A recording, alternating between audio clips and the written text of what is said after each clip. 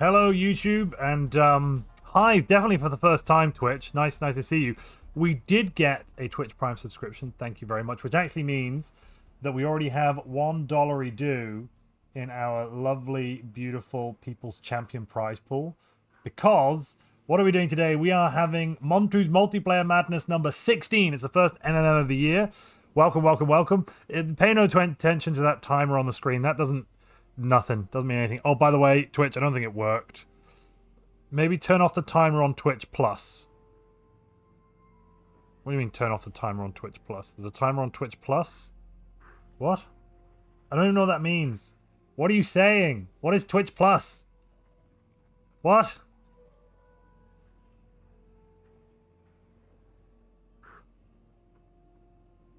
No, I wanted to see if it would work. But anywho, let's get back into it. And we've had 5 gifted subscribers, 5 gifted memberships as well from Dayman. Thank you very much. We're going to go through the rules in a minute, and then we're going to meet our lovely contestants. I know you're all eager to see some Lobby Simulator. So, of course, I will show you some lovely Lobby Simulator. Where is Lobby Simulator? Lobby Simulator, come back. Where have you gone? Ah, there it is. Beautiful. And we hit a goal. We should deal with that as well. And the prize went up. Lots of things are going on, ladies and gentlemen. How are we all doing on this fine Sunday? You're doing well? Good. Oh, you were just saying Twitch. You really confused me. I thought Twitch Plus might be a thing, Jern, and I got very, very deeply confused. We're now up to $6 in the People's Champion prize pool. What is that all about? Basically, for every new member we get on Twitch... Oh, no, for every new member we get on YouTube and every new subscriber we get on Twitch, we're going to throw $1 into the People's Champion prize pool. Then at the end of this tournament, the lovely members on YouTube and subscribers on Twitch can nominate players that they thought played quite well. Here are our players today. If you want to take a look through, here they are. That's all of them. Yeah, a lot of familiar names and faces. We've got quite a strong lineup today. DZ is live on Twitch, and also Comrade is going to be live on Twitch as well. If you want to see some first-person perspectives, they're being spammed right now. It's DZ9IKX and Comrade Truck, KOMRADTRUCK. Alrighty, let's go through the rules read. Let's say hi to everyone. Hello, let's do the rules read. Let's do it quick. Yeah, we never ended up adding that clarification, did we? But Yes, we did. Oh, we did. Oh, fantastic. Good. Yeah. Okay. Although I already thought of a better wording for it that we'll use for the next tournament. Oh, excellent. We have things to improve. Beautiful. I'm going to turn the timer back on. It's not on for just Twitch. Is it only on for Twitch? I thought it would be on for YouTube as well. It was only on for Twitch. Really? Maybe make it a 6-hour timer, since that's technically how long the game can run. The problem is I'm trying to get it working, so if someone subscribes on Twitch, I'll add 5 minutes to it. I'm hearing some breathing. People just mute themselves for a moment. Right, let's go through the rules quickly. So, war rules are the same as last time. Year 0 to 30, animosity, expropriation, claim, pirate raid, and despoilation wars are allowed. Pre-contact invasion and pre-contact bombardment of populated planets is banned for the entirety of our game today. Year 30 to 50, subjugation, containment, independence, and ideology wars are allowed. This does include Total War empires declaring war on other Total War empires. And then from year 50 onwards, all wars are allowed. From year 0 to 30, no system with a player-controlled populated planet or habitat can be claimed. From year 30, non-homeworld systems adjacent to your own borders, we've got a definition for that if you want to ask later on, before the war starts can be claimed. And then from year 50, any system can be claimed. If a planet becomes populated after a claim is made, the system must be returned if it is conquered before year 50 or 30 if adjacent to your border. As a defender, you reduce all the above restrictions by 10 years when choosing a war goal or making claims. We've got some subjugation rules. Diplomatic subjugation is banned. You can only gain subjects through war or by releasing a sector as an AI vassal. Subjugation terms cannot be changed. The basic terms dictated by the subjugation policy must be used. Megacorps cannot use the hostile takeover policy, and subjugation and subject integration is banned. We've got a bunch of empire creation rules. Some of these are new. We split them into categories as well. I think we did that last time, but just highlighting that again. Banned origins, any of the AI spawning origins, synthetic fertility, and here be dragons. Banned civics. Innate design cannot be taken by progenitor hive. Organic reprocessing and organic retrofitting cannot be taken. Sovereign guardianship and all of the variations can't be taken. Genesis symbiotes and Genesis architects cannot be taken by Gestalt empires. Genesis guides cannot be taken by clone army. Static research analysis, rapid replicators, and introspective are all banned for void forged empires. Permanent civics. This means if you want to take this civic, you have to take it at the start of the game and you cannot remove it. That is catalytic processing and catalytic recyclers for individualistic machines, parliamentary system for individualistic machines, and astro mining drones. Other banned options: all of the Sol variants, Deneb, and Titowin starting systems, they're banned. Aquatic or waterproof cannot be taken by Gestalt empires, and the clone army origin empires must descend before year 30. Diplomacy rules, almost there. Genocidal empires cannot be a member of a federation, guarantee others, be guaranteed, participate in joint wars, or have defensive pacts. Note, we've currently counted Driven Assimilator now as a genocidal empire. Players can only make defensive pact guarantees or federations with players whose borders are within 5 hyperlane jumps of each other, including shortcuts. Federation borders can chain together, meaning A can be in range of B, and B can be in range of C, and still be valid even if A and C aren't in range. If a Federation member leaves or loses systems so their borders are no longer in range, the members in breach must leave the Federation at the first opportunity. Federations that have members in breach cannot declare war. A Federation can have more than 3 members. Note that subjects do not count towards this limit. When a Federation is formed, it cannot change Federation type for the first 10 years. You cannot have more than 3 defensive pacts, guarantees, and subjects combined. To use the joint war goal, all attackers must be within 5 hyperlane jumps of all other attackers' borders, or all be within 10 hyperlane jumps of a system owned by the defender. Note that shortcuts cannot be used here, and independence wars are exempt from this rule. Players cannot make pacts or trade with AI empires. And then we've got some other rules. Galactic Nemesis Ascension perk is banned. Taking Cosmogenesis makes you count as a genocidal empire for diplomacy, and you cannot take the perk if that would break those rules. Taking Cosmogenesis perk gives you a 50% score penalty. This penalty is removed when you build the Horizon Needle, level 5 crisis. Completing the Exodus situation gives you plus 50% points. All scores are calculated right before the button is pressed, and the game then ends. Disruptor tech is banned, and you cannot research or equip any disruptors. Virtual Ascension is banned, and Shattered Ring Origin cannot take the diplomacy tradition. If you break the rule, we'll give you a points penalty or disqualify you. If you keep doing it, we'll disqualify you. Please do not leave the session without checking in with one of the GMs, either Jern or myself, if you can leave. So don't do that, because we'll play until everyone's done. We've got a bunch of fair play rules. Anybody got any questions? Wait and ask Jern in a minute. Probably the best idea. Are we all ready then, Jern? I think so. We have everyone in the lobby. So, yeah, ready up, people. And the People's Champion prize pool is already at, let me check that. Yeah, $22. Everyone is ready. As always, when we get in, we're going to check the spawns. If the spawns are not legal, we will, of course, rehost. 21 in the People's Champion prize pool at the moment. So do fun things. I'll drag us up, Montu. Yes, if you could, that'd be great. Thank you. I'm going to get dragged. Drag me. Oh, is it dragged? Am I dragged? Yeah. You are such a drag. They call me the Master of Dragon. All right, how are we looking? So many people chose the same color. That's going to be annoying. Really? Oh my gosh. What? So we might as well tell the viewers right now. Some of these players might be pre-teaming a little bit. Just a tiny little bit. Checking spawns. And they might be indicating their. I don't see any issues. We're all good to go. Yeah, I think so. DC's like any rules. DC's a troll. I'm not even going to respond. I'm not syncing to it. Yeah. I'm not syncing to that. But also, I need to special thanks to Matthew Dunya and David Woodmansey, who've also been donating to our prize pool, both the one for the actual tournament winners and our People's Champion prize pool. But thank you very much. There's a lot of pink here, yeah. So, should we go around the build, starting with Joe on the Galact. Actually, let's start at 12 o'clock. Always better. Let's start with Lysias. Situation log updated.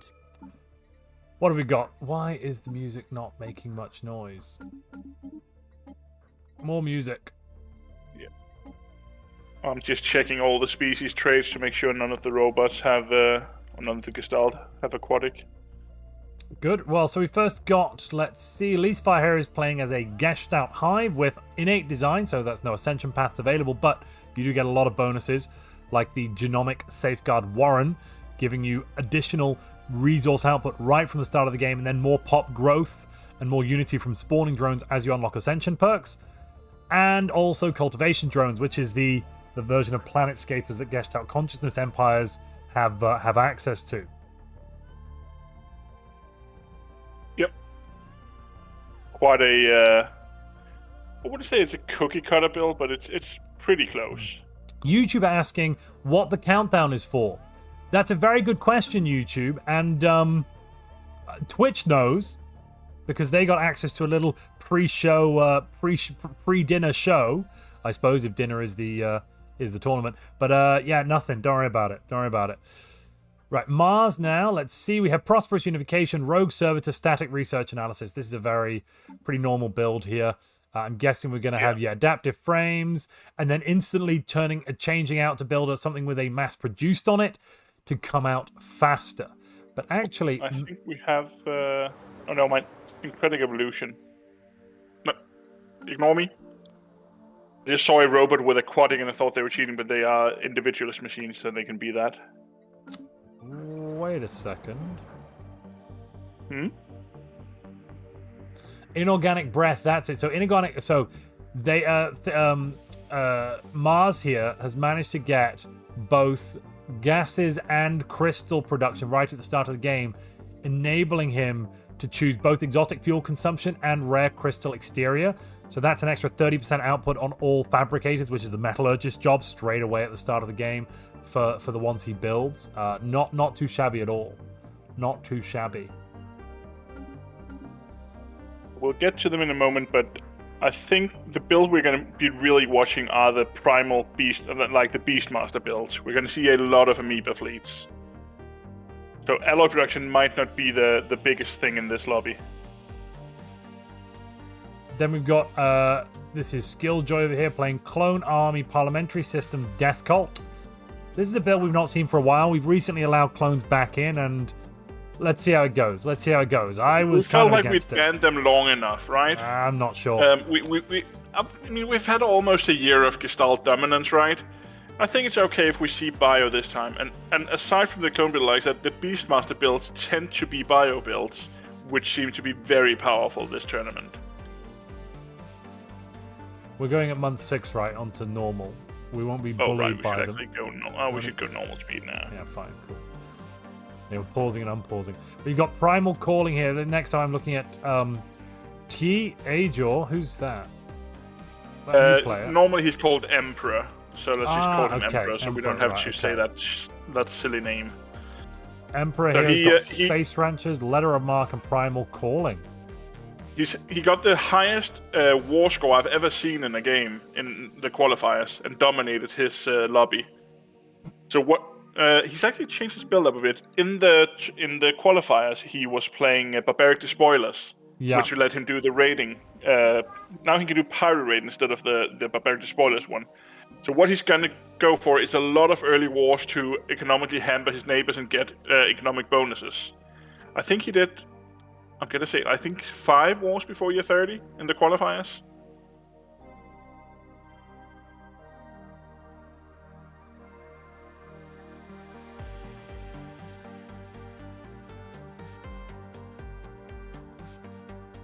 Hello? Can anyone hear me? Working now? I can hear you again. Yeah, cool. I was checking because all of them couldn't hear you. No, I don't know what happened. Is the stream still live? They seem to have lost everything for a moment. Okay, good. We're all good then. Excellent. Fine. No problems. Right. Okay, everyone came here to listen to me anyway, right? Fire Dragon shouted, Montu hit the mute button. No, I'm here. Can they hear me? I think they can hear you now. Cool. No, So Emperor. super aggressive build. Yeah. He's going to go for a lot of early wars, trying to economically hamper people, most likely.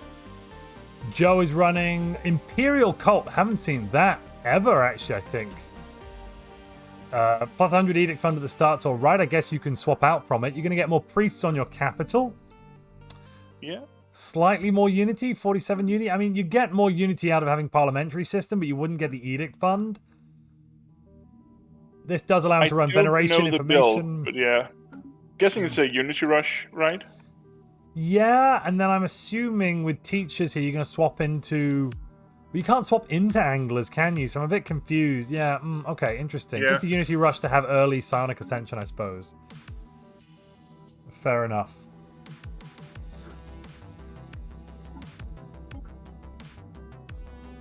We haven't even gone through all the empires yet. He's got a lot of planets around him. Who?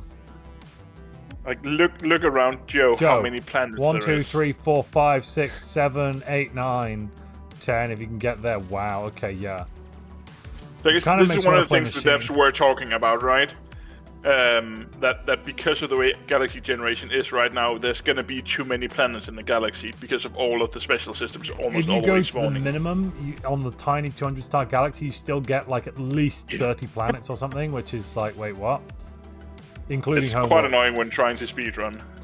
So, here we've got Warrior Sai playing On the Shoulders of Giants, Galactic Curators, and Technocracy. I believe this is also intended to be a Unity Rush, but I can't remember. So, Warrior Sai used to be the guy who always played Relic World. Yeah. And I guess now he's gone over to Shoulders. Like, he is a bit of a hipster, but he plays well. I mean, 9 Unity is not much of a rush, but okay.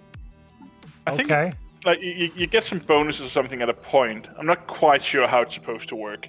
Maybe it's just a crazy build. I'm sure we'll know soon. It's just crazy and zany.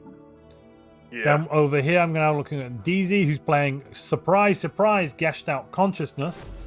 That's a hive mind. Innate Design. Yeah. Innate Design, Prosperous Unification Hive, pretty standard. With Neural Vault. Neural Vault isn't so standard. Neural Vault is a little bit different. A little bit more old-fashioned these days. Slightly, not much. Prosperous Unification, of course, is the basic one, giving everyone 4 pops and more districts. Alrighty, let's move on to the next one. The Singularity. Yep. Progenitor Hive. Taking the Singularity. Wait, Singularity's not playing a robot? He's not playing a robot. I'm seeing Progenitor Hive, Cultivation Drones, Void Hive. Maybe there's just so many hives in the game that Singularity's decided I want in on some of that hive pop action and has switched over. Yeah. I think also if you don't like the Void Forge playstyle, I think this is the alternative build. If you still want to play Gestalt, that is. A good point has been made about what Warrior Sai might be doing here. So with On the Shoulders of Giants, you get lots of dig sites, right? Yeah. Dig sites would give you lots and lots of minor artifacts. Right, that's what he did in the qualifiers. Now I remember. If you he went can for, get the nano missile launcher, it's basically a what better version of qualifiers. Disruptors at 100 range. Ooh, that would be kind of terrifying given our rule set. Holy moly. He did actually do something like that in the qualifiers, so you're probably right. Well, I mean, if it works, then more power to you. Yeah.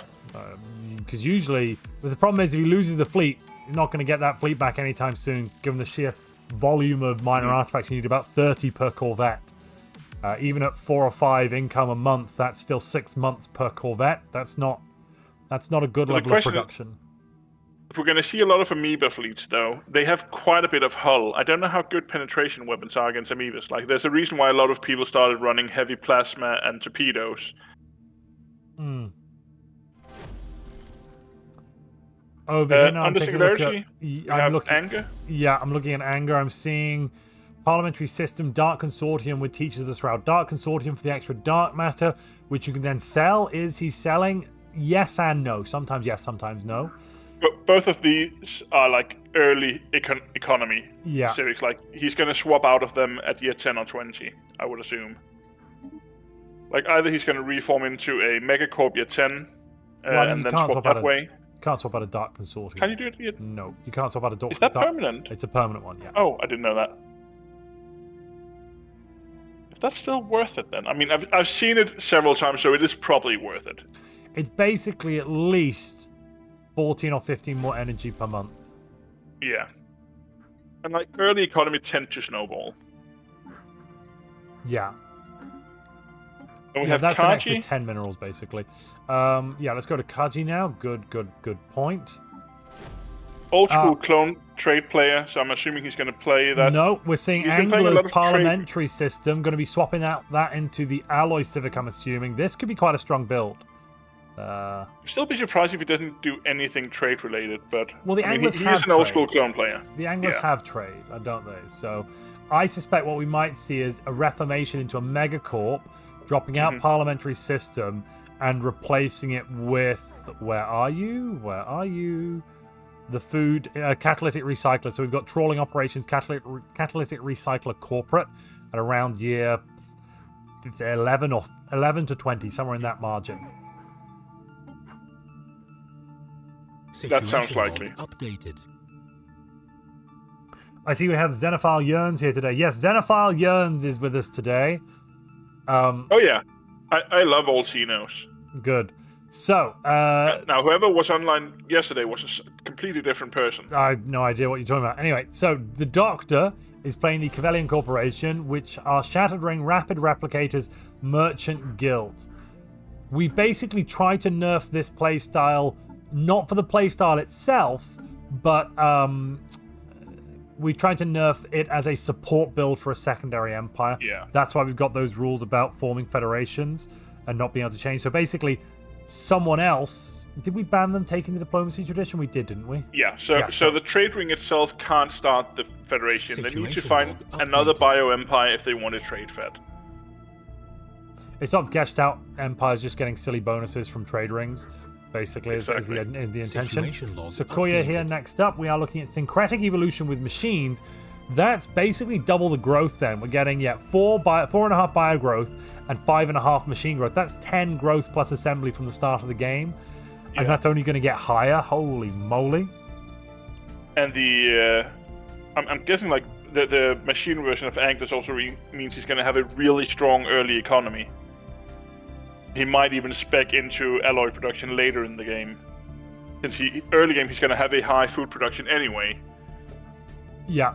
Is Beastmasters a permanent civic? I can't remember. Like, can he spec out of Beastmasters if he wants to go full alloy later? No, it's permanent. Okay. So is Marine Machines. So these two civics are permanent. I guess he's going to go for bioships, is what we're going to see here. That's why you don't need to for spec sure. out of it, you go for bioships. The question was whether, like, if you could spec out of, if you are going to go into alloys later. Because the bioships do tend to fall off once people have plasma cruisers. I can imagine, because they can just chew through the armor and lack of shielding Exactly. the bioships have, yeah. And the speed of the bioships doesn't really scale, so you end up being slower than everyone else, Yeah. which in a high-level game like this, mobility is really important. As Sean is mentioning, if we look at Sequoia's pops, he's probably using livestock already. That's what he uses the extra pops for. Doesn't look like it, actually. Situation log updated. They are just worker pops. No, they for were him. workers. I was showing it off earlier. They are workers. They are doing the worker job. Servile, so they get 10% more resource output. And I did get a hydrate. I don't have a drink in front of me right now. Once we've gone through the galaxy, I'll go grab a drink, and I'll redeem your hydrate. Thank you very much for the support, Lord Panda. Should I we do need go check to this. Sven? I was going to go to Potato. Oh, actually, I was looking at Sven the Duck, and then we didn't end up talking about it. Sven has got syncretic evolution, letters of mark, mass-crafted with a individualistic machine here. So that's a very similar build to... very similar in the... what's the word I'm Gonna go looking for some sort of Merc Rush, right? Yeah. Interestingly... Can you use bioships in Mercs, by the way? Because Emperor was, also running letters of mark with Beastmasters. Yeah. I've not Can you- tried can it you out. s- Why? What happens? Something I'm just weird wondering happens. if you could rush a really fast bio fleet and then turn it into a Merc company. I think they'd still have food upkeep. Maybe? Yeah. Maybe. Maybe I not. don't know. I haven't Let's check tested on it. I'd have to check on it. Because you don't go letters of mark if you don't plan to make mercenaries, right? Unless you just want the war goal. Possibly. Interesting to note here, though, Sven has set all of his montlets to slaves. Both disturbing, but also very, very good idea to set these subspecies down here to slaves. You're going to be getting a nice 10-20% more from chattel slavery in total, I wonder, or something like that. Let's check. I think it's 20%. I mean, his stability is fine, so it doesn't matter. 10%. Not the domination, enmity. Interesting opening there with the tradition. Right, let's move on. Have Potato Shaker? Potato is playing Progenitor Hive with a gashed out consciousness as well. That's a hive mind. Cultivation drones and natural neural network. Very similar to the build we looked at first, but with natural neural network instead of what was Situation Life is log running updated. again. It was innate design. That's it. Yes. Yeah, and Singularity, who was also running, he was running Void Hive. Potato So though can ascend because obviously not running innate design. Let's look at R. Yeah, it does make them scale better, being able to ascend like that. R is to the east, yes? Yeah. Situation log I'm updated. assuming R's running robots. Yes, here we go. Prosperous Unification, Rogue Servitor with a static research analysis. It's about as That is robot-y as you about get. cookie cutter as you get. Yeah. This is like trait-wise, I'm guessing it's what we saw before. Inorganic breath, scintillating skin. Yep. That allows you to have both the exotic fuel consumption and the rare crystal exterior on that pop as well. Good stuff.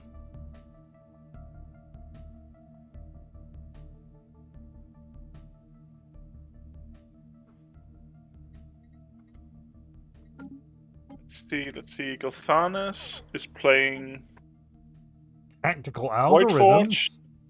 We've not seen this used yet. So the Military Academy grants the Tactical Insight. Each mercenary enclave under your patronage gives you 10% shield hardening, and you can give your commanders out to other empires. Each commander you give out gives you 2% evasion, 1% tracking, and plus 5% shield and armor penetration. So usually what we see when people do mercenary builds, they do it to have very early aggression when they don't care too much about their scaling. So in this particular lobby, where again they have color-coded it for us, so they're not hiding it. A lot of these players probably plan to play together, and if they plan to hunt down all of the non-aligned players and then fight each other afterwards, then it makes sense to have several players go very aggressive builds, so they can start taking out neighbors early. Or maybe they know something we don't, because usually the issue with mercenary builds is that they fall off hard. Yeah, because the mercenaries just become crap as the ship compared to the regular ships that the players can build. As the ships get better technology, better weapons, better designs, the mercenaries Situation log updated. just don't get built well. And again, the issue, you don't really lose resource because they rebuild themselves, but you lose so much war exhaustion. And war exhaustion is such an important resource in high-level games. Yeah, if you can keep Like that down, it being keeps you in the fight forced- for so much yeah. longer. Exactly. And if all of a sudden your war exhaustion spikes, then you're vulnerable to being sniped. And that's partly why, actually, the Gestalt Consciousness Empires are just inherently slightly better in the PvP arena, because they all get a base of minus 20% war exhaustion gain, which, as you get any other bonuses, make all the technologies you get and everything else reducing your war exhaustion gain much more impactful. Because going from 80 to 70% is much more than a 10% reduction. You know, it's a 13% reduction, roughly. So Gestalt Consciousness from the war exhaustion gain perspective, it's just more powerful. So we have Mr. Barber here now. I think the plan is that he's going to continue now that we've gone through all the builds. Mr. Barber's here. Bring him in. Let me, I'll share my screen. He's here. I think he just needs to unmute. Hello. Good evening, everybody. I'm sharing my screen so you can sorry see. for the delay. No, it's no worries. I can see. That's okay. As soon as we have a rehost, which let's be fair, it's gonna happen. As soon as we get a rehost for whatever reason crops up, we'll get you to join in as an observer. But for now, if you just share my screen. Yeah, sure. Thank you. Again, I apologize for the delay. I was swamped in chores. No worries. Oh, quite a high-level lobby we got here. Well, do you want to see? It's quite a pink lobby. It's almost as if there's some sort of pre-teaming going on between some sort of pig Yeah. type squad. Yeah, the pig squad is here in forces, of course, and I think two players that are not part of it are just sharing the colors, which are there's a couple Anger that and Tand. But otherwise, yes, pig squad. That's a comeback moment for the pig squad. We didn't see this many in the finals all the same time in a while. There is actually, I assume you went through the build already. We're actually almost done. We're about to look at, who's this now? Sorry, Least Fire, who's running Genesis Guides, Reanimators, and Remnant. Interesting. Remnants, so quite a scaling build. Yeah, especially if he got his friend and ally nearby, Mr. Tand, which is a plus for him for sure. And but he's surrounded by pigs. There's just pigs everywhere around him. There's Momonga, yeah, but Giltanas, near and Comrade. On the south of Giltanas, there is Potato Shaga, which is another ally of them.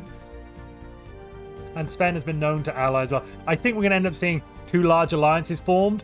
Even with our Federation rules, I think we're going to end up having two kind of informal blocks of power fighting. Yeah, this is going to be very interesting because there is actually Giltanas near Momonga, which are very coordinated between each other.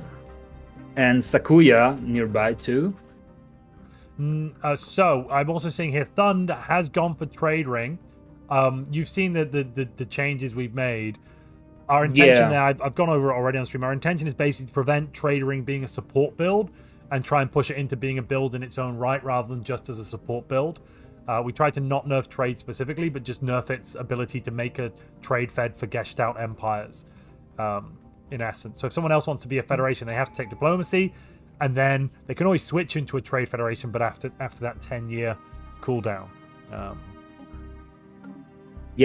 That surely will hold down a bit the power of the build, because lately it became very relevant in the PvP scenario. Comrade came back with his with the build that he came up with, which is Rogue Servitor Voidforge, and in the qualifier yesterday he pushed out a super high tech cruiser build at tier 30 that was literally terrifying. Oof. So Comrade today is playing Voidforge Rogue Servitor Hyperspace Synchronicity. Yeah. And that's the last build. We've gone through all of them. We're about to hit year 10, which means our first scoring rounds are going to be coming up. I'm guessing that Tia Amor, Momonga and Sakuya are all playing the Wild Swarm build, right? Momonga is not. Oh yeah, playing Beastmasters. Yeah. Momonga's playing Beastmasters. Sakuya, if I recall, is also playing Beastmasters. And who's the third player? Tia Amor, I don't know how to pronounce it. Tia Amor. Oh, Emperor. Yeah, it was called Emperor. He's been called Emperor before. We're just going to call him Emperor for today because it's easier to pronounce than. There we go. Primal Calling Beastmaster. Yes. Interestingly, we got a player as well. Maybe it was Sakuya. Sakuya here is playing Marine Machines and Beastmasters, but those are both locked civics, so they're locked in for the entire game. There is no issue. There is also an I version, which is what I was playing. That is Primal Calling Beastmaster, Wild Swarm, and innate design, both in permanent civic, but it doesn't matter because the build functions so well. It's actually tricky. You need to know which kind of space fauna go to for your fleet design and how to design it properly. Yeah. But as soon as you got there, the build is very, very strong. We have a couple of clones as well. Kaji, who's always played clones before. Clone coming in here. Parliamentary System Anglers, Clone Army. And then there's one to the north. Where was it? Skilljoy? Updated. Yeah, Skilljoy playing very old-fashioned Parliamentary Death Cult Clone Army. Kind of the OG clone build. With Skilljoy also a member of the Pig Squad. Yes. Yeah. We can tell that from the lovely purple shade. Disclaimer: Pig Squad is not a disprecative term. They name themselves like this. Oh yes, yeah. Something to do with truffles, maybe. I don't know. Anywho, is it R is the Pig Squad Slayer, or is it Singularity? I can't remember. Singularity. It's it was Singularity. Who's the Pig Squad Slayer, Situation yeah. log I wonder updated. if Singularity is going to survive this. Singularity has gone for Hive, which should mean he can eat any of the hives, and they've got quite a few hives out there. The robots he's going to have trouble with, but the hive pops that he'll be able to take very early on. You know, having said that, with our rule set, it's hard to full conquer anyone before year 50. Almost impossible. I suspect that isn't the reason that Singularity has gone for the hive. Because Singularity does usually play machine, so it's very odd to see Singu here not playing machine. Yeah, lately he's experimenting with hives a lot. In the back talk behind this, like, I think the main target for this quote-unquote Pig Squad is to kill Leastfire. Leastfire's kicked their asses so many times now that they just want him to die. So if I was Leastfire, I would be a little scared. Situation log updated. Mars is also another player to look out for because he showed very talented empire management and military capabilities. Very aggressive player when he wants to. So looking at our score here, Joe is in first place right now. Yeah, I was about to say, the opposite of Joe, which has quite an interesting strategy, because its plan is to farm a lot of points from controlled space. Yeah, that's his go-to. That's his go-to, isn't it? He's not getting the most for controlled space right now, though. No, only plus which 3. is weird. But I think we've got quite a few empires out there that are trying to grab lots of space too. Sven the Duck over here, I think, getting a 3 from controlled space as well. Sven is playing Syncretic Evolution, Letters of Mark, Mastercrafted, with those biopops being called Montlets and being enslaved. Not sure if that's bonus points or negative points, but well, huge fleets fighting top 3 empires, question mark. You, and if you're listening, feel free to let them know that, well, actually, no, they can look in the scoreboard when they meet people. They have to go meet people, don't they? So, Situation log updated. yeah, Joe's getting a lot of points here for controlled space and some for fleet power. What's Joe's fleet power at? 381, so that's 2 Corvettes. Situation log has netted updated. Joe 4 points. Wow, that's a very good investment. 200 alloys for 4 points. Holy moly. Stonks. There is another big comeback in this lobby, which is Dizzy, very OG player of Stellaris multiplayer. Very strong, very cockroaching style if it's on the defensive style. On the defensive position, sorry. But he is named as the macro king of Stellaris. And someone who can put planetary automation to an extent in which is useful in PvP. Yes, you heard me right. Planetary. He used planetary automation. So, Emperor is now spiking on fleet power. Already 18 amoebas out, 2,000 fleet power. I believe that was enough to get Emperor first place. No. Oh, slightly too... Oh, no, first place on fleet power. 5 points for fleet power. Yes, got it. Yep. I still need to go and get that hydrate. Right. I have to go and grab a drink. I'll be back in about 30 to 45 seconds. Sure. Here's the map. You can see the players on the right, oh wait, you can see the players on the right, ladies and gentlemen. I'll be right back, and so I can get that hydrate. Also, I need to thank. There was somebody who donated a Prime subscription. I have added it into the People's Champion prize pool. I'll go over that in a moment. Again, for those who have just joined us. But yeah, you have the con, Mr. Barbe. Let everyone know some thoughts on what's occurring. Yeah, I was about to count how many of the Pig Squad are in this lobby. Let me see. 1, 2, 3, 4, 5, 6, 7, 8. Almost half of the lobby is Pig Squad, which is worrying if you're not on their side. Pigs together strong. I will be surprised if none of them plays as well at the end of the game. Okay. Life has also another player who came up on top of his qualifier, with his Hive build. If I remember correctly, is innate design, prosperous unification, cultivation drone, which is a very strong combo, considering we banned innate design for progenitor. Yes, it's banned for progenitor. Yeah.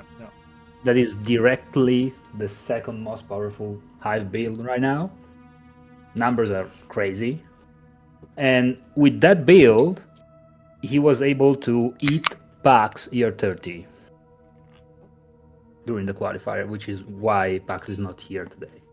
Yeah, I heard that Pax got taken down so quickly the Yeah, other day. Pax ran the Devouring Swarm, so as a Total War Civic, he was able to being declared on year 30, and he was a bit greedy because he didn't expect to be attacked. Maybe he's used to live up to his name.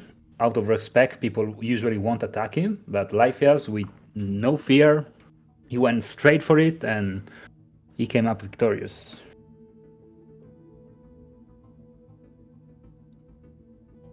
Singularity asking about his Unity output.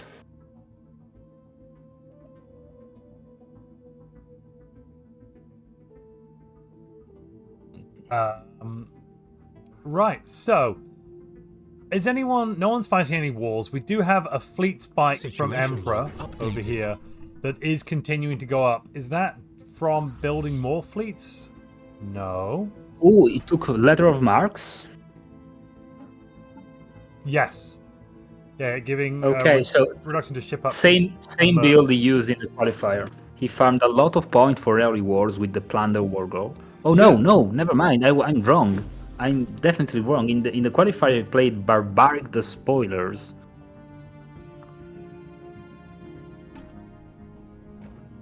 Nothing in the Is Bavarian at the- the moment. Interesting. Gone for galactic livestock, so more rancher output and research speed based on occupied vivarium or vivarium capacity, but nothing in there. Yeah, it's not a priority for this build. You usually need to fill a Vivarium around year 20. Yeah. You need to time your agenda right to have the 100% discount of the Situation log nest. updated. There we go. Galactic trawling, yeah, exactly. That's sorry, I just wanted to show it when you started talking about it. I've got it now. Minus 100% gravity snare cost, which makes it free, or does it reduce it to a maximum of minus 90%? No, it's stuck. completely free. Mhm. It's completely free. So your science ship would start spamming non-stop tons of nets. Yeah, So you will see a lot of these nets flowing around in your system. yeah. Quite stupid actually. But before the hotfix, it was there was a bug that gives you like free alloy and energy because it went negative with the Situation log discount. updated. Leaffire is currently expanded out to 4 Science planets, ship under attack. and it's just throwing down Situation research log labs. updated. Getting attacked a little bit here by some science stuff. Free Sapience, of course, from the Asteroid Genesis Technologies, giving out lots of Unity. Adaptability to open is interesting. I'm guessing that's mainly for the Yeah, +1 classic building Aspire. slots. Yeah, Sorry? classic Aspire. Yeah, and then habitability bonus. Well, first war, guys. Oh, we're having a war. Let's take a look. It is Situation Joe log who's in updated. first place, declaring war on Warrior Sai, a member of the Pig Squad. Joe is saying no pigs today. It looks like bacon's back on the menu, babies. Is Joe winning, though? That's the important question. Station And we've got under attack. another war. The Emperor What's the war has goal? declared war on KG. Let's look at the war goals. Yes. Okay, so Joe's war goal is... His war goal is Conquer. claim, which we'll just check out that claim. It is 1 system claim. Going for those early points for first blood, I believe. Joe, that's what Joe's going for. Whereas Warrior Sai's gone for humiliation. And then looking at the Emperor, here we've got... Oh, and there's the war over. The Emperor Plunder. has won the war. No. Well, they both It did. was plunder. It was, sorry, yeah, it was plunder. You're right. The Emperor there getting a total of 14 points for winning that quick war. And 14 points for Joe as well, pushing them into an early lead here. Joe just says, thanks. Singularity is asking me to check out his Unity production. 170 Unity! Oh my goodness, Enmity, you dirty dog. Antagonistic, granting 10 Unity from Rivalries, and then I'm guessing also he's currently got Finding the Voice running for 40% additional. So the Rivalries is giving him 90 Unity, so he can just burn through traditions here. Hopefully Yeah, and allowing it is him... pretty good. Yeah, hopefully allowing him to ascend pretty early, I'm guessing. Singularity is now, though, defending against the Emperor, but KG is guaranteeing Singularity, even though KG just surrendered to the Emperor. Interesting. Interesting. Welcome to Priest Jean-Michel Gauthier. Account investor. Cool. That puts us on 22 new members, which does mean that the People's Champion prize pool goes up by another $1. Rated is really nasty. Getting that minus 20% monthly, it's just... I mean, how do you... there's no play around this. You just have to, like, live with it. Yep. And on top of that, if someone else put on a humiliation on top of that, you are buyer, you're basically dead. You don't get to play the game. At least you're a clone. Like, at least Kaji is clone, so he can breed his way out of this issue. Yeah, he also got some what's the primitives, name? pre-FTLs. Migration. Oh, no migration pact? Is this a migration pact? Is Cyandites? These look like primitives to me. This species is crap. Yeah, you're right. Yeah. I think that's a primitive planet somewhere. Let's see. Oh, I'm looking at this world. No.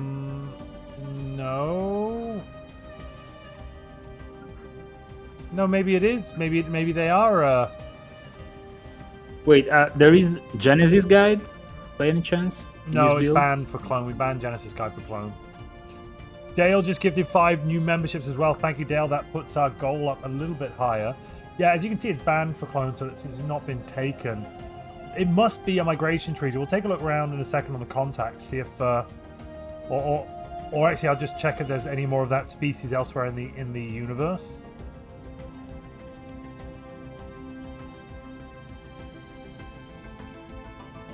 People's Champion prize pool is up to $28 dues. There's $1 for every new membership and every new Twitch subscriber we get in. That's basically what's going on. YouTube still haven't worked out what the time is for, have they? Excellent. Don't worry. It's fine. There's no timer thing, Mr. Barber. Not an issue. They are not surrendering. Unlike Kaji, Singularity is saying, no, come and fight me. Situation log updated. And... Singularity Giga Chad here. Oh, wait. Why is the Emperor's fleets in emergency FTL retreat? Huh. Did they run into something they shouldn't have done? I don't see any bubble about a system being filled with hostiles. Maybe they were just in someone else's space and retreated because they got a border close? He only got allies nearby. Aside from Joe. It was probably enemy. Kaji's systems and declared war on Singularity, and because Kaji got pulled into the war, it MIA'd and him. he didn't realize that Kaji had a defensive guarantee. Like, he would have had open borders with Kaji after winning the war. Although we have a federation up and running. Situation We do. log updated. The Pangalactic Trading Network Thund. And Listfire. Is that right? Jern, how do they get this federation to be a trade fed? Because Megacorp can do trade fed from the beginning. Of course. Yeah, that's fine then. That because we wanted to prevent Gestalt having this, so being Megacorp solves the problem. Cool. That's exactly what we wanted. 800 trade. 800 trade here.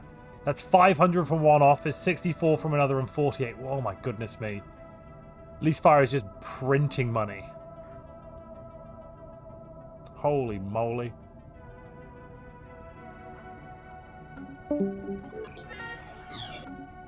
I mean, the branch offices are galactic-wide, but being nearby to be in a fed with your body, that's a pretty lucky spawn.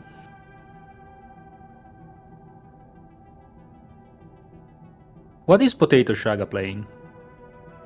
Potato is currently playing Situation log updated. Progenitor Hive, Cultivation Drones, Natural Neural Network. We've got 3 variations of this. It's Singularity's playing a similar variation as well, but with Let me just get that back up again. But with Void Hive instead of Natural Neural Network. There is also Anger Situation nearby. log Anger should be... Oh no, Anger is not playing Hive today. Anger. Council agenda ready.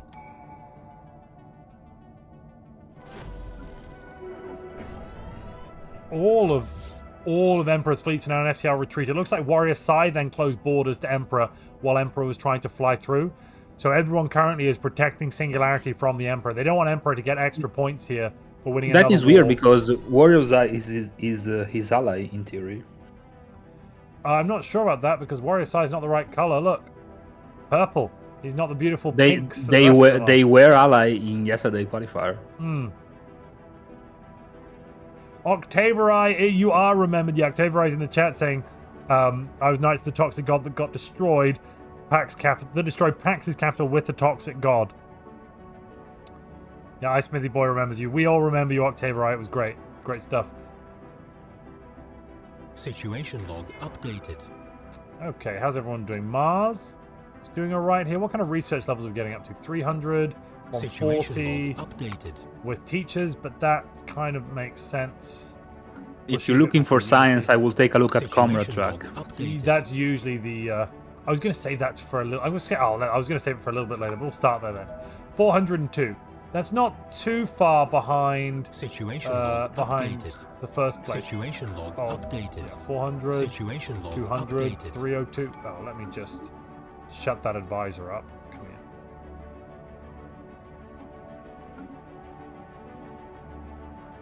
Maybe R also has an high tech output.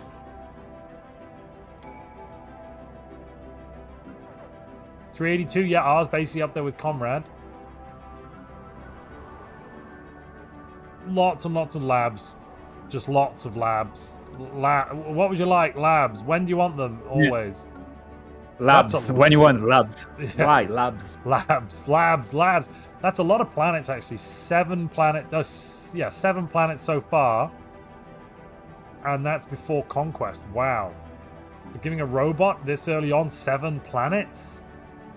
Okay, 1 is a tomb world, but still, that you're still locked in at 50% upkeep minimum, and you could just use the tomb world as a growth world and ship the pops off world.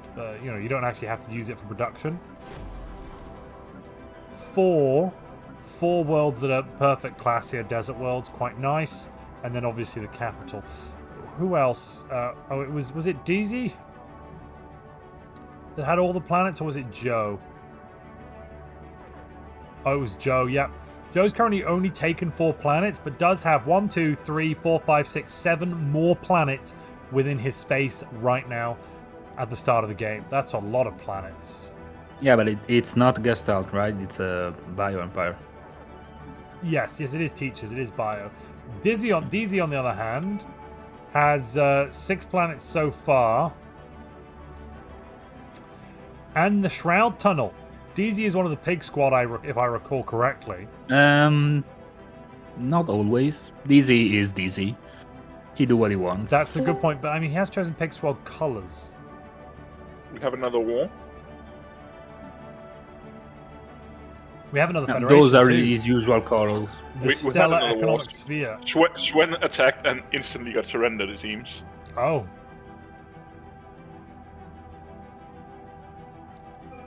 Sven the Duck here now on Let's Check It. Oh, let's see. Sven the Duck on 13 points there, 6 from winning a war. Yep. Emperor's won 3 wars so far. Joe has won 1 war. And Sven the Duck has won 1 war. So we've had 5 wars for already at year 18. That's a lot of wars. Interestingly, we've had a lot of early surrenders. Now, honestly, I would often not recommend an early surrender because it just allows you, the opponent, to then quickly attack another player and farm even more Yeah, and points. snowball out. of control. Exactly.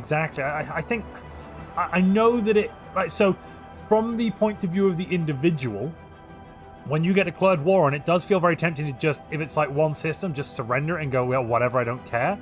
But from a group perspective, if everyone bitterly fought their wars to the end, it would really limit early game war points.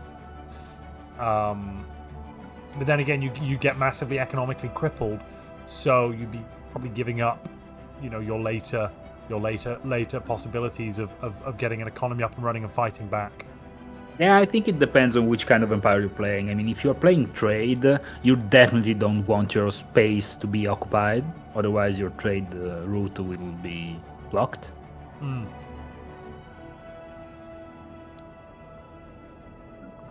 About to get to year 20 in a minute. Pretty much everybody's met each other. Yet the whole Galactic community have met everyone else. We have the Galactic Council up and running. They're voting on cooperative research channels proposed by R. Next up after that is the standardization of buzzwords and a charter of workers' rights. Look at this communist galaxy. Well, what can you do? I mean, Diplo weight from Pops is huge to be in the council. Yes, yeah, I mean, no, you, Diplo weight is not worth points anymore. But for a Gestalt perspective, okay, you don't care about political power and worker happiness, but Diplo weight from Pops as a Gestalt, yes, please. I'm almost surprised to see how low down Galactic Market is. Only 3 empires voting for that. Very few empires actually for voting for any of these proposals. What is Anger playing again? Anger is playing... Wait, Joe's now defending against Emperor. Hold up. Another plunder war. This might be an actual proper fight, because so far, I don't think any ships have engaged in these wars. They've just kind of one side has surrendered to the other. Look at these bubbles. Tiny little bubbles. I think they're Bubbles kids, aren't they? Do these count as child soldiers? I guess they do, because you actually even get to see the age of these things. Yeah, they can grow. They became larger bubbles. Yeah, this is the tiniest version. Later on, you unlock the technology to clone the bigger one from the beginning. Yes. They are like your cruisers-like ships. Does it say here which... No, it doesn't. Where does it say what type it is? I thought it said... No, whatever.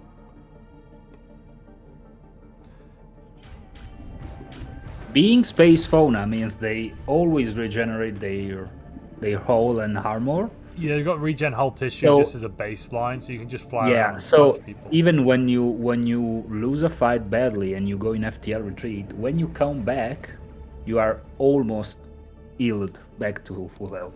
That is nice. That is nice. I'm being told by Jern that Joe's ship designs are really bad. Oh no! Do you see that? Joe's running full kinetic. Ooh. Why? Maybe he's upgrading though. Maybe he's upgrading. Please tell me he's upgrading. He's not even researching weapons technology. I mean, just put plain laser. Red laser is better than this against fauna.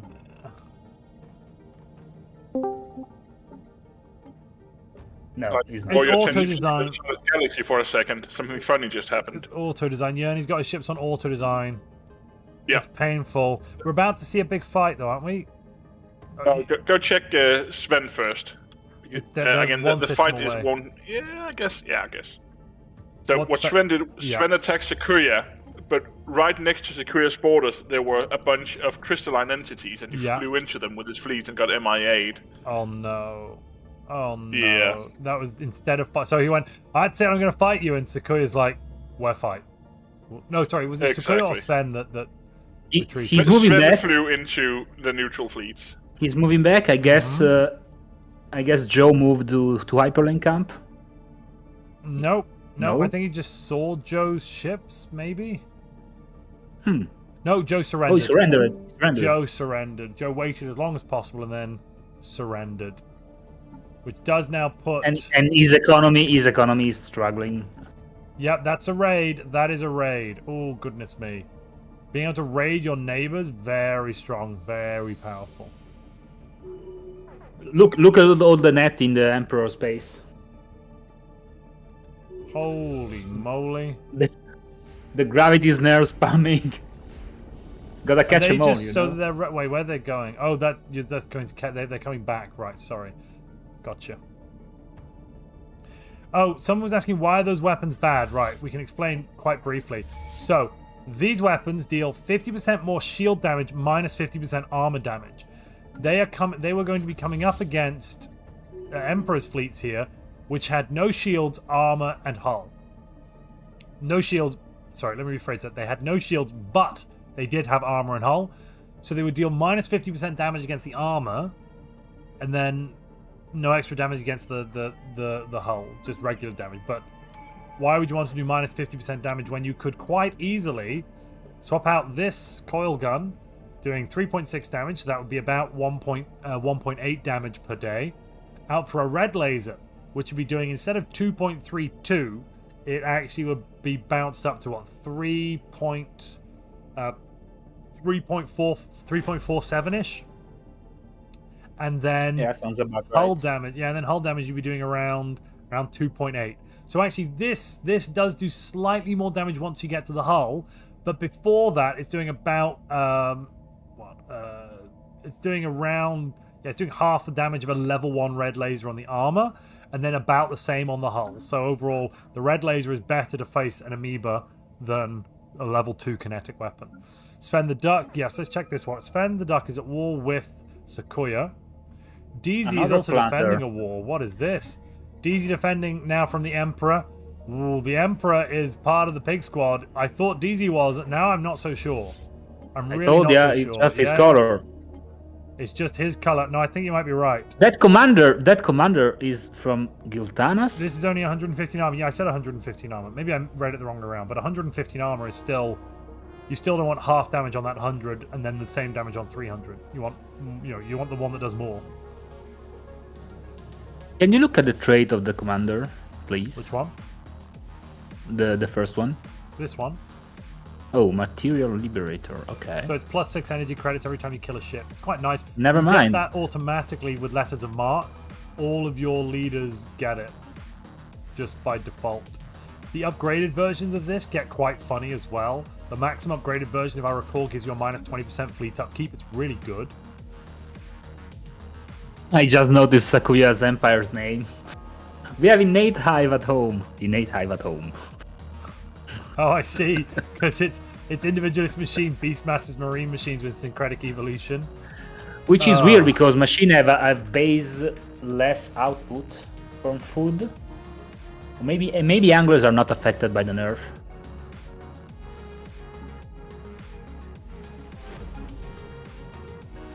I'm pretty sure machine species farmers have less food output than That usual. looks like more.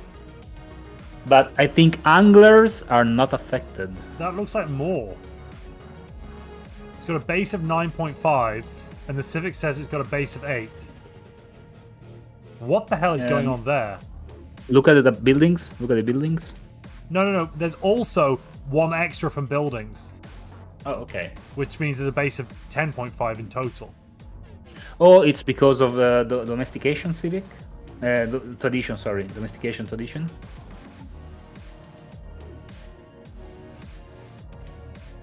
No. Yeah, Plus farmer 20% output, farm and plus angler 20%. output, but It's is that... not. It's not base output. No. That's in there though, isn't it? Yeah, domestication tradition, I see that. Oh, the chat can't see it because it's at the bottom of the screen. 1 second. There you go. You'll be able to see it now. Huh. Sven is about to attack Sakuya. I'm not sure where the extra 1.5 there is coming from. Let's check out Sven's aggression. Sven is fighting Sakuya right now. It's the battle of the century. Lifius is lagging hard. Come on, game.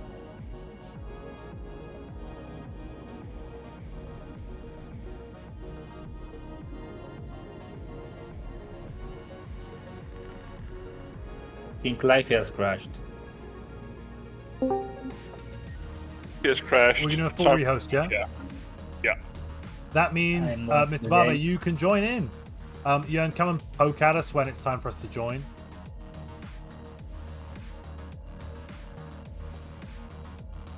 Password written down somewhere as well, yeah. I assume the password's going to be the same. It's in the tournament final chat room. Yep. The old password, but ladies and gentlemen, it's your favorite part of the stream. Who's ready for Lobby Simulator?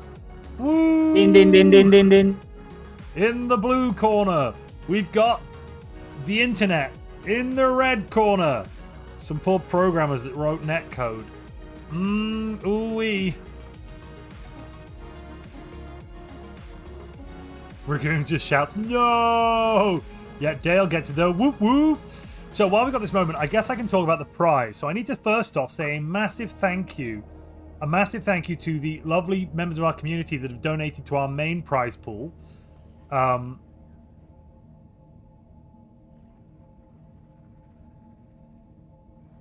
That is David Woodmansty, Buckstars Barista Buddha, CGB Spander, Hezerat, Nunya, and SES Martyr of Individual Merit. Thank you very much for your donations to the prize pool. If you'd like to donate to the next prize pool for the next tournament, which will probably be... It's back up. It is back up. Is it the same password? Didn't get to find out, but I assume so. Maybe not. I will check the chat.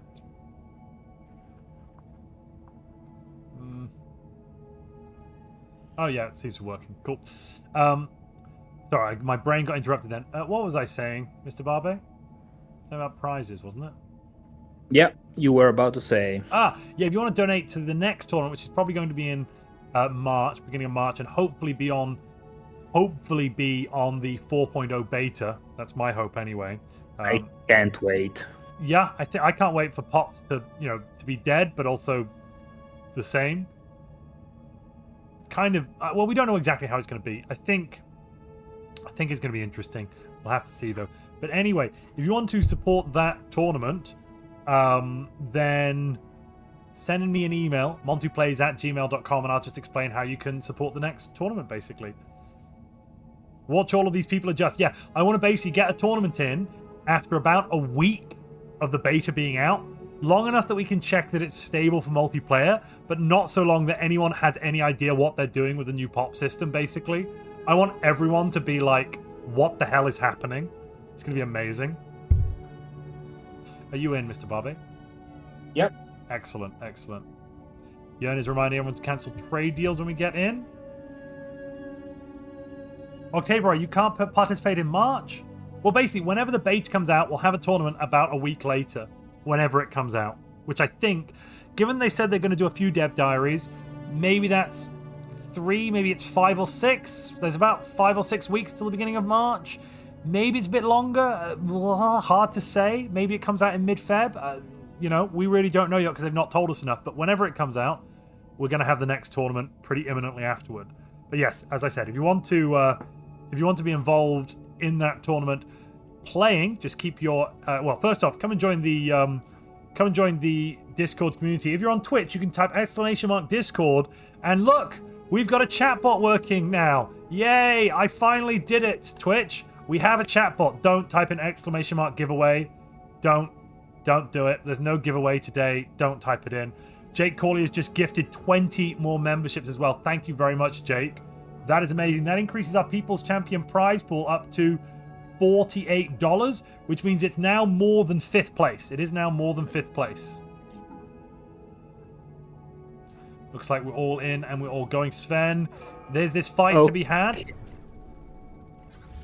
Okay, thanks to Senop, one of the recently newcomers of the Colosseum and the Montu PvP community, I solved the mystery of the Sakuya's farmer food output. It's the councillor position. Yes, of course. There's a councillor. The Minister of the Sea. Plus 0.25 per level or something like that. Where's Sakuya? 0.3. 0.3 per level. Is it 0.3? Is it? Oh wow. Sakuya, where's Sakuya got? Sakuya, where are you? There on the left. On the left. I lost my brain for a moment. Minister of the Seas, yeah, plus 0.3 and then plus 0.02 consumer goods. It's a really good, strong early councillor position, especially if you can combine it with the Shroud Walker Enclave. If you can get that Shroud Walker leader in, you can get a level 5 leader in that straight away for only a few hundred energy credits, and that then lets you. Well, it just lets you get loads of bonus there, doesn't it? Because you're going to get a lot of extra... A lot, and also is oligarchic, which gives another +2 effective councillor skill. Oh, that's a good point, actually. Yes. Being oligarchic, giving you extra 2 counselor skill does really help there. So this 3 is actually currently a 5. That's why it's 1.5. If you had the level 5 leader, that would already be up to 2.1 additional base food and an additional, what's that? 1.4 consumer goods. Wow. Wow. And Takuya surrendered, so he got the rated modifier too. And we had some points come in actually as well just a few years ago. We didn't go through them. So currently, Emperor's had most fleet power twice, but nothing else. Strong on fleet power. I want to check out Emperor's research income here. Yeah, way... Oh, no, that's Singularity. I was going to say the Emperor's making 450 research. What? So, Singularity's making 450 research. Emperor's making 200. Okay, that sounds a bit more reasonable. 10 fleet power. Comrade Chuck is making 500 research. Is Comrade making 500 now? Holy moly. We'll look through that in a moment. Right, so Emperor has basically got points for fleet power. Chat probably want to know how these points work. I'll briefly explain. So, there's 2 types of scoring. We've got milestones, which are down the bottom here. They are when you do a thing, you get some points for doing it, and then that's it. Then we have the what do we call them? Interval points. The interval points, basically every 10 years, we take every empire and rank them on each of these categories. Economic power, fleet power, tech power, unity power, diplo weight. Diplo weight doesn't actually do anything anymore, but it's still written there, even though we got rid of the points for it, but we may bring it back, so yeah. Though actually, having said that, we were kind of enjoying it so far without. But anyway, controlled space, controlled former homeworlds, and controlled megastructures. Except for controlled former homeworlds, basically what these categories do is they take everyone, put them in an ordered list, and then first place in that list, whoever is the most powerful in that category, let's say tech power, so you have the most research income, you get 5 points. Second place gets 4, then 3, then 2, then 1, then 0. In the event of a tie, the players both get... So let's say the first 2 players, the top 2 players have the same amount, they will both get joint second place, so plus 4 points. If the top 3 players both have the same amount, they'll be joint third place, plus 3 points, etc., etc. But yeah, so far we've got Emperor in the lead there. Joe really close behind. Not that many wars won, just the 1 war won still. But Joe's getting a lot more points here from controlled space, a point from unity, and still plus 7 on fleet power. So that's still pretty strong. Oh, we have another federation. There is an Holy Covenant, and you will be surprised to see the members of it. The Divine Alliance. Kaji, Anger, and Singularity. Wait a minute. Are any of them spiritual? Yes, Kaji is spiritual. Okay. Okay, interesting. We've not actually seen a Holy Fed for a while. That's pretty cool. The Holy Federation does have possibly the most powerful trade policy in the game, which is the Unity trade policy, the Holy Covenant one, that converts each trade value into 1 energy and... each one trade value becomes half an energy and half a unity, which is just so strong.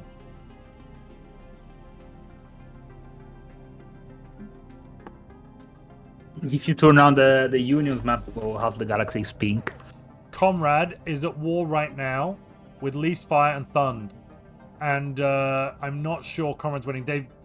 I'm not sure Comrade can win. Comrade has basically no fleets in comparison here.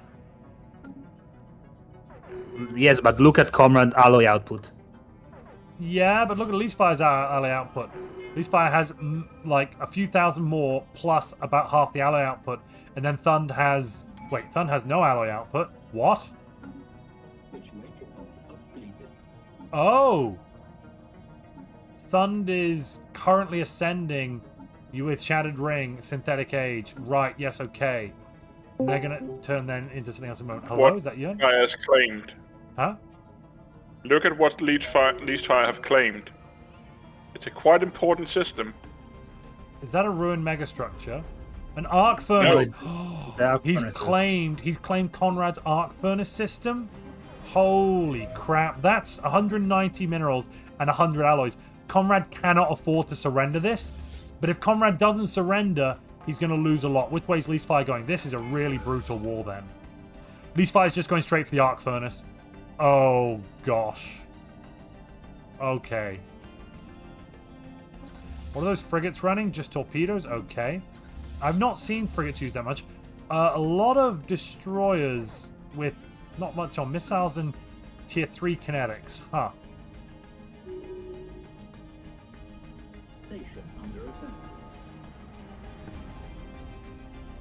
Now we're going to see some bloodshed. Whoop whoop, shouts Jake Corley. Yes, we are. Conrad can't afford to... I mean, what can Conrad do in this situation? His fleets are smaller. Quite... Oh, wait, no. Conrad's fleets are now allegedly on par. He's brought his fleets together, put them all into the same fleet. He's got plasmas up and running. He's moving in. And he's moving in to attack. Oh, goodness. Leasefire actually can't defend this. Leasefire shouldn't win. And Thund has no ships anyway. It is just Leasefire versus Conrad. Leasefire might have bitten off a little bit more than he can chew here. Conrad sent one ship in to scout ahead. Conrad does have vision there on Leasefire's fleets, and Conrad's fleet is significantly larger now. It's going to be 3.3k or so. What has Conrad chosen as a war goal in response? Humiliate with 3 claims. Okay, he's just going to claim a line through those systems. At this point, Conrad can't claim Taprib, unfortunately, because it's cheekily stuck. Conrad forgot 2 destroyers in his capital. Yeah, they're actually in the system behind, I think. It looks like Leasefire is just trying to run away now, though. Sven might also have bitten off more than he can chew. He's both at war with R and with the Mamunga Fed. I'm just going to watch this. So we're seeing some high-level play here from Conrad. He's just trying to run around the system. Why has he not brought the rest of his ships in? There's 2 destroyers he's let. There's 4 destroyers in total he's just ignored. Okay, we've got engage. There's the engage. And those plasmas are going to just tear through the frigates. The frigates are gone. Yep, they've retreated. That's it. That was a very quick engagement. Conrad obliterated them. But in terms of actual losses, I don't think Leasefire really lost that much. Leasefire didn't really lose much. It's all gone into FTL retreat mainly. Though Leasefire does have a rare crystal shortage. Oh, that's nasty. Oh, that's 30% less energy weapons damage. But Leasefire doesn't have and any exotic energy gas weapons. shortages. The 20% sublight speed is kind of worse. Leasefire does have a lot of missiles plus kinetic weapons on his ships, so yeah. I don't remember what. I don't know. Actually, a point from earlier, by the way. Yeah. You mentioned how people were surrendering too fast. DC is not surrendering. Like, DC he has will no way never of winning, but surrender. he's just dragging out the war. Yeah, that's DC what will we wanna always see. try and make you regret attacking him. Like, Emperor was counting on farming a lot of war points. DZ's so he has changed to the name spend- of the capital to stop bombing. He's lost some pops though. DZ And the system is called My Star. Yeah, my Emperor stuff. managed- My Star. Emperor managed to capture an epic rarity amoeba to upgrade his fleet. He's still trying to find a legendary version. That's an epic Tianki, isn't it? No, look at his select his one of his shipyards. I mean, clone bats for space. What they call Beastport. Yeah, Space Amoeba. It's the purple. Oh, rarity. it is purple. It's You're right. Sven is Epic fighting class. in our system, and he's losing to Mamunga's fleets. Who's fighting where? Who? Sven Sven. is fighting against Mamunga in our system, and he just lost the battle. Lost. Oof. No, he's He's fighting currently at against war R. with 4 different Yeah, he empires was because he fighting. attacked the Sven was in Federation. our system, I think is what Jens was saying, and Sven just lost the fleets. Oof. But Sven wasn't fighting R. Sven was fighting Mamonga, I think. Yes, he's both at war with R and with Mamunga. Good lord. And they are kind of tag teaming together. He's also at war, of course, with Mars and with Skilljoy. They're all in one Mamonga big did fight found together. an exceptional rarity amoeba to upgrade his fleet.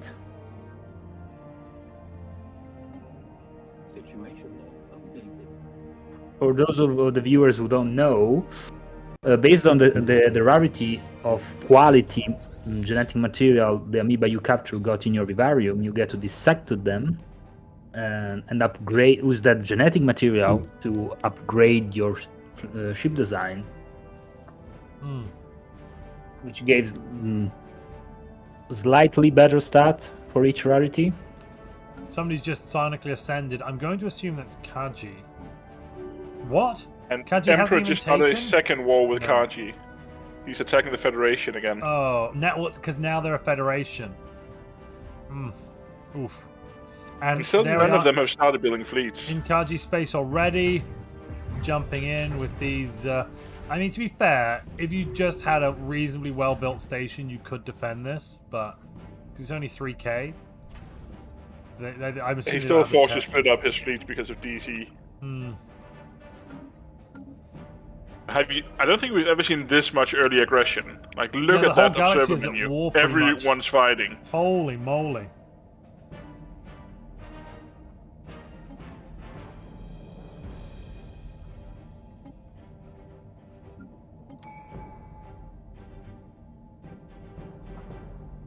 Need to update that goal as well, actually, because we did have a bunch of gifted memberships from Jake that's not currently reflected.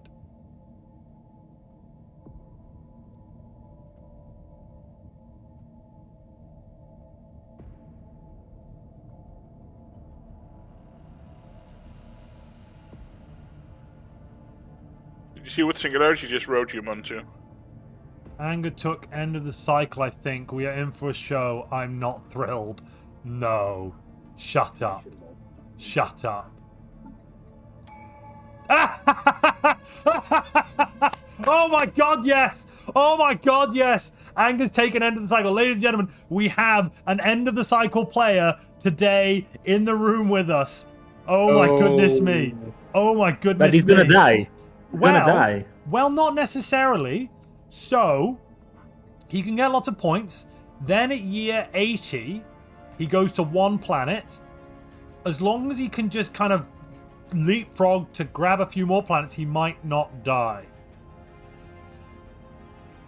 You That's mean granting 100%. you need to be Yeah, hang on. in colonization of new planets at the moment the end of the cycle do its thing? Because I'm pretty sure it wipes out all of your planets at the same time. No, but you get one planet somewhere else in a new place. You don't die off. You do get one planet. Your empire doesn't get killed. It just gets reduced to a single planet. Just got a lot of subs from Apache. Galactic market is failing right now as well. Holy moly.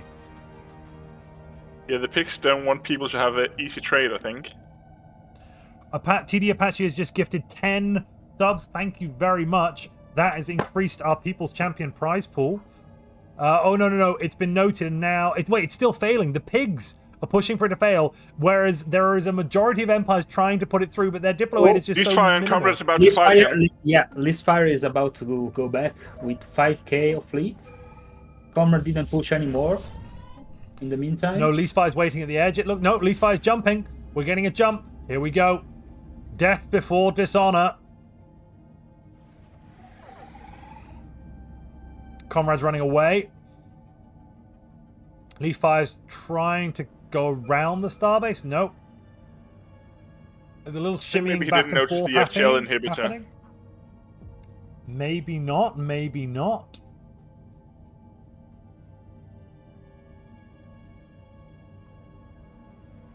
Listfire needs to go now because there is a communication jammer coming out of the starbase.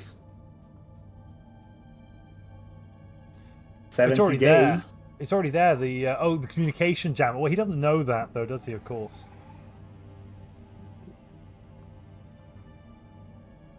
People's Champion is now up to $58 reducing in the prize pool. Thank you, 30 thank you, days. community. 30 days for the communication jammer.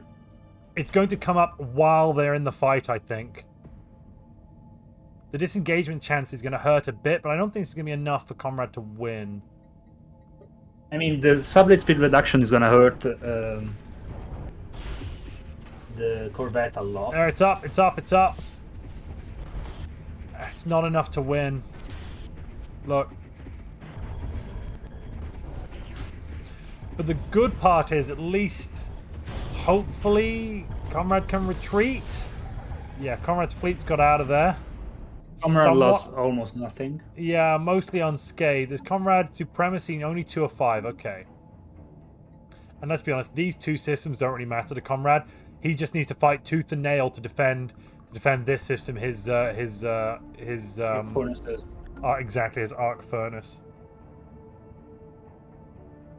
Comrade has 9k in the bank and making 226 salary per month. I mean, but Listfire is pushing out more alloy now. Emperor still hasn't finished off DC, but DC's capital is down to Yeah. 11 pops. Yeah, and I don't know what's going on in the YouTube chat, but if they could not talk about people losing their limbs and organ failure, pretty please. Right, yeah. Oh, I see. People are talking about their own personal lived experiences. Oh, that's really... 11 pops on We're capital. trying Ooh. Mm. Oof. That's very. Yeah, I'll keep an eye on the chat, don't worry. There was something about Palestine and children's limbs, so I'd rather not Yeah, having that's conversations not- like that. We're in the middle of trying to do a Stellaris tournament is fun. There's other places to talk about these kind of things, people. Just not here. I'm not saying don't talk about them, just not here, okay? Okay, that's why Comrade was waiting. Yeah. He has cruisers now. Oh no. Plasma accelerators, Yeah. some point defense to stop those missiles, and a little scout wing. Nasty. No, it's alright, it's alright. It's alright. We'll just let's not there is a time and a place for everything, and right now we're trying to watch a fun Stellaris tournament. Hey, has anyone noticed? Oh, I shouldn't say it because I'll jinx it. Nothing, it's fine. 6k fleet here though, on both sides pretty much. The thing is now, the longer Comrade stays in this fight, the stronger he's going to get relative to Least Fire, whose alloy output is much lower. Comrade has some fleet building capacity, which is better here, I think. Why is not pumping out more ships? I don't He's know. pumping out. No, he's pumping out. He's only got 2 shipyards, and he is pumping ships out at both. Yeah, he has One is both. upgrading. One is upgrading.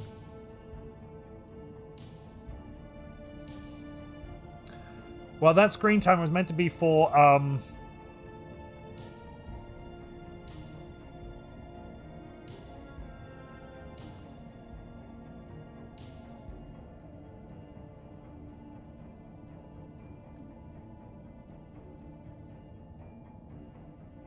Did you cut out, Montu? No, sorry. My brain stopped as I tried to look at something. The screen timer is meant to be for the subathon that I'm going to be doing. It's not Life working. is pushing 600 tech and 200 unity as a hive. It's year 30, and the galaxy burst out at war. I mean, most people are already at. There's a lot of people already at war, though. Yeah, Kaji Singularity and Anger declared on our. Ah, It's a yes, tributary good war. point. Good It's point. a tributary war. Yeah, Oof. I see that. Where are ours fleets? They don't exist. They don't exist. Uh-oh. Ours fleets don't exist. Ours doesn't have any alloys or any fleets. Ours going to be paying taxes. Most likely. That's a Which lot is of weird. taxes. I mean, Oh, a Rudari Death Laser. That's nice. The only one with fleets to counter them is Emperor, and they have a truce with him. Yep. Yep, that is, yeah. Oof. There's 7-year truce. Let's take a quick look at the score then. So Emperor's still in prime position here. That's a lot of won wars. Emperor has won 6 wars. 6 wars in total. Situation log updated. this war against DZ is gonna drain him out. Now he's at war also against Joe. Again. Oh, yeah. Has Joe got any fleets, though? It looks like the answer to that question is not really. Oh, Sven attacked Giltanas too now. 10 But more gifted Giltanas is memberships from Jake. Thank you very much, Jake. Sven attacked Giltanas, but he's now regretting it because Giltanas is already on his capital with 7k fleet. That sounds like regret.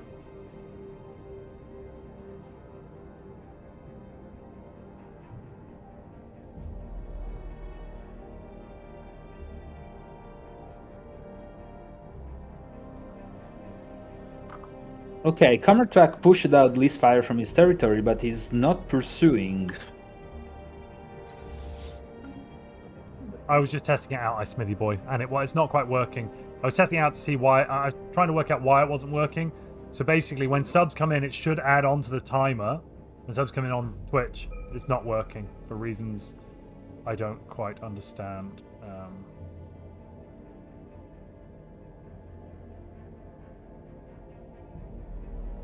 I should be able to do it manually though.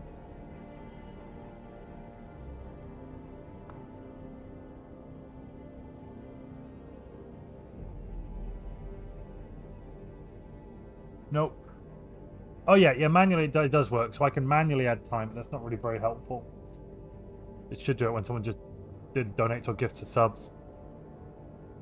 It looked like it worked for the Twitch ones, but not the YouTube ones. No, it should add 5 minutes for each Twitch sub. It started on 10 hours. We've only been going for about an hour and a half. It should have 50 more minutes. Looks like Sakuya might be defending R. He's got 12k and he's attacking the Federation. I'll leave it up there and I'll double check. I want to double check to see if it works. Hi, Smithy Boy, basically. That's why I've left The it up. Tharness is attacking Sven. Market failed. Holy crap. The pigs stopped the market. That is a big deal, actually. So the trade players that we've got out here, the bio trade players that really are going to be relying on that market, well, it's just not worked for them. What's going on with Warrior size economy? He's in a deficit for everything. No, he's only running out of minerals here. But he has a problem with... Oh, I killed my... Potato Shaga silently in the corner, scaling out, unbothered by the wars.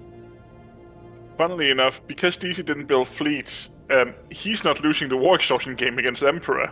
So he's going to be able to end the war against Emperor, and Emperor can't end it against him. Oh, no. What's the status quo? Oh, because it's... DC's mastermind. What's the claim, Don't attack DC though? unless you're ready to kill him. What's the claim? Is there even a claim anywhere? Yeah, Rabinov. Just this moment, 100% war exhaustion for Emperor. Well, We're about to see a fight in R's home system, I think. The Fed is moving in.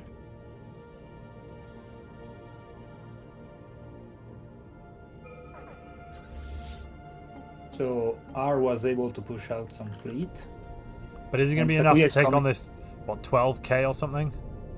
Sakuya is coming from behind, which sounds bad, and maybe it is also bad. Plasma with 2 flak batteries. Interesting design. Okay, here comes okay, Kaji. battle.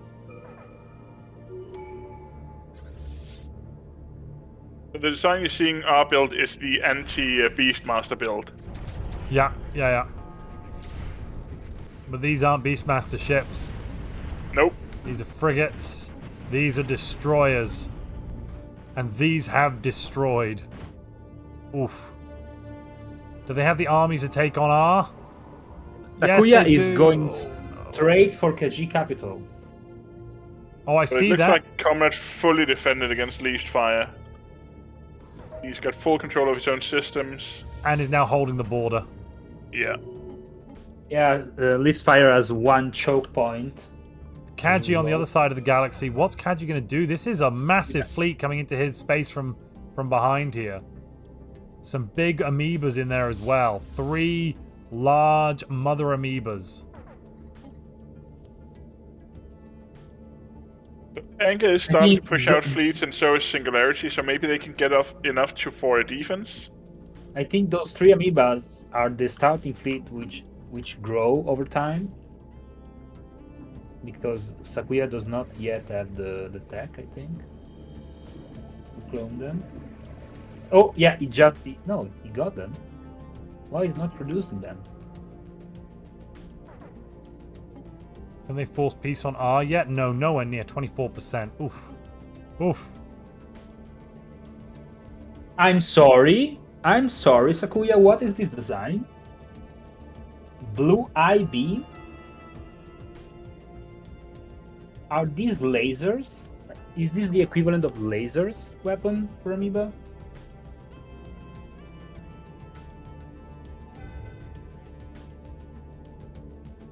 Let me see.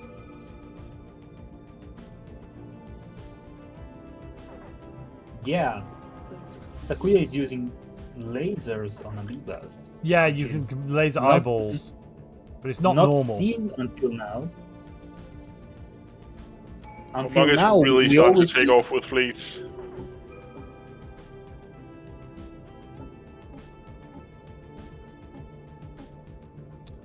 Because usually it's the flagella swarmers that people go for, isn't it? The strike craft. Not the laser beams. Oh, Momonga step in! Momonga step in our space to fight Kaiji, and he won. Uh-oh. Keiji's fleet is an FTL. Oh no! And this is the space fauna are doing the devil's work.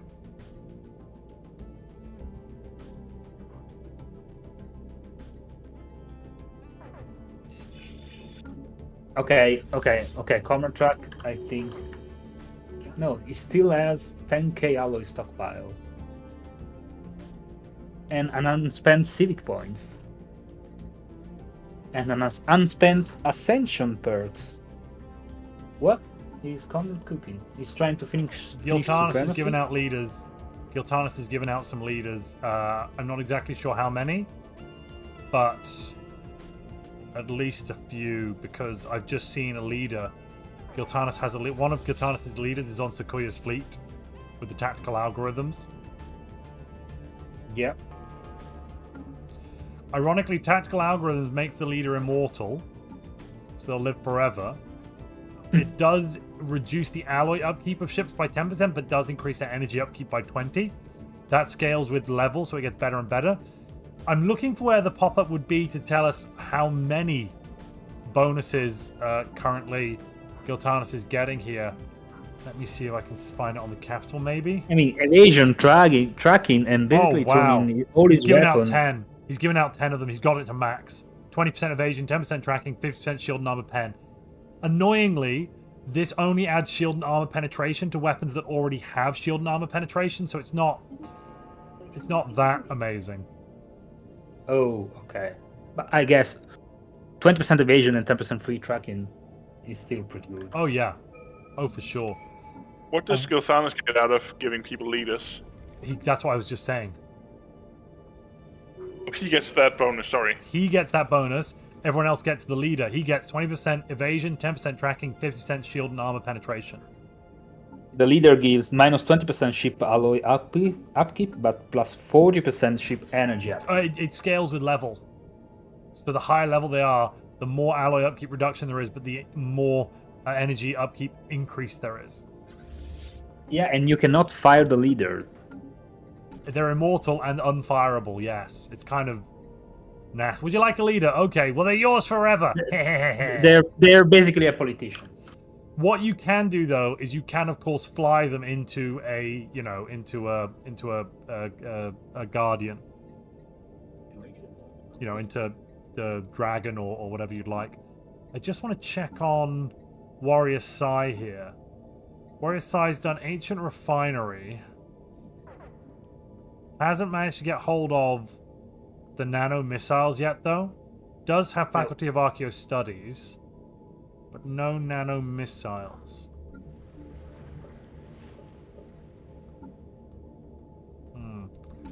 Nice, a massive stockpile though of minor artifacts, 1.7k. Yeah, but and also it was very, very unlucky with this minor artifact deposit in his capital. Yeah, only one deposit. Yeah, he's got a total of plus 3.6 across all of them, which is only one deposit out of 6. Oh, sorry, yeah, because that's from his Faculty of Archaeo Studies. The rest of those minor artifacts, are they? Good lord. That's unlucky. That sucks a lot.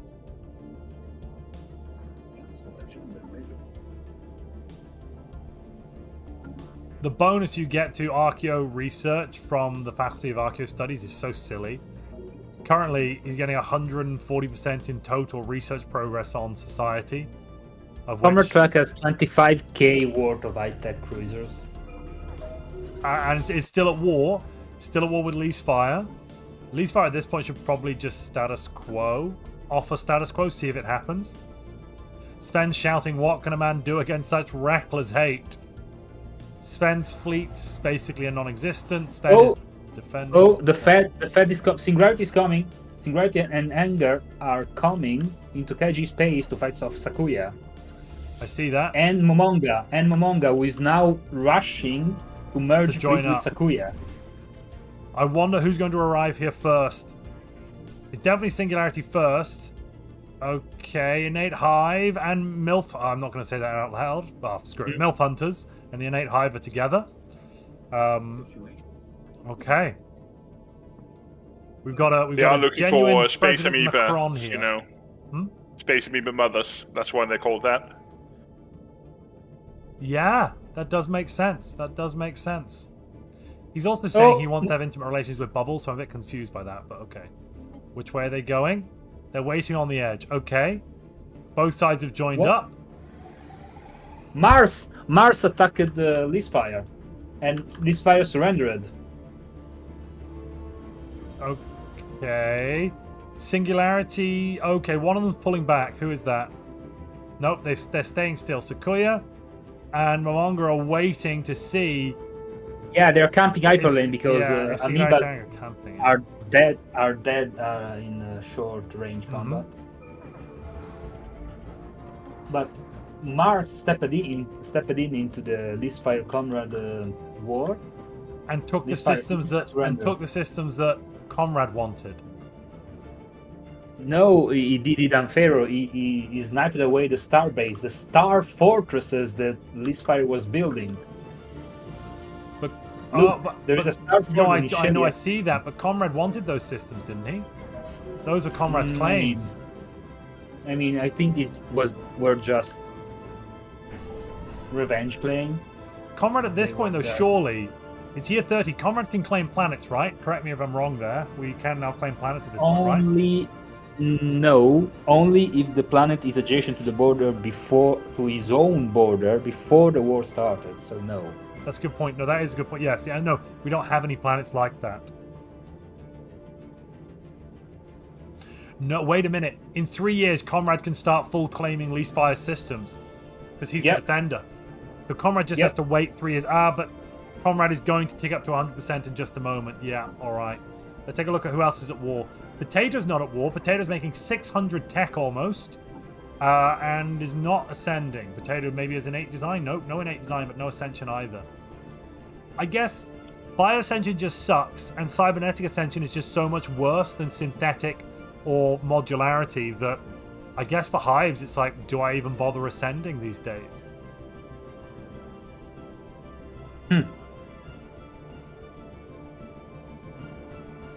Making a lot of alloys for Potato as well. If he's left alone, he's going to have a really strong timing soon. But if he's surrounded by the pig squad, it might be too little too late. Yeah, it might be. It might be. Indeed. And we have actually had 69 likes. We've had more than that. We've had 214. So well done, YouTube. I'm going to put a new goal in. We'll get this goal in for 420 likes, I think. Life has 750 tech output and 250 unity output. Lifeus? As well. Look at the Lifeus Empire. Look at the output of it. All its resources. Energy, minerals, and the third alloys. Civic. Cultivation drones is very strong. Combining that with innate design gives you a base of plus 20% more resources from jobs, 10% growth speed, and minus 15% upkeep. I guess that's probably better than Bioascension. Like, did you saw the origin? Did you saw the origin? Storm chasers. Yeah, I saw that. And I mean, there's no storms. Look at the building on its capital. There is a storm. Because you can manufacture it with the origin. Is it still? Oh, there is. You're right. The particle one. Okay. Look at the capital. Storm Nullifier and Advanced Storm Attraction Center, plus the modifier Cultivated Worldscaping. 25 energy and 17 mineral output. Oof. Basically, he's turned the capital into a resource world. Nice. Very nice. Comrade is moving towards Leafspire now. Looks like he wants a final battle before the war can end. Maybe not. He cancel the movement now.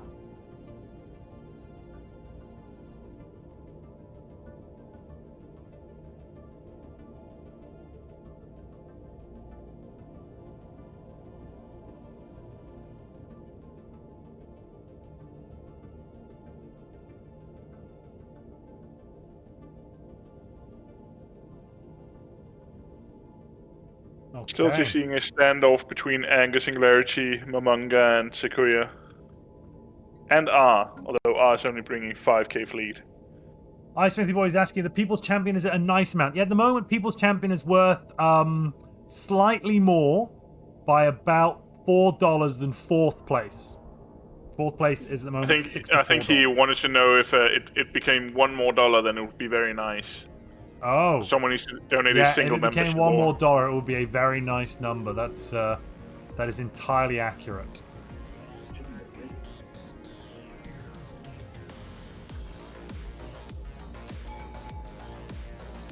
I should probably stop streaming to Discord. What's the point of doing that? Yep.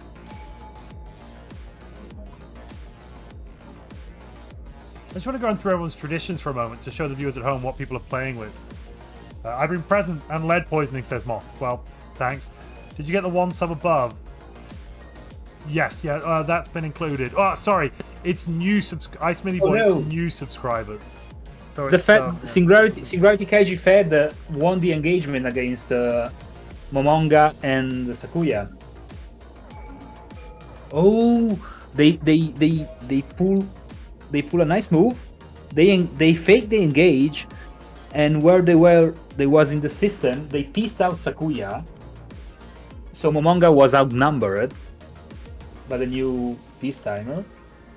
And Sequoia only had a claim on an empty system. Oh no! Matthew Nunya and Sci-Fi both gifted 1 sub each. Which does mean... Okay, Sequoia did get the Arc Furnace out of that, though. Oh, it's working!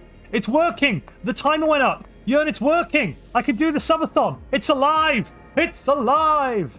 Alright. I'm so proud of you, Montu. I can no longer call you Congratulations. Congratulations. So that means Barbara said they made a pretty good play there, but Sequoia did still steal the Arc Furnace, which is a really big objective to get. Yeah, True, but yeah. He's an amoeba player. It doesn't really use those alloys. No, but it hurts them. It hurts them a lot. Look at the dissing in the chat between Commertrack and Leafspire. Leafspire saying you started it. What do you mean Comrade didn't start it? Yeah, what the hell? peaced out. Leafspire attacked Comrade. What is this? Yeah. I will not comment on this. Yeah, hope he looks keeps like two Leafspire bias. lost most of his fleets, though, so whoever attacks him next is gonna... They're eat going him to get up, a most lovely, likely. juicy target. A Relic World, ready to upgrade, basically. You've got, because let me check, I think all the blockers gone there. A Relic World ready to upgrade. And, oh goodness me. Necro Unicorn and Texan Warrior have both just gifted 5 more memberships apiece, putting us up to a total for the People's Champion prize pool of $82 dues. Mars Thank you very much. 660 science, 37k of fleet power. And 300 alloys per month. Is Mars currently our strongest player then? Where is Mars? I see Sequoia. No, Sequoia's got 39k. But Yeah, but Angus got a 1,000 tech. Sakuya's fleet power is inflated by carriers on amoebas. yeah, that's a good point. That's a good point. Mars fleet power are raw plasma kinetic cruisers. We've hit a level 4 hype train. Wow. And I'd also like to point out that timer is working. It's working. I can't believe it. Oh my god, I spent all day trying to get that damnable thing to work, and it is working. Who is now seeking revenge against Sven, who plundered him earlier.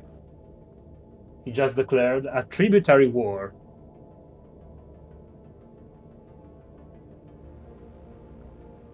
And he's on the move already, Yeah, I think Sven's in trouble. with his bubble amoebas.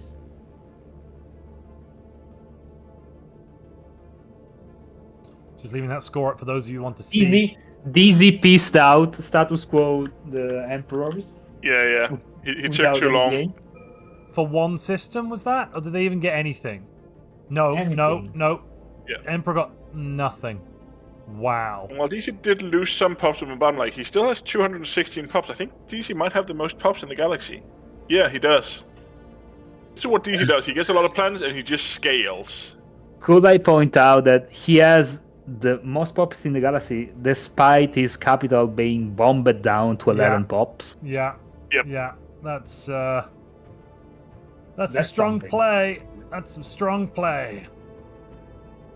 R screaming mouse getting to voice chat. Coordination is being difficult, I think. Oh, R surrendered. R is a tribute. R is paying taxes. I thought that was going to happen, to be quite honest. I would be surprised. I was honestly surprised if I didn't have to do that. And that's eating into his economy right now. 200 energy credits, 90 minerals, 6 food, but that's a lot of tax. Oof.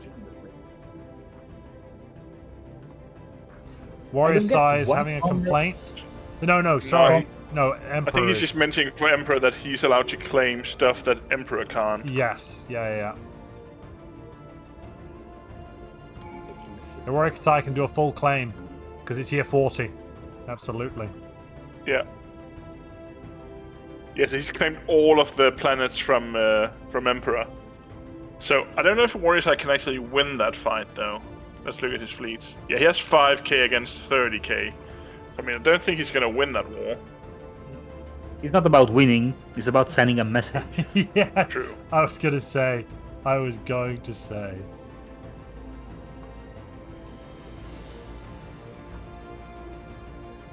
It does mean all of a sudden Oh, that Emperor has Potato to Potato Shag is at war. I think this one is to look out for because Potato Shag is now Wants to vassalize Sven. attacking Sven, Yeah. which was claimed by Sakuya. So we need to watch out for potential war dodging here. Maybe not, but How's Not- actually getting to the system? Oh no, I'm through that system. Potato's coming down. Potato's coming down to take Yeah. stuff. Potato just wants a chunk, I think. yeah. But looking at the fleet powers and numbers, we need What's to be going careful on here? on Sorry. this. Comrade and Leasefire are having a disagreement. Yeah, when you go and see what they're... Just go and help Comrade. Because he can't claim... He I'll go. can't attack and claim now. It's just the restriction is reduced by 10 years during that war. Smithy Boys gifted another sub. Thank you very much. Along with Texan Warrior gifting +1 as well. I think I already mentioned that, though.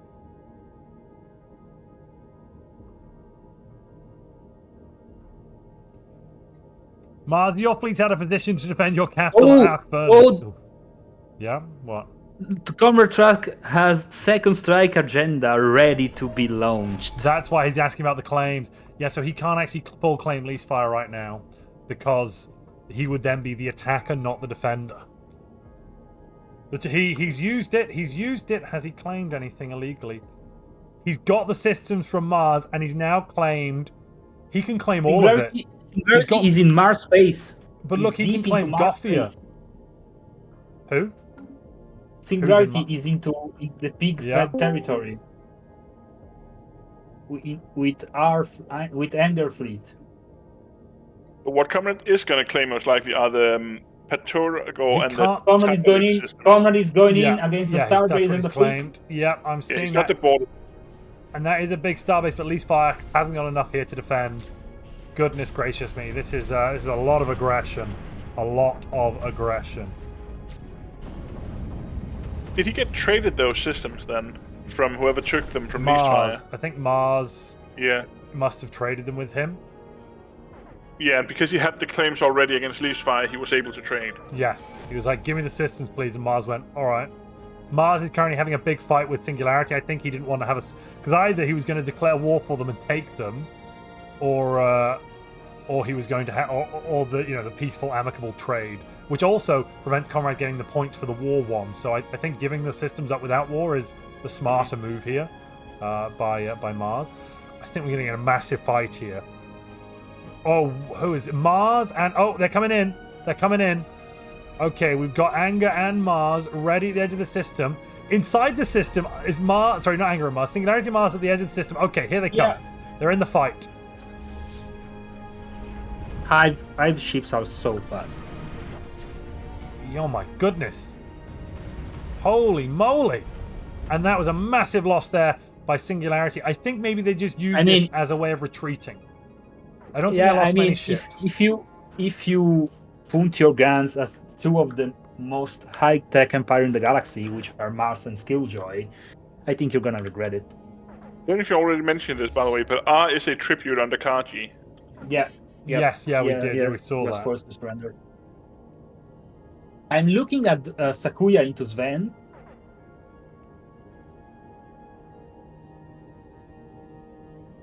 I'm looking at Sakuya into Sven because Potato is pulling back, maybe.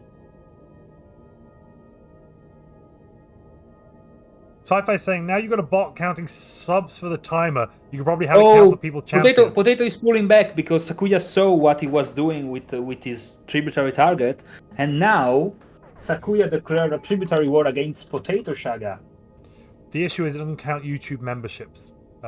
Sci-Fi, and but I only got that. I literally got the timer thing set up earlier. I'll turn it off now because it's working. Ready for the subathon. Cool. But yeah, it doesn't count YouTube memberships, and that's important too.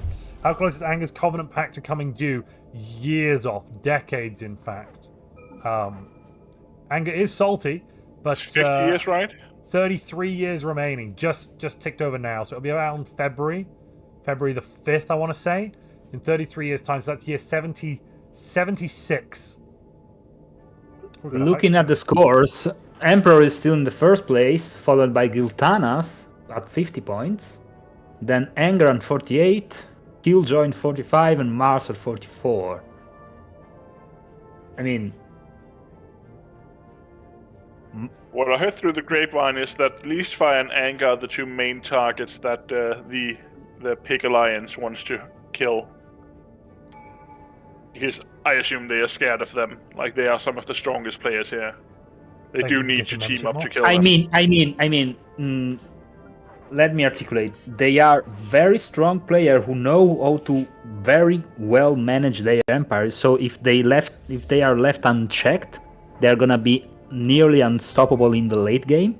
So it makes sense to fight them early and don't let them scale without issues. Yeah, and that's why the Pig Squad feel like they have to team up to beat them. Yep.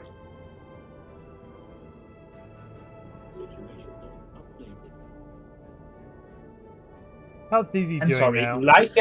Life has declared on Leastfire, Wait, what? and now he's pulling back. I don't understand. What kind of war is this? Claim war? Humiliation. Just a humiliation war. Just to show Leastfire who's boss, I suppose. Leastfire has won quite a few tournaments. I mean, Life has 800 tech.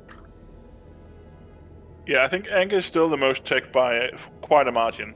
I've Over seen 1,000. Lifeus as being at 700. Yeah, 699. Yeah, I see that. What's Comrade? Is Comrade at a K yet? No, 600 as well. Monga's at 600. We've basically got 600 pretty much across the board here for most of the Fortress main Planet powers. is about to go Yeah. down. Anger has 1,000. The reason Anger's got 1,000 is I wonder maybe if it's got something to do with that covenant he's formed, getting him 100% additional resources from jobs to every single jobs. Oh, and 5 influence, giving him 16 influence a month, 18 total if we're ignoring 500. costs. 560 ALE per month. That's insane. Lifeus wanted to demonstrate the storms are overpowered. Huh.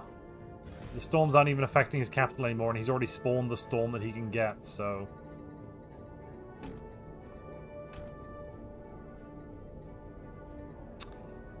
I don't know, it doesn't feel that overpowered at the moment. Ugh.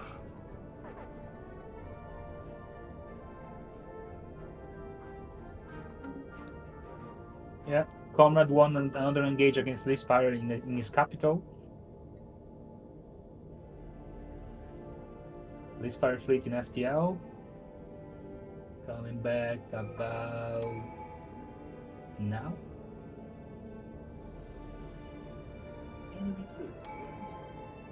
Comrade is landing on Leastfire capital. Yep. I mean, at this point, Leastfire should probably just give peace a chance. You know?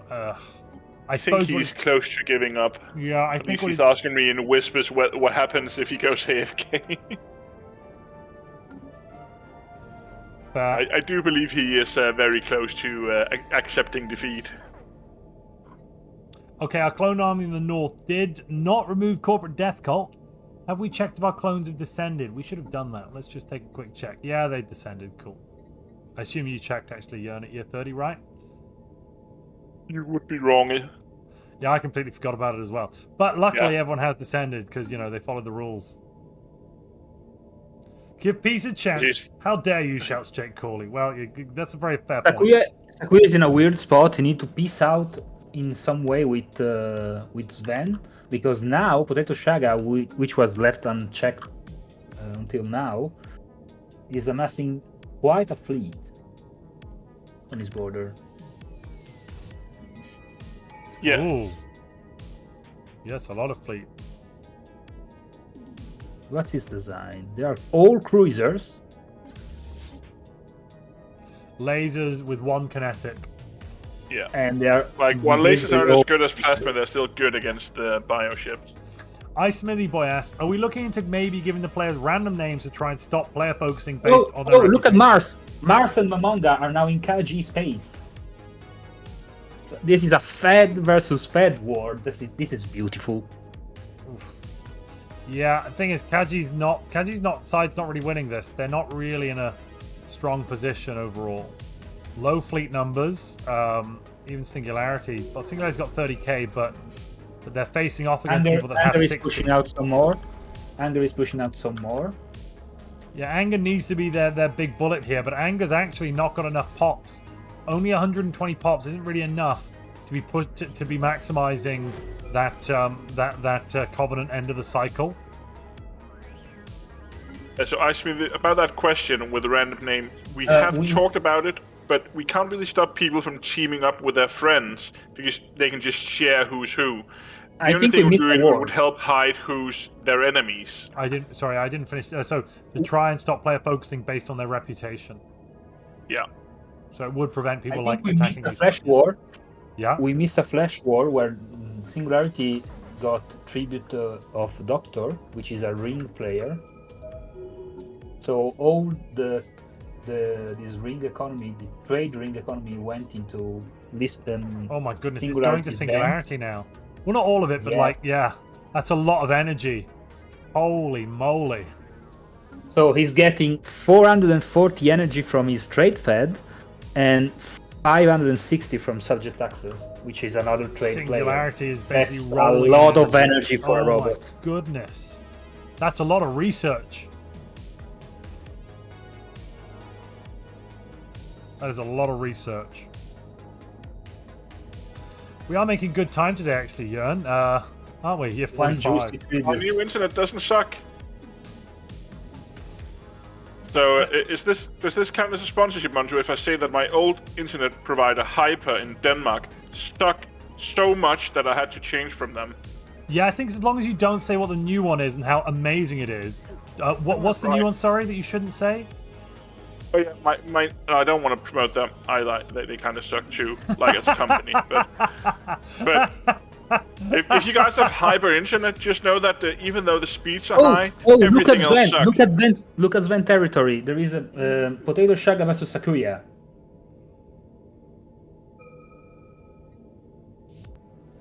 And Sakuya just got melted. Yeah, that's those lasers against bioships. Tier 3 lasers. A lot of his cut through them. A lot of his fleet were in FTL. I don't get why he went 1v full fleet. 1 versus full. So sci-fi by internet sucks. Jern's complaining that his 900 megabit download, 100 megabit upload was a bit slow and had bad package. Sorry, 900 megabit upload download had some packet loss issues. And there's the piece from Sven. Is Sven now a tribute? Protectorate. Oh. So we instantly became a protectorate. Which means he's not paying any tax. Bit confused. Didn't think that could happen. It must have been a vassal war, not a tribute war. Yeah, I think that's almost a mistake. It's like, surely you want the money. Unless again, it could be his way of protecting Sven. Yeah. Yep, Jernsaxe made the point. Like, Well, by Potato getting a did win the protectorate, fight. His Potato vessel, did win the his fight, vessel though. can power up again now Yeah, and and become a valuable vessel later.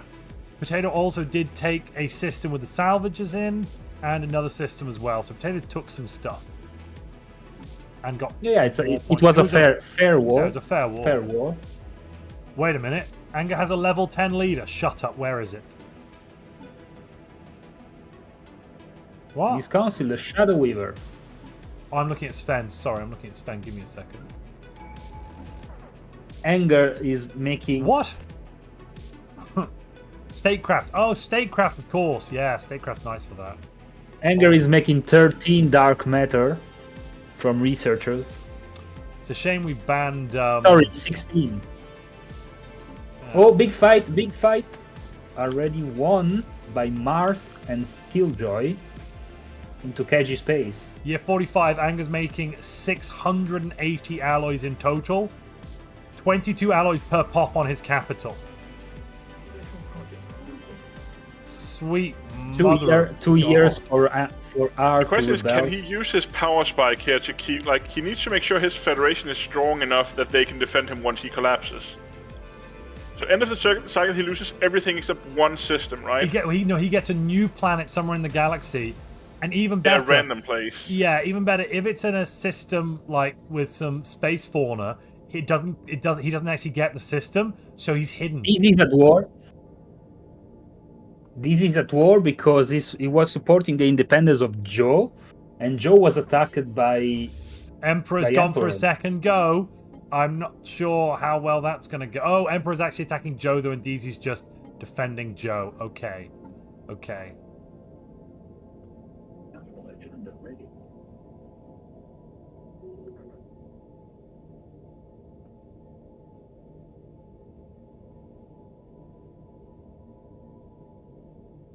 Oh, I Smithy Boy, in the UK, I had like 40 meg download, 10 upload. It's awful. British internet sucks. Sucks so bad.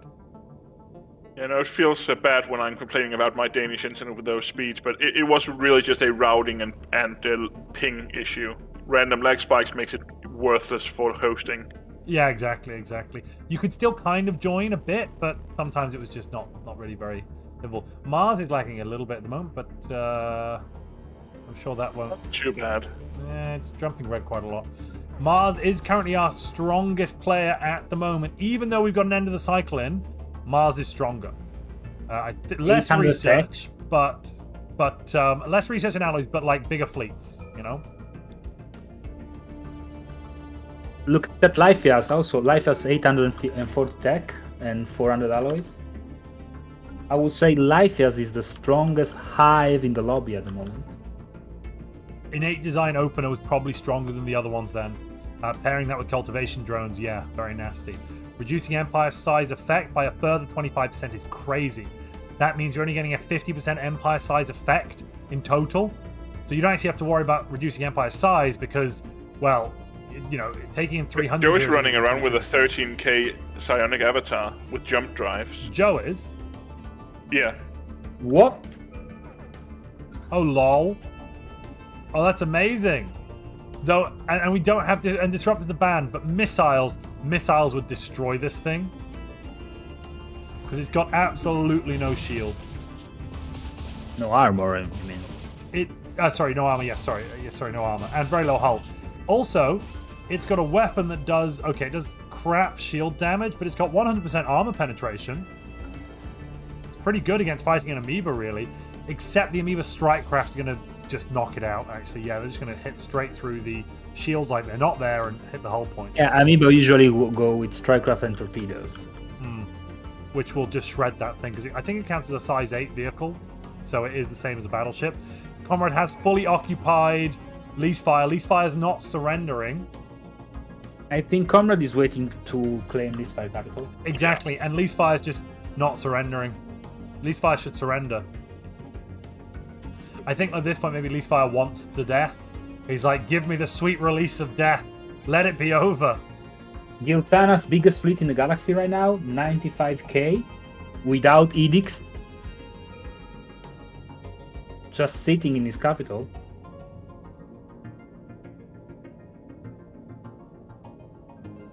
95k without edicts and without admirals on the fleets. So those 100k are gonna be way more at full effect. They are full corvette though. I still can't believe we've got a Covenant. Okay, so he's almost halfway through this end of the cycle Covenant. Have you seen how much naval capacity Anger's got, though?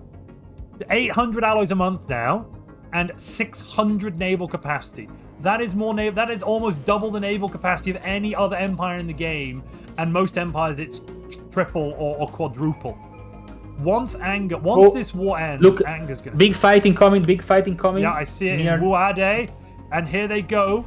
Engaged almost at the edge of the system, but it might not quite be close enough. Anger's, yeah, they're getting shredded here by Mars's ships and Skilljoy ships. Mars and Skilljoy just slightly too strong for them. If I was Anger at this point, I mean, I think I'd just throw my Federation under the bus and go, yeah, they're dead. I need to live. And now Momonga is coming with more amoebas. The problem with Anger's situation is that Anger only has 25 years and then he needs protecting. So Anger has to protect his Fed members, otherwise they won't be around to protect him later on when he needs it, which is going to be very, very nasty for him. Singularity post, rule break. What? Which rule break? Yeah, and you want to go... Mastering AG capital. Yep. Singularity saying we are defenders. I'll go talk to them. If they're the defenders, it's legal. The claims, yeah, they are the defenders.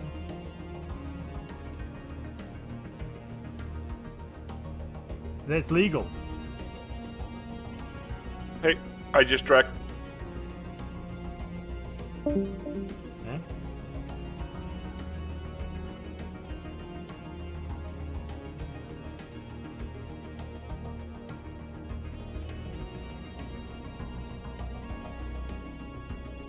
I don't get what's happening. I think, I don't know, I'm pretty sure it's legal.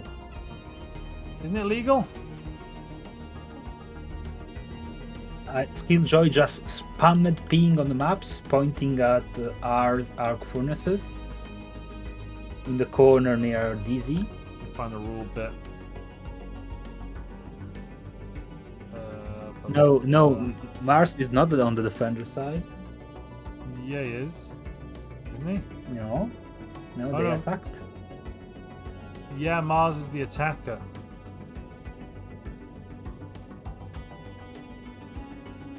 I can't do anything. I can't type. Why can't I type? Oh, I can. Okay, so I don't know what's going on.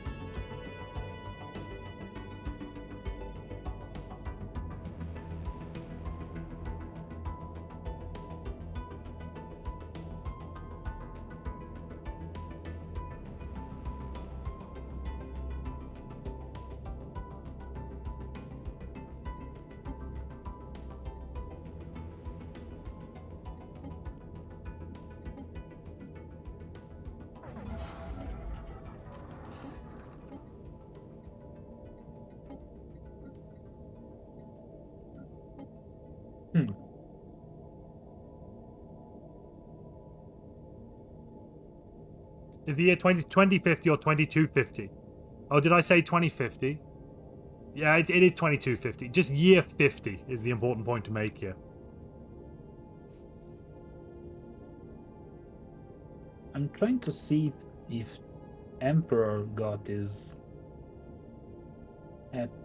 legendary amoeba. No, this is just on epic tier.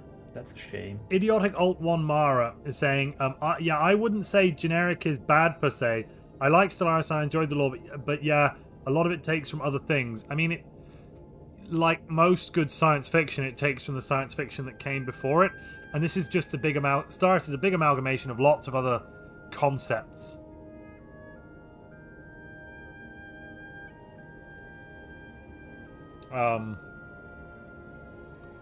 So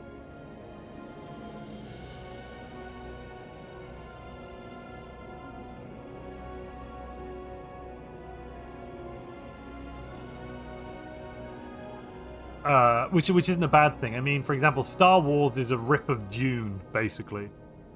Pretty much all of it. Yeah. So much of Star Wars came from Dune. Dune borrows, in some ways, borrows some concepts from Foundation, for sure. Isaac Asimov has got some great bits, you know, but I think that's just... It's just got how good sci-fi is. Good sci-fi generally borrows from other stuff. Ragoon says that explains Tatooine. Yeah. Yeah. Well, the thing is, what is generic? But generic is just something that's so good, everyone else has adopted it, and now we like it. Let me rephrase. Generic is so good that everyone agrees it was a really good thing, so they've used it and adopted it, and now it is like that. What's going on here? Okay. What's that? Did they... They pissed out? I think so.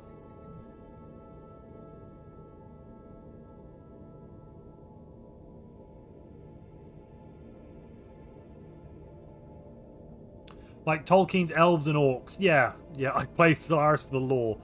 I mean, most people do enjoy the narrative in Stellaris. We're playing a tournament right now, which is PvP, but a lot of people really enjoy the narrative stuff.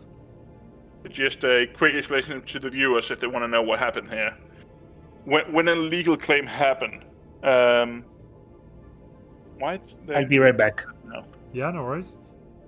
Yeah, I'm just the players keep, but there's some issues now. I'm gonna jump back and forth. You jump back and forth, and we'll just wait for. We can wait for a minute while we get all of this sorted out, because we're ahead of time. It's all good. It's all good.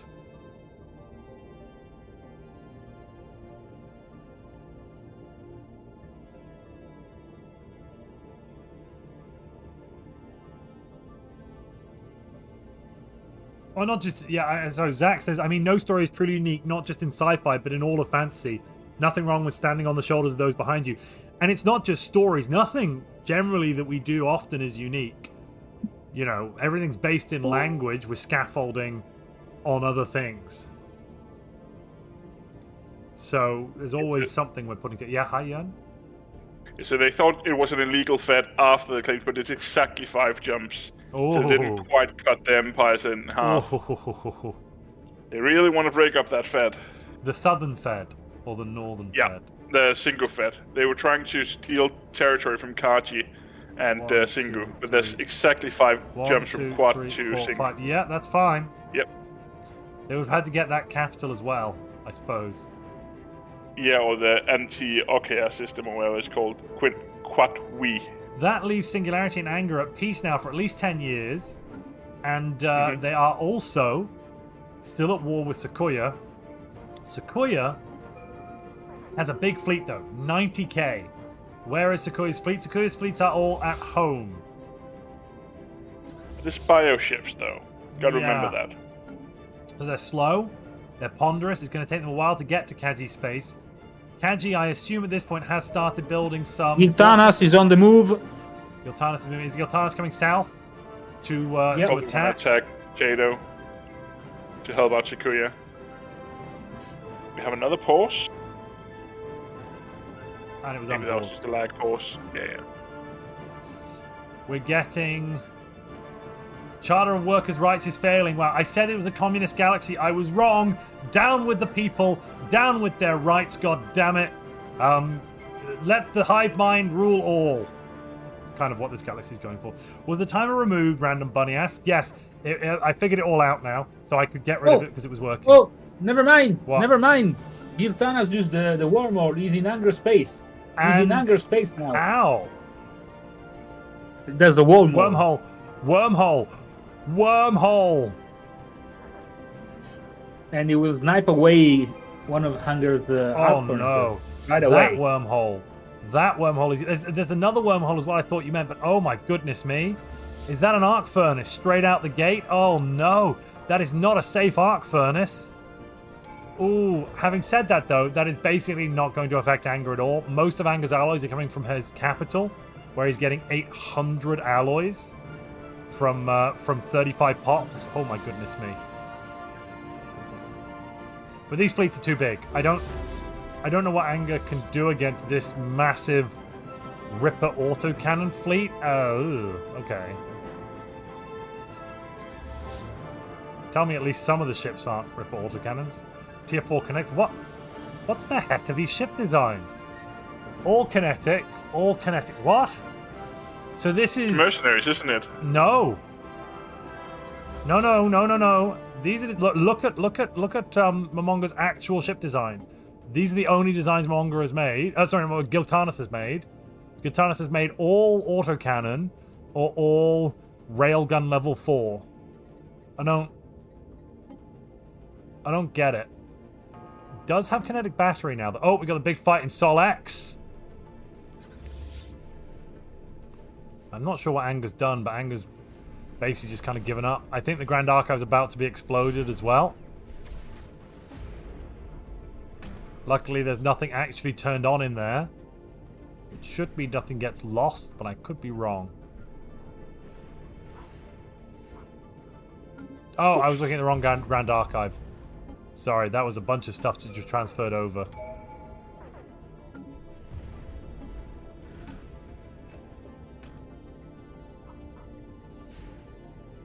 Those tactical algorithm leaders are paying off. High tracking, high evasion are free stat for cadets. Yeah. There goes Leafire. Leafire, okay. 50 ticked arrow and got fully claimed. Ladies and gentlemen, I want Fs to pay respect to our previous winner. I want to say, Jern. Right? Leafire's won a lot of times. Yeah, He's Leafire's won 4 times, I think. He's definitely the guy who's won the most, and he's the only one who has the Galaxy Slayer role. twice. He's blown up the galaxy in a tournament twice. But I need more Fs, chat. I need more Fs.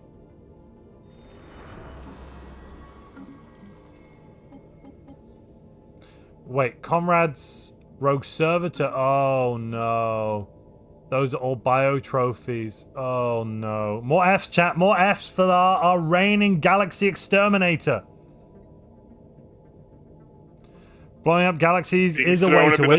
Shade in chat. I could see that. I can see that. Did you just call comrade a random?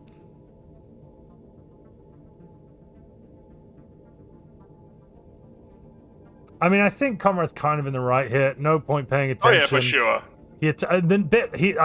I'm not going to comment on that. He's always like this when losing because I can't. But attacked me year 25. We had a nice fight. Almost got me, and ends our fight being very a bit of a sore loser. Yeah. What can you do? You know. Why we paused DZ? Is there a problem? I don't know. Taeyor broke rules, apparently. Sorry, Emperor broke rules. Yeah. Is there a bad claim, or...? We're 50 now, so there shouldn't possibly be illegal claims. Jump from block system. Do we have that in our rule set? Not anymore. No, as in, I think what he did is he did emergency FTL retreat by blocking off a system. Oh. Maybe. No, all of his fleets are still in. No, all of his fleets are still in, so I don't really know what we're talking about here. What? He has no fleet in FTL, so I don't know. Yeah, I don't know what we're trying to say here.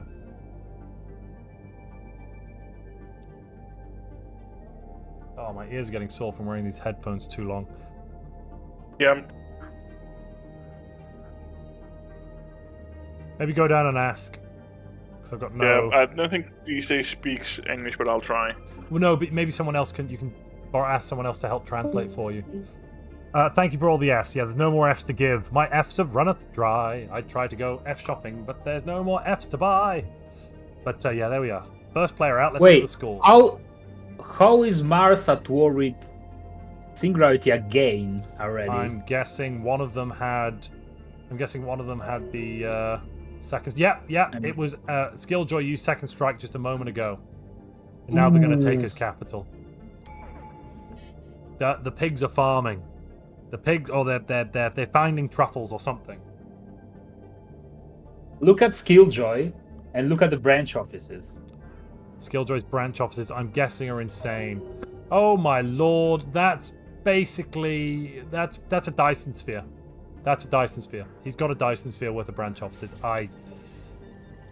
Well, Did force MIA his fleet using the return outside of combat, which is that in our something we rule do. set? We have it listed under exploits. Then it is an exploit. Whether we should have it listed in exploit, I don't know, but we have had it listed in exploit always. Yeah, then it is an exploit. And we should give a penalty of some sort for it. Yeah. Does DC actually have, like, he has fleets threatening him, so he must have retreated for a reason. Yeah. The question is if we're going to make it a 10 or 20% penalty. I mean, Emperor has so many points that a 10% point penalty is a lot, and a 20% is even more. Yeah. Up to you. How much do you think it should be? I mean, I don't know exactly where. Let's just take a look at this for a second. Where are DZ's fleets specifically? Well, they're in the capital. I'm a bit confused about where the fleets were. I'm not sure either. Did they not go MIA though? Like you said, they have been. No, Emperor's fleets are at home. I haven't since they've been paused. I don't get it. I don't get who's accused of doing what here. Because like Emperor's fleets are not FTL retreat, and DZ's fleets are all at home. So I'm like, well, who's done something? Show me the smoking gun, you know.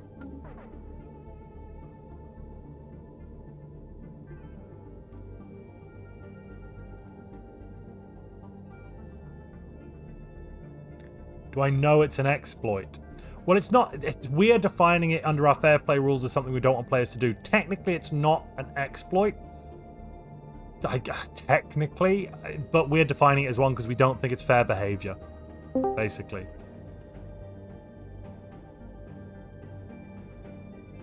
So it's something that happened a while ago. He did it from the SMUC system 5 years ago, and DC just only talked about it now, it seems. So it was quite a long, like he was trapped inside DC space by the looks of it, and he used it to retreat. So he did do it to save his fleets. I mean, the exploit part is that if your opponent somehow managed to trap your fleet by some, I don't know, FTL inhibitors on planet, and you use that to avoid that, it's kind of an exploit. Yeah, no, because... basically he got trapped in DZ space and couldn't get out without fighting DZ. Yeah. Chat's saying a poll to decide the percentage penalty. Should we pass this over to chat? I don't think so. That's a bad thing to start doing. Well, okay. I mean, to be fair, I'm indecisive. No offense, Chat, but I don't trust I'm 50-50. I'm 50-50. I think it would be fair to let Chat decide this one. I don't mind. Because I'm 50-50, you're 50-50. It could go either way. Montu, that's because you're Chat's bitch. I'm not. That's it. I'm putting a... Well, fine. I'm not going to let Chat decide. Put up a poll first we're having an advisory... Montu is Chat's bitch. No. We're having an advisory non-binding referendum, okay? Which, of course, because it's advisory and non-binding means that it'll have to be enforced, because it's the will of the people.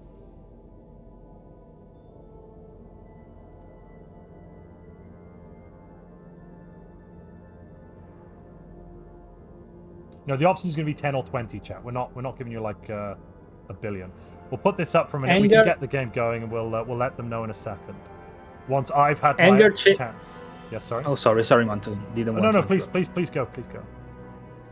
Anger renamed this empire nice pre-team. Huh. Which I agree that pre-team sucks and is a curse of this game.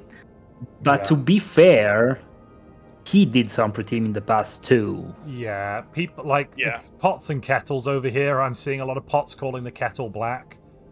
Currently, Twitch is 50-50 on it. But YouTube is voting for 10% with 71% of the votes. I'm going to leave it up for another 60 seconds, just so I can form an opinion. YouTube voted overwhelmingly 10%, I'm going to say 20% penalty. Well, I am going to say 10%, and I think that's reasonable so far. I think, to be fair, I was leaning towards 10 anyway, and it looks like you... Did you end it? Yeah, did you just stop the count? Did you just stop the count? I am shocked. Shocked, I say. Right, I'll stop the count on Twitch as well. There we are. 10-1. Let's make it 10%. I think 10% is reasonable.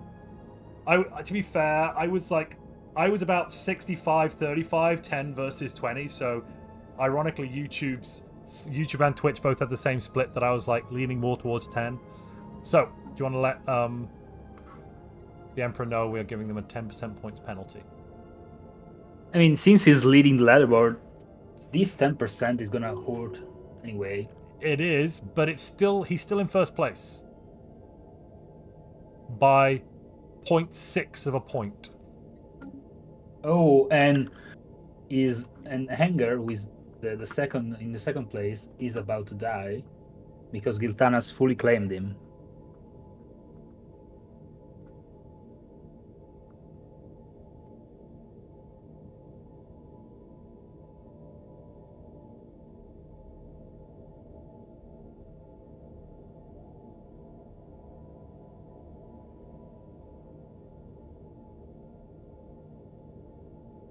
Hostile station engaged.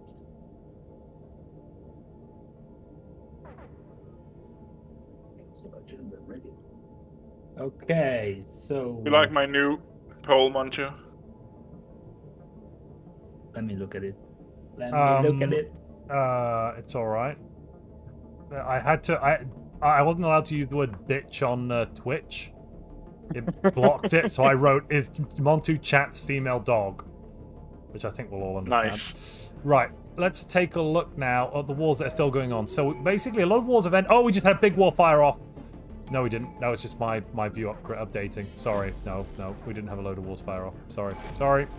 I got excited over nothing.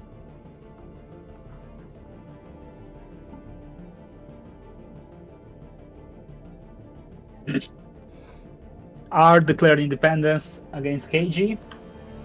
Wait, article. Oh, yeah. He sensed blood in the water because the KG Federation is just falling apart. Anger, ironically, might die before Anger gets a chance to be killed at the hands of the end of the cycle, which I don't know how I feel about that.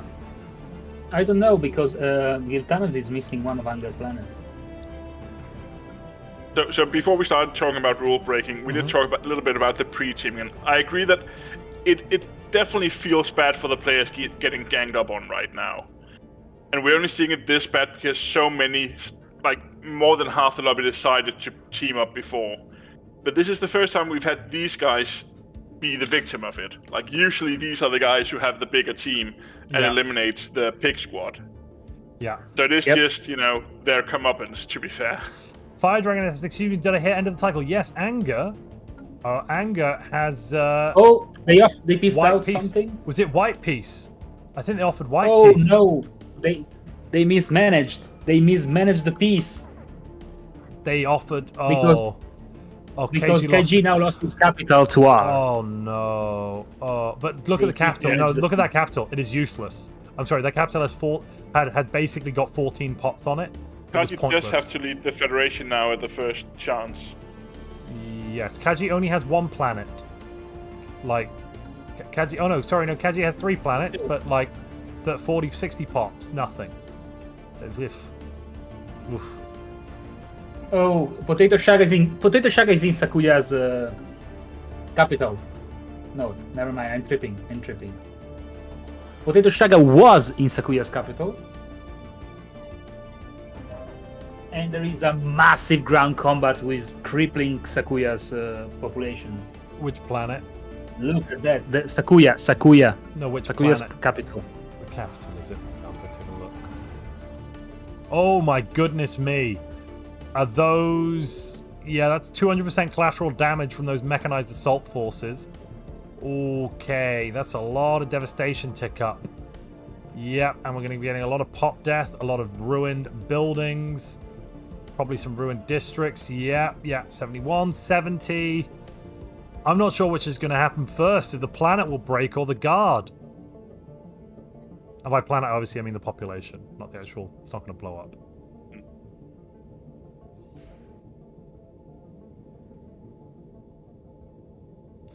Pyrrhic Pack says, no way, Montu hasn't listened to me the whole game. Definitely yearns his bottom.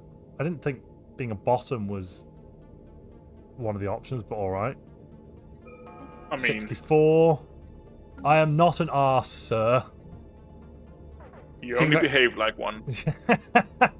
Yeah, maybe. Right, who's not at war? Let's check in on someone who's not at war. Thund. How's Thund doing? 1.5k tech? That's not too bad. That's not too bad at all. We have modularity unlocked, just finishing out supremacy. Where is all of Sun's stuff? A capital here is not really doing that well. It does have a branch office on that Sven's enjoying, but overall it's just kind of all right. A lot of trade value, of course, that Sven is enjoying. Singularity wants to hear chat's opinion on his new rule changes. Wants everything to be 1v1 wars until year 50. We could have a tournament. We could have a gladiator tournament where you can only declare war on someone who is already at peace. I'm sorry, did I hear gladiator? Mm-hmm. I didn't say Colosseum. I said gladiator. No. It'd be we host it in a boxing ring.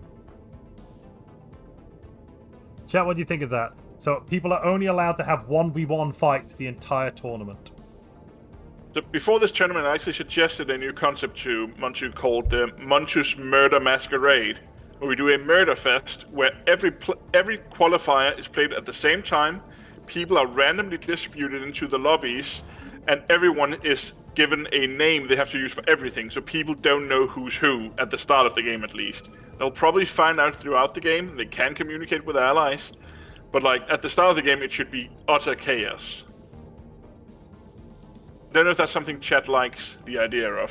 That's interesting. You said the word utter chaos. I think that was sold. I think that for a final lobby, I mean, only one lobby is gonna be easier to communicate. But during the qualifier, since you don't know not only who is who, but if the who you're talking about outside of the game is in your same qualifier. We can't really stop that though, like because you can always communicate to your friends who you are. So you'll find out who your friends are very fast if you want to do that, but you won't know who your enemies are, and you won't know what lobbies your enemies are in. How do you do that? And honestly, I just want to do it because of the alliteration. Like anything where I can use MMM as the alliteration, I'm all for. Because it's got Masquerade in it. Yeah, Montu's multiplayer Masquerade. Yeah, Montu's Murder Masquerade if it's a murder fest with masks. Yeah, but you should use a mod to like randomize the empire name at game start. So what we'd give every player a name that they had to use for everything in the empires. Pops. Yes, but Pops, if they know in advance. Yeah.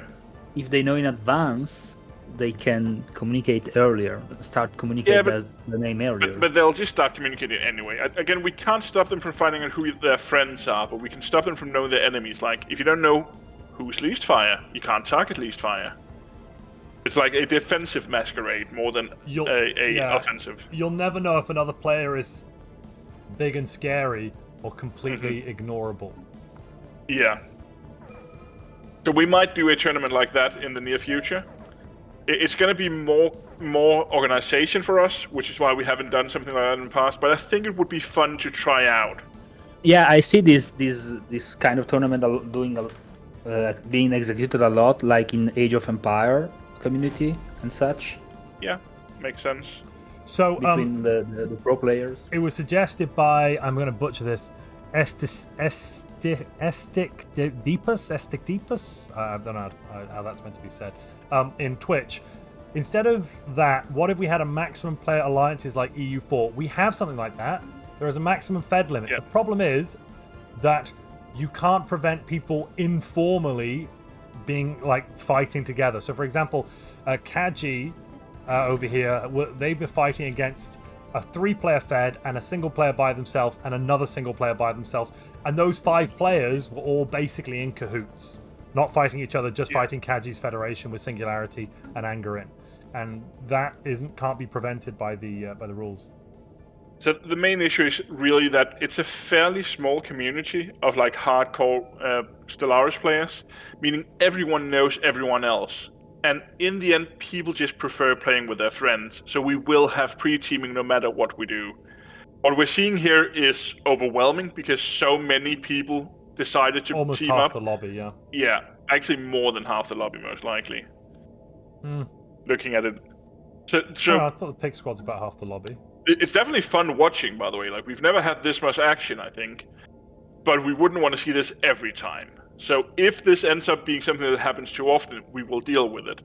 But what will likely happen here is that if this alliance does well, most likely 5 of them will podium, meaning those 5 people will not be in the qualifiers next tournament, meaning they won't be there to help their friends qualify. So that's why we make sure that whoever podiums does not get into the qualifiers for the next tournament, meaning they are not there to help just keep dragging people into the finals. That sounds interesting anyway. Yeah, Dubismer saying 1v1 fights are more fun. In some ways I agree, but it's also not the kind of tournament we want to run. Like, we want to have a tournament where more aspects of Stellaris are involved, and for that we do need diplomacy. Yeah, it seems like Sakuya get his capital back and now he's on the move, but I think he had to pull back very quickly because Potato lost all his fleets, by the way. Really? Who? Not sure how he lost them. Potato lost all his fleets. Sakuya Potato. is not pulling back. Sakuya's going forward. Sakuya's going forward. What are you talking about? Yeah, because Mars went in and wiped out Anger's fleet. Doctor is currently in revolt against Singularity as well. It's just not going very well for Singularity at the moment, basically. Yeah. I think Potato got a big, massive retreat bug, despite being on hit and run. He's not in the war. So Gilthanas is at war with Sven the Duck, who's a vassal under Potato. But Potato hasn't been dragged into that war. Oh, I had a thought. So somebody mentioned, well, in the 1v1 idea I had, right, you'd have the issue that people could declare war on their friends and then just not peace out to prevent as a way of not being attacked. What if we made it so that all wars could be fought for a maximum of 10 years? And after 10 years, you would have to status quo if the war has not been surrendered by either side. You should definitely ban Subterranean for that to be playable. Orchestalled. Nah, that sounds fun. I mean, no. I don't know. I'm hearing fun. Fun. What I'm gonna do now is, I'm gonna go make a channel on the Discord, and everyone who have suggestions for fun stuff they want to see in tournaments can leave them there. If you want to go to that Discord, you want to head to montuplays. Like everything unbanned except virtuality thing, or... You can actually just open up the tournament feedback to everyone, I guess. Just for a couple of days, I'm gonna make sure that everyone can see the tournament feedback channel on the Discord. If there's something you want changed in the tournament, go to the Montu's Discord. You can go to montuplays.com and join the Discord. You can add your information there. What am I seeing? 70k worth of fleet for Sven at war with Gilthanas? He rebelled? No, what is this?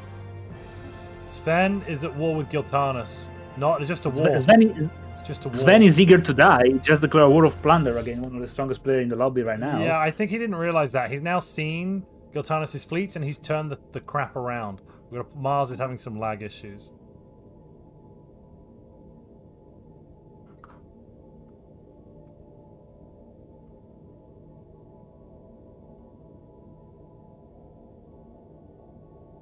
I'll just go check with him if he knows. Looks like Lyfias was able to summon another storm on his territory.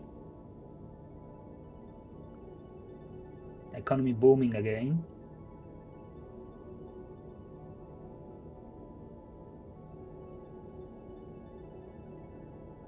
Advanced storm traction.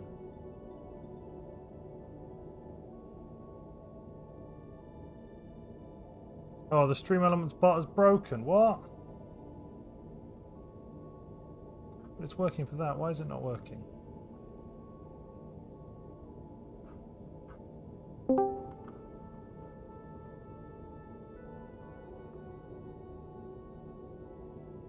We should be going again. Yep. Oh, the giveaway worked. Oh, wait, what? What giveaway? Have you had a long day? Oh, thanks, Stream Elements. Great. So it didn't work for ages, then it's just baiting us. Brilliant. Brilliant. Seems An, like an Combat auto mod can never be as good as me, right, Montu? Please confirm that the auto mod is not better What than me. auto mod? The stream Oh, element. That's the look auto at mod Combat. function. Does it have an auto mod? Doesn't it have an auto mod? I It don't should know. have an auto mod. I don't know. So Like, far, I'm not I've got gonna just a chat tell people to commands. Twitch to say something that should get them banned, but Oh yeah, no, I haven't turned on the spam filters or the other stuff. I guess I could. We don't have that much problems anyway. yeah, people are nice. So Montu, I was taking a look at Conrad Empire after taking over Lispire, and he's struggling a bit in balancing the Yeah, economy on well- this new planet. But then my eyes fell off on his arc furnaces system, and there is a storm in there. Oh, Can you guess which storm it no. is? Oh no, it's a radiant storm. Oh my gosh. 200% output.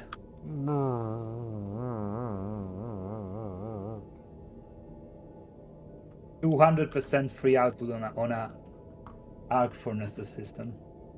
Not bad. I mean, only in that system it spawned exactly there. What are the odds? It does have a global cooldown. I see. A user cooldown of 15 seconds and a global cooldown of 5 seconds. So it is working out. Someone else tried giveaway in 5 seconds. Exclamation mark giveaway if you're on Twitch.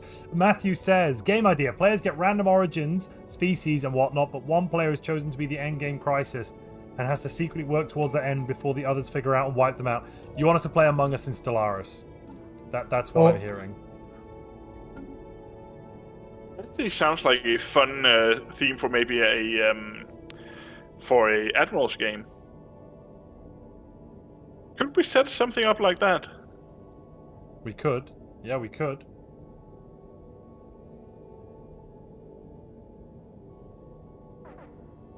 I think we should start with doing that as an Admiral's game, actually. See how it goes. Sorry, not Among Us. Among Us or Among Us? Yeah. Among Us. Why is giveaway not working? Yeah, Giltanas claimed both Anger and Sven capitals. It only works for me, maybe. So the question is Anger going to blow up before he gets conquered? How long is left on him? It's still 17 years. He's not going to be dead in no. 17 years. Well, I don't know. He's got. I mean, sorry, he's going to be dead before 17 years. Yes, yeah, he's not going to have survived. He's not going to last long enough. 17 years. Ironically, That would be quite fun. The ultimate scorched earth. Ironically, End of the Cycle just doesn't have the oomph. If it doesn't actually give you any negatives. Basically, Anger's going to have taken it and never had a single negative because he died too quickly. Maybe that's how it works in a multiplayer game. End of the Cycle doesn't actually kill you. It's just everyone else notices you've got it, and then they want you to die because it's too dangerous to be left alive. What? R is going for potato. He's on his border already. I see that. R is going for potato shaga. What are the fleets looking like? We've got Plasma, Potato is rebuilding. Point defense. Potato is trying to rebuild. The thing is, Anger's got anti-bio ships. And these are not bio ships. These are balanced cruisers. Oh, big fight between Giltanas and Sven. Excuse me. And Sven fleet got melted into oblivion. I am unsurprised. Against one fleet. Giltanas brought one fleet to deal with that. Wow. It's not even worth all of Giltanas' fleets. Yeah, I can deal with that with one finger with my eyes blinded up. Sort of thing. Yay, it worked! Giveaway worked for someone else. Amazing! Well, the command worked. There isn't a giveaway, so it's fine. Auto quo with DZ. As Emperor's unsure whether he can stay with quo with DC, and maybe he's mixing Murderfest rules into it or something. That's why he's unsure. I'm just asking him why he's unsure. Maybe he's trying to communicate with Warrior side. He was whispering me in game, and I asked him why he was unsure whether he could status quo. I can go talk to him. I'll be right back.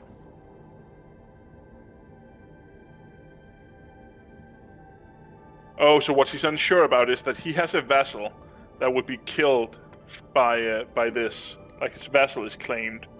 I guess we should look at it. Like Warrior DC is Sai. definitely winning the war. Yeah, like DC is beating up Warrior. Or is it Warrior Sai? Is he? Yeah, it's Warrior Sai. He's not beating up Jaw, actually.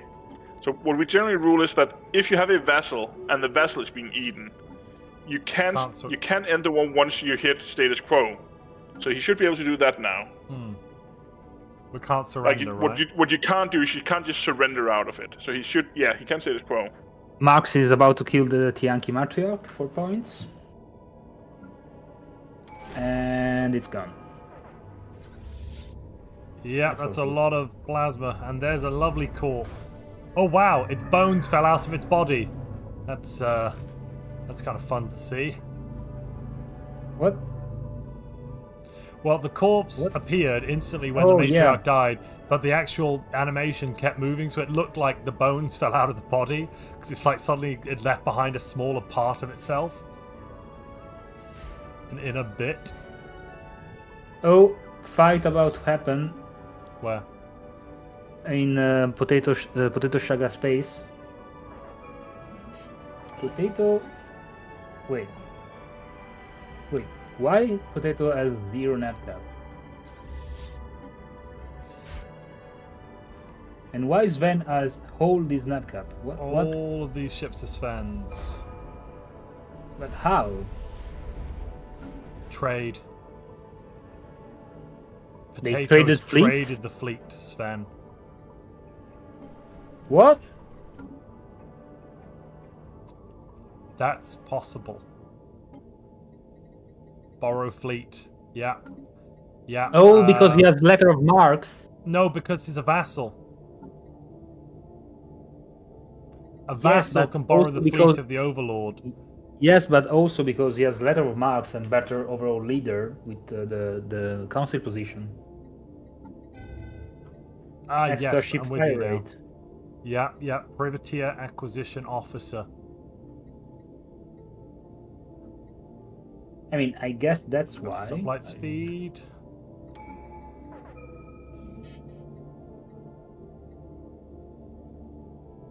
Oh, anger is in Giltana space now.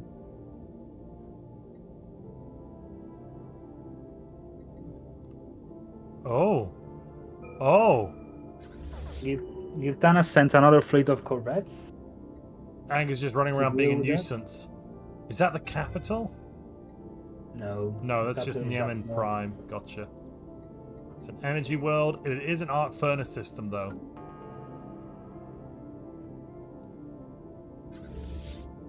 Those cruisers are not going to do well against corvettes. Have you seen Anger's cruisers? They're just empty, except 3 neutron launchers. What year is the Reckoning happening? Yes. Desperation design, right? Yeah, it is. Anger's Reckoning is happening in 15 years if he doesn't die already. Right, let's take a quick look at the score. So right now in first place we have the Emperor running around, getting beaten up by DZ, kind of. I think, yeah, that's a peace out with DZ. She's kind of chopped loads of things up. Before going on, Oh, let's look 1 second at how he got the points. Well, it's There is mostly from no- wars. Fleet power and wars. Yeah. That's it. He Nothing did make else. his ruler immortal, so he did get a little bit there. And he got a few, like, 2 whole tradition trees. How is his ruler immortal? What? No, I don't see that. Sorry, no, I clicked on skill joy, I think. My bad. You know, it says someone made the ruler immortal, but the ruler isn't immortal. Oh, right. Oh, wait. It's an oligarchy. Are any of his leaders immortal? That's as long as one of the leaders must be immortal and briefly became the ruler. The Well, he probably got one of the admirals from Gilthanas that was immortal. Oh, no, because he'd still have them. You can't dismiss them. a lot of level 10 leaders. It could have died in the battle. What if you take the leader from Giltanas, which is immortal, then you force reform. Since you're a megacorp, you force a change in the executive officer. Yeah. You put him on the council. And He's then- he's your leader. You got the points, and then you swap it off. Yeah, you could do that, I suppose. Yeah. You will get the points this way. You would get 2 points. Yeah. Isn't that Shroud the Immortal? I don't think so. By the way, you were saying the leaderboard. Right, yeah. So, first place with 82 point... what's that? 82.8 points. Almost all of that coming from fleet power wars and winning those wars is currently the Emperor. Second place, we've got Anger, who made a pact with an Eldritch entity, had a level 10 leader, and then basically had some good points from other bits and pieces. Tech power, econ power, controlled space, unity power, nothing from fleets. But there's definitely farmed a lot of points. He is dying. Yeah. And if he doesn't die to the players, his empire is literally going to disappear in just under 14 years. It'll just go poof and vanish thanks to the end of the cycle. Third place right now we have Giltanas. A lot from fleet power, almost as much here as the Emperor's got. Some tech power, a little bit of controlled space. Humiliate, some wars won, humiliate, that sort of thing. Modularity adopted, nice balance there over there. Fourth place right now is Mars. Kind of a mix between fleet power and econ power for points. And then kind of just a little smattering of milestones, traditions, winning wars, getting an arc furnace, finishing an archaeological site, getting a relic. Where's the relic? I'm curious. What?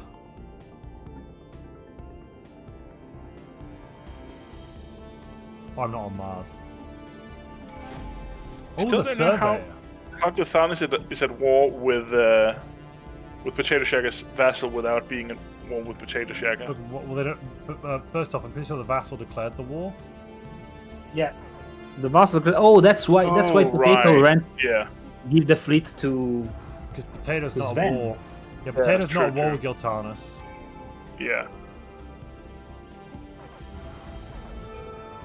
And because of the vassal contracts, Potato doesn't have to join it. Question. Isn't that king making? Protecting your vassal so you continue to get their income, which gives you points for economy. Yeah. No. Doesn't sound like king making. Protecting a vassal is actually like Oh, because just it's not a protectorate anymore, so he's getting actual resources now. Okay. you still get, if you make someone a tribute and they become a protectorate, you still get the income from them. But when they turn back to a vassal, they will be listed as a vassal with a 30% tax. Which is what we're seeing here. Yeah. So even if your tribute becomes a protectorate, they still pay you 30%, but they become renamed to a vassal when they turn back to a vassal. That is quite a lot of energy to be paying.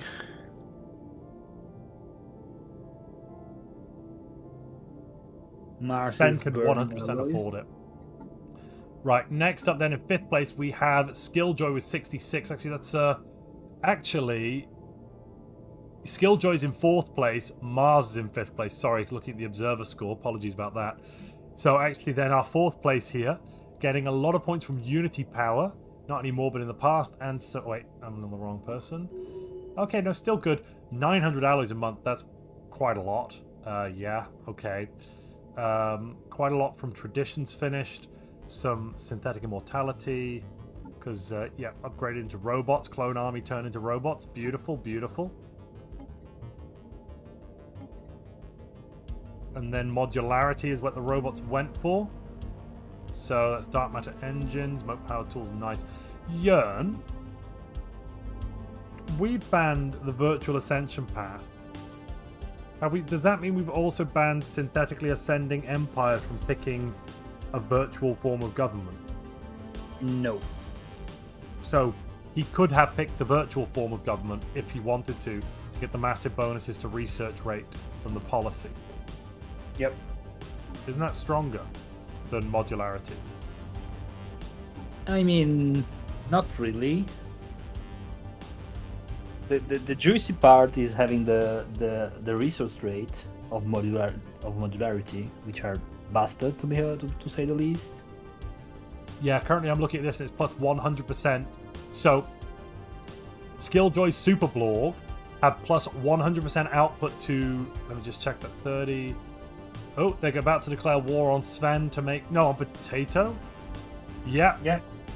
They just declared war on Potato to make Potato a tributary, which also would give them Sven as well. Yikes, Potato's in a sore spot right here. But anyway, what was I saying?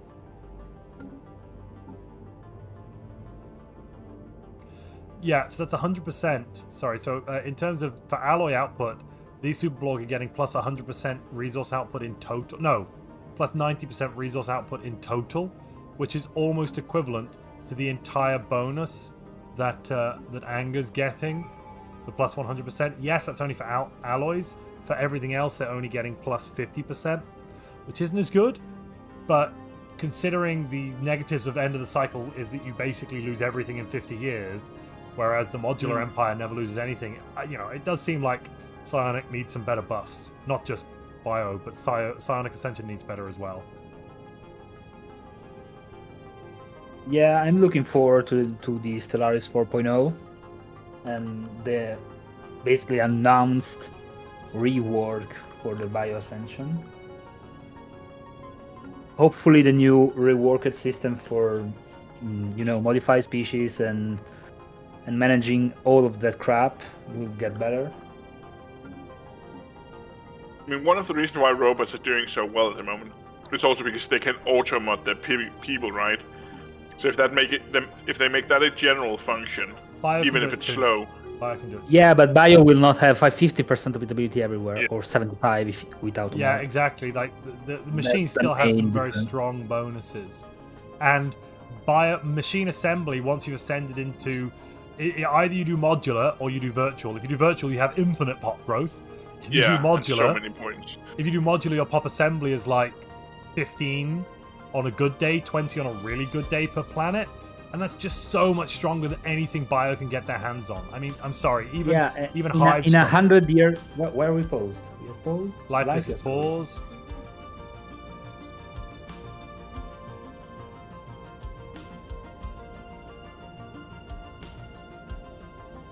I'm wondering if he crashed again. Life was the one who crashed earlier. Oh. No, still in the game. Unpaused. Must have just been a mistake. Yeah, maybe just a lag spike. Lag. We are in a machine age, but perhaps soon the biologicals will rise like the Phoenix. I mean, there is already the video ship. Thund. Like, look at the ping around him. Yeah, he's the next target. Sorry, you were saying, Mr. Barbe? Yeah, we already have sign of Bio rising with this Bio ship meta. I mean, they're not overwhelmingly meta, and we have but been promised, they are rising. We have been promised actual bio ships whenever they do. I suspect it's when they do the bio rework, but maybe it's at some other point. Yeah. We have been promised bio ships. Like the game director has said he wants to put proper bio ships in the game, and he doesn't view what we've got now as proper bio ships. So I want to roleplay as Tyranid so bad. Matt McMillan chat have an important question for you. Have I got get it, Matt? Matt, that is hate speech. Hate speech, Jern. They're doing hate speech against me. Montu, do you want me to chime out Matt McMillan because he asked you, Montu, have you got the Galatron yet? When you say it like that, it makes me sound like a wet flannel. So no, I'm not a snowflake, but it's still mean. I'm not gonna chime out Matt for asking you whether you've gotten the Galatron yet. 1 second. Let me just fix this. Just give me a second. Montu's about to ban me, I think. Oh, perfect. No, there's no issues here. No problems. Yeah. So what was that, Jern? I didn't quite hear you earlier. What were you saying about something? I didn't. No, I was asking you whether you've gotten the. Ah, good. Yes. Whether we've gotten the. Have you got? Have I got what, Jern? Jern, honestly, just tell me what it is. Jern, can you not say? I can server mute Wait, Montu as well, Hey, by don't the way. server mute me. I'll server mute you right back, sir.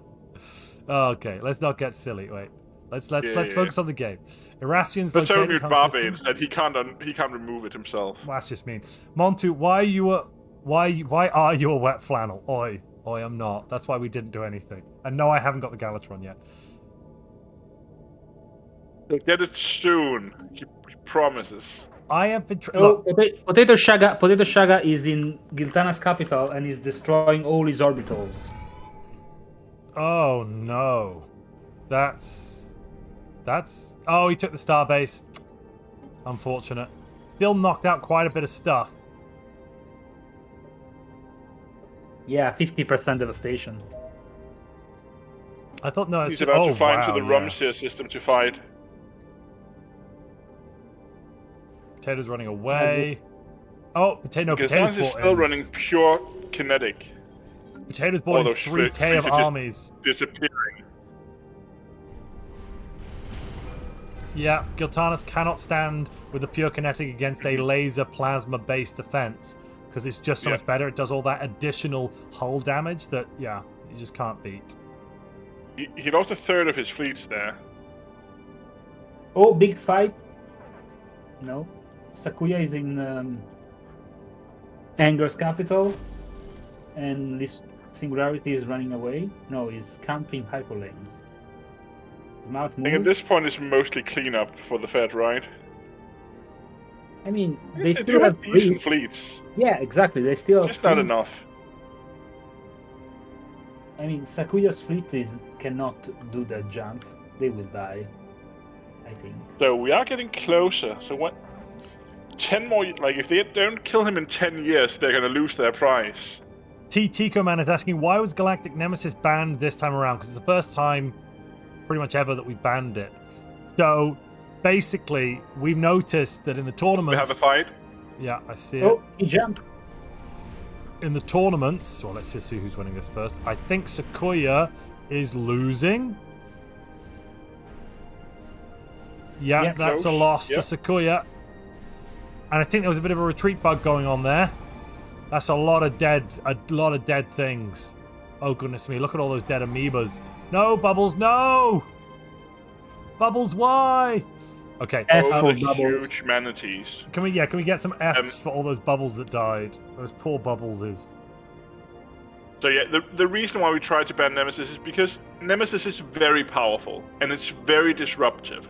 So we've tried to design the rules in a way where we are forcing the players to kill the Crisis.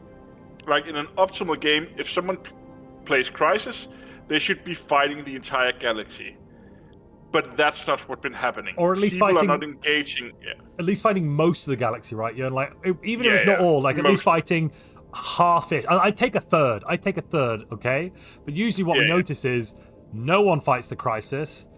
Exactly. And then so it just maybe becomes one player powerful does. and disruptive. Yeah, and then no one can fight And each other, and it just because the players are not killing the Crisis, we ban Crisis because no one seems to be able to kill it. People were They're all not too weak. engaging with it in good faith. Well, no, they're Like, all just too weak. The players simply couldn't handle it. They were too weak. If Yeah. they could promise to be strong enough to kill the Crisis Empires, we would bring it back. But unfortunately, we've not found a player group in our lobbies that is strong enough to properly kill off the Crisis with any sort of, There is reasonableness. quite a wonderful micro war between Giltanas and Potato Shaga around his capital. Yeah. Giltanas Look at is 30K, Potato. yeah. Doing Potato's beautiful why- micromanaging. I Yeah. don't know why Potato isn't engaging. Okay, he is engaging now. Like he should. He has less fleet power, but he should be winning these fights, I right? think he wants to Like engage. Giltanas' ship design is He terrible. did a lot of back and forth because he was waiting. Or maybe he wanted to try and cut them in two. Yeah. Oh, Giltanas is about to catch. Oh no, mind. So yeah, Potato Shaker has fleets on both sides of Giltanas' ship, so he's trying to sandwich them if he can. Now he's going back. No, he's just pulling back across the board. Potato bombing his capital. Now you realize. Yeah, but if you look in Potato's Yeah. systems, Potato has 20k more that he's trying to join up with. So that's why they're doing this back and forth. So Jake's saying coordination for that in a tourney is hard for sure. Yes, except to encourage it, we've done things like give everyone negative points while the Crisis is alive. And even then, Yeah. people are just people are too scared to attack the crisis, or there's pre-teaming, so they're not attacking the crisis. Yeah. So we've just decided it wasn't that when the crisis comes in, we wanted it to be thematic. You know, everyone goes, oh, that's the crisis, we should kill them. But instead, people have just gone, we've assessed the situation, and you know, we've dismissed this crisis rumor. Yeah. Meanwhile, the engine kicks up. Yeah, go on. The issue is, and it's really disruptive. Like, it is very hard to fight against jump-driving ships that can blow up your systems. He won the war, I think, or he pissed out at least. He got. I think we're about to get caught. Warrior about to get Psi caught. capital. Yeah, DC ate most of Warrior Psi like 10 years ago. Oh no! Potato just got one fleet caught. That is. Oh, that was sucky. And now the rest of them are going down. Both sides of this is just Giltanis' admirals fighting. That's so silly. Yeah. The point is, why Giltanis fleet has no admirals? Oh, never mind. Now they have. It seems like a weird design as well. Like, is pure kinetic ever good? Landing on Potato Shagger's capital now. That should collapse his economy most likely. Potato Shagger's Oh no, capital? mind. It's not his What? capital. Sorry, it's just one of his planets. No mind. I'm looking at his capital, going, I don't. Where are these? Where are these invasion forces you're telling me about? I don't see them. Look at Mars cruisers. Kinetic proton. That's it. Nothing else. There is a fleet with just proton launchers and kinetic. Oh, main 2222. Yeah. Oh wait, no. I don't see a fleet with just protons and kinetics, unless it's something he. Oh, I'm looking at his Call it the designs. derivator fleet.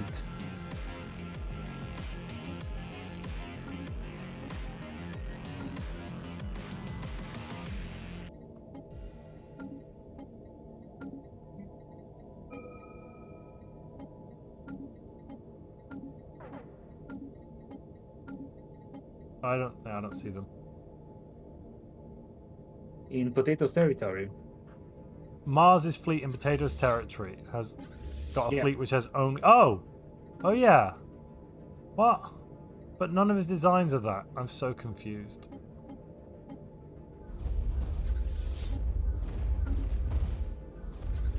Oh, but now Potato's fleet came back.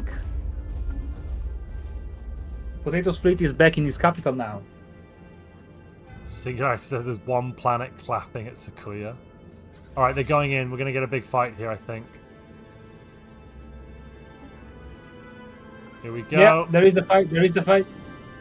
We've got engaged. Oh, one fleet. He forgot one fleet back. Oh no. Oh, well, maybe he can afford He it. still should have enough, I think. Like, more than... The firing range might be an issue. Yeah, because Hive fleet is very fast. Yeah, and now they're over the top. The kinetic can't fire. They're getting shredded. They're getting utterly shredded. Yeah. The lasers have done really important work here. Holy moly, look at that. That is just, oh goodness me. That's,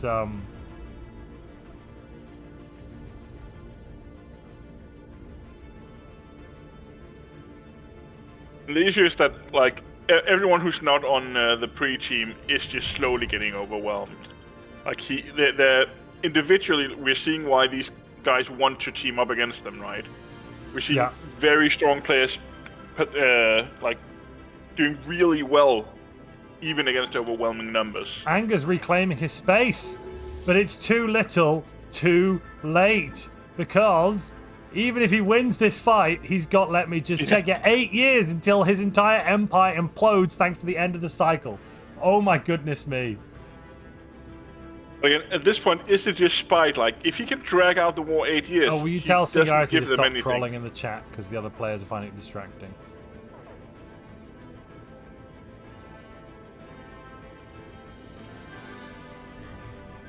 Thank you.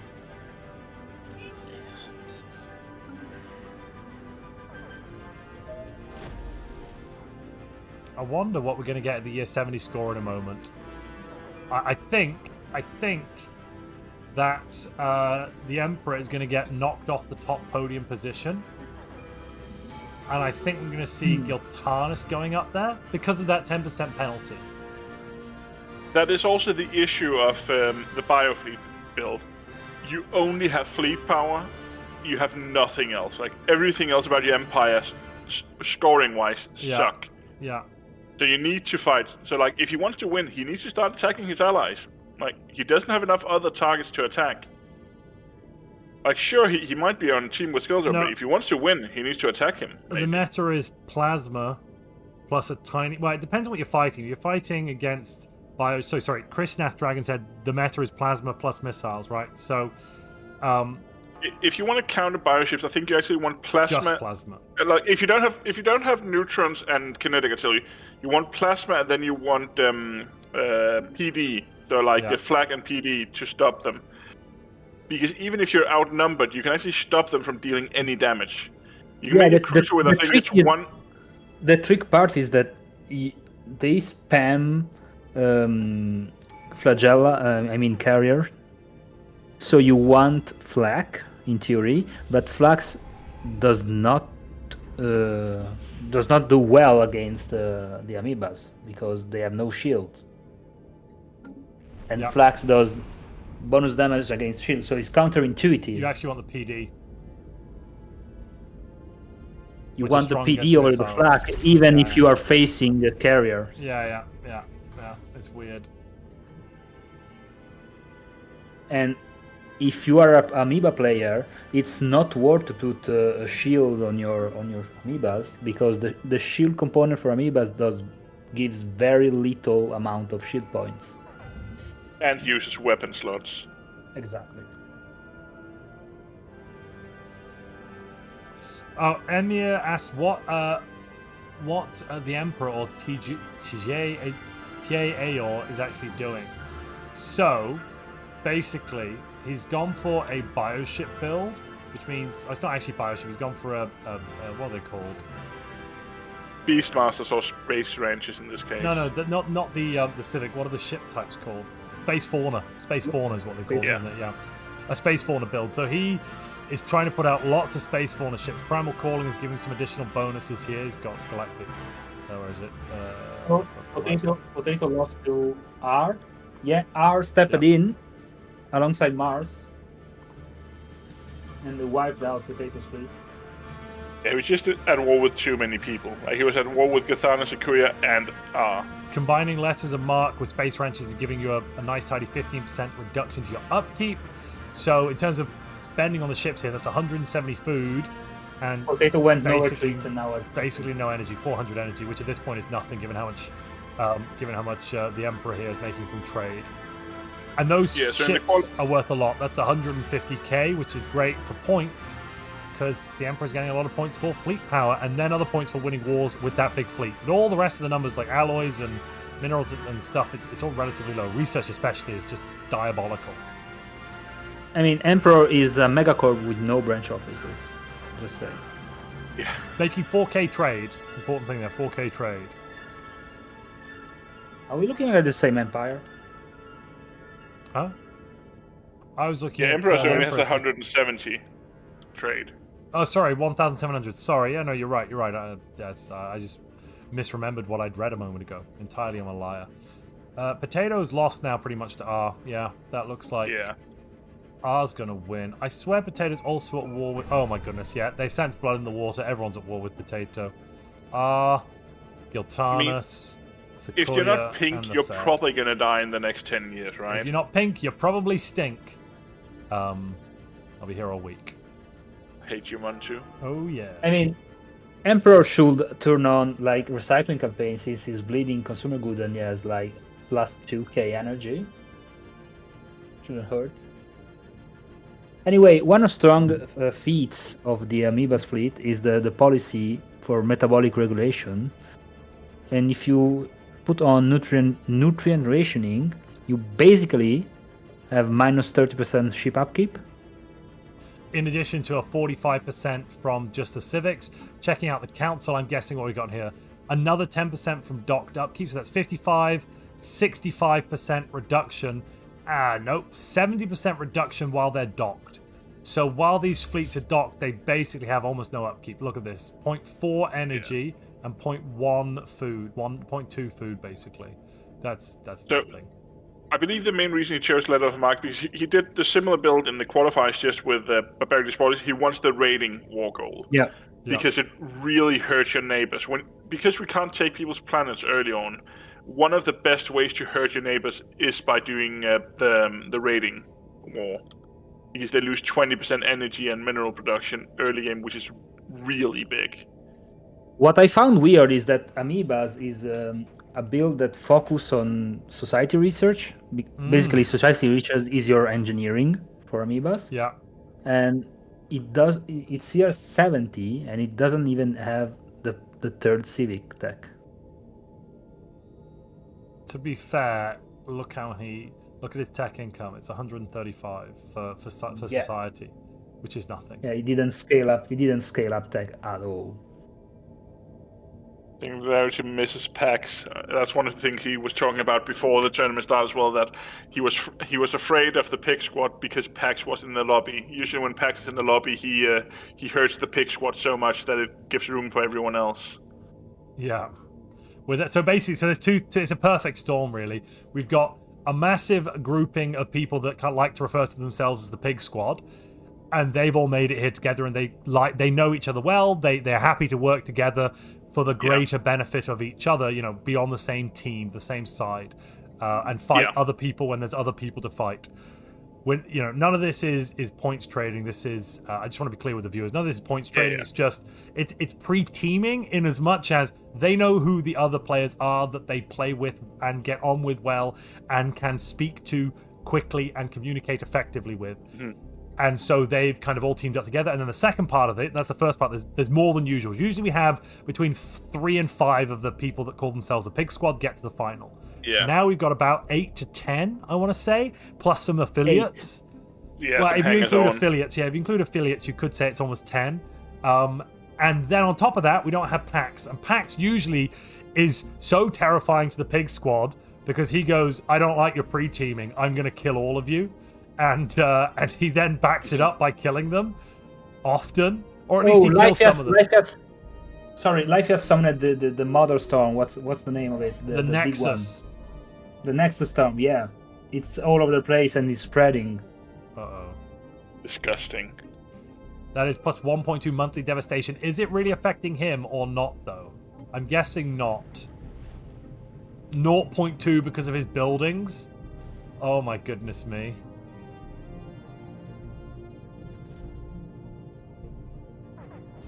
So the Storm Nullifier is giving, what's this in total? Giving 40% reduction to storm effects.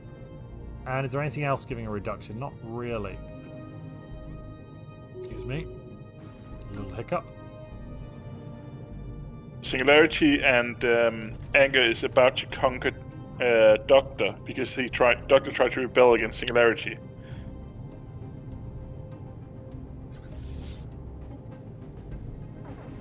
Okay, looks like Giltanas is going to finish off Sven. Doctor, my appointment is due. I'm just going to walk in, okay? Oh, no. Singularity's having fun. Yeah, Singularity's having a great time. Singularity's like so been fully occupied 5 more years ages. Until all of the fighting over Anger's territories just stops. Singularity's been fully occupied for ages and is just still punching anything he can get his hands on. Anger's the same though. I'm not sure the fighting stops. Oh, I tell you what. Yeah. Oh no. Yearn. Everyone's got plasma. Yeah. They're about to get... So we've forgotten one key part of the end of the cycle. Yeah. Oh, it spawns in a the giant monster that gets more powerful based on the number of pops it eats. And it also has lots of shield hardening. Oh, that's cute. And lots of shield. Holy son of a gun. Crisis setting. Could you have 5x crisis settings? Yes, it should scale with that. It should. Ghosty Fish is axing. Pax is just not taking part in this tourney? Question mark? No. He got killed by Lypheus in the qualifiers. Yeah. Lypheus was like, you're too dangerous to be left alive, and assassinated Pax. Yeah, Pax was doing a pretty greedy Total War build and didn't defend himself year 30 and got eaten. And there was no Anakin Skywalker to step in and save him, you know. Yeah. Singularity wasn't around, so what can I say? My time has come, Sven typed in the chat. Yeah, I see that. I am going to become one with the Force. He's at Rage, 100% Warring Sword. rage against the dying light. Rage against the dying of the light. Whose candle burns and flickers. Something. Oh, goodness. So again, like that. This is one of the issues with the Federation Wars. If they don't really meet with their fleets, war shooting just doesn't go up fast enough. Like, they're not going to be able to time out Anger in this war before his empire is gone. There's 3.8 years left. He's going to pop. And it's going to be glorious.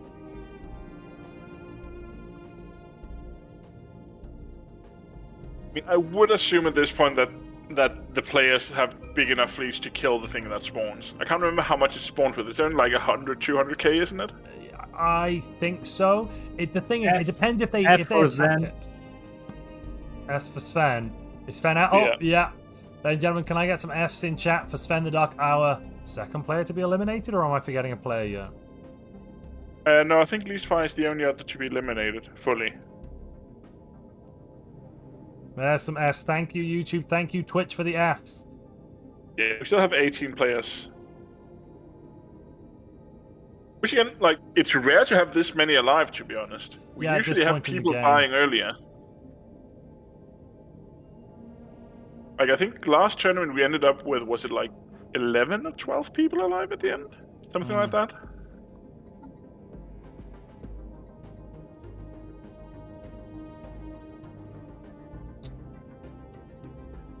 Oh, we had the year 70 scores come up, and I haven't investigated. So actually, currently in first place is Anger. Yeah, but Anger... No, sorry, I'm lying. Wait a second. Anger's in second place. Wait, no, Anger's in third place. Sorry, first place right now is still the Emperor with 85. Yeah, 85.5. Nope, it's Skilljoy. Skilljoy just won a war restored an Ecumenopolis. EQ? Question mark? What? Looks about right. I'm not on Skilljoy, that's why I can't see it. Give me a second. I think it's a Skilljoy issue. Yes, I'm scanning. It's a Skilljoy issue. And I must say the cybernetic landscape for Ecumenopolis is marvelous. It does look very looks like Coruscant. Yeah. Also, Blade Runner. More cyberpunk, yeah. Very Blade Runner as well. Yeah. And neon colors and all. Beautiful. End of the cycle, guys. Anger currently has 3 years left. We need to start thinking as well, chat. We've only got about 25 years left in game. Who is it you might be wanting to have a look at? Who is it you think has done interesting things to qualify for the People's Champion Award that you'll all be voting on later? And also, if you want to raise that prize up, we're currently at a total of, let me check, $85 dues, which is about $20, $21 more than fourth place. Every new membership we get, and every new subscriber on Twitch, every new member on YouTube, every new subscriber on Twitch adds $1 to the People's Champion Award. And at the end of the game today, you at home will be voting on who you think the People's Champion is to award that prize to your favorite. Anger and Comrade have my votes thus far. Comrade has actually... Technically, is Comrade a member of the Pig Squad, or is he Pig Squad adjacent? Because I'm always a bit confused. It's associated, yeah. I would say. Yeah. So he definitely teamed up with them. Like, he was out recruiting people to kill Least Fire and Anger. Like, they did. I think a lot of the reason why they had this big of a team is that for a while they've wanted to kill Least Fire and Anger. And I think they felt like they needed help. Anger and Singularity are in Sakuya space once again. Now Sakuya is pulling back to defend himself again. Singularity is good at staying alive. I remember from one of the Stellaris France games I did with you, Montu. Yeah. We had Singularity just survive by doing insane things against... that was also actually 3 Pig Squad members. I think it was Sakuya and Ayaka. teaming up to try and is kill that the one where Singularity. is that the one where Conrad was like, "How does the defensive pact work? Aren't we good?" And I'm like, "No, Conrad. Have you never used it?" It's like, "No, I've never pressed that button before." Oh, look at Mars! Look at Mars in Sakuya's face. He's gonna declare on the Fed again. Oh no, that's enough to kill them all. He can't see them though. Oh, he knows where they are. Communication. No. Mars cannot see them.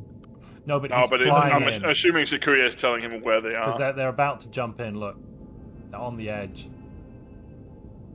They are in Unless- voice chat together. They don't see Mars though. They don't see Mars.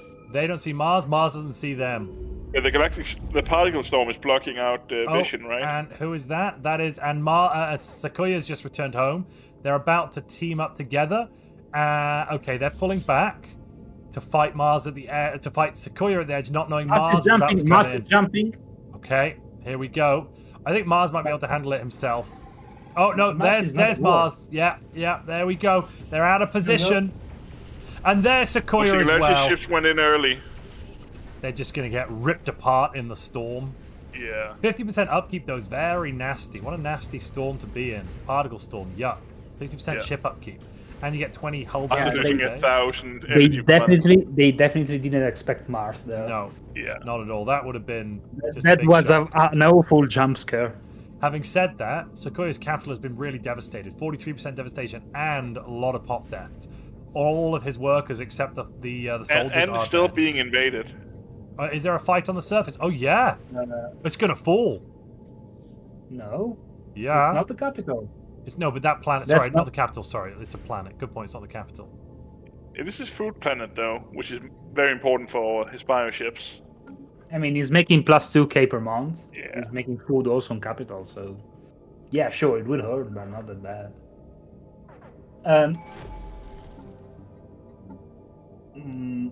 Alien Zoo.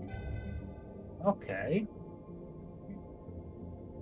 I think we might have to keep an eye on anger a bit in the coming year, because in a year and a half something's gonna happen. Debt is gonna get called in.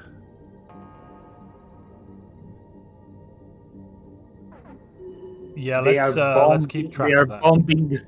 They are bombing his capital to death. Yeah, but they don't have full occupation, and they don't have war exhaustion on him. And he has a shield. His shield is He's still gonna- up. he's- yeah. And he has 2 more planets completely elevated. Yeah, and 3k Yeah. defensive armies. I'm sorry, but And like they're That's not. 7k on the other one. Yeah. He's not gonna die to them. He's gonna die. He's to the gonna end of the die, cycle. but not to that. Yeah. Call an ambulance, but not because of his enemies. It's his friend that's the problem. This end of the cycle fella. Yeah. Oh, it's gonna be beautiful. I mean, what I is it just that happens realized- if- do they become black holes or do they just get They destroyed? I can't they remember. become black holes. So all of this is about to become black holes. Yeah. Do they Oh, all that's become black holes? I fun. don't think. No, I don't think they. Do they all? The They worlds be- become they shrouded become black worlds. holes. Do the stars all become black holes? Yeah, fair. I thought they became. I think so.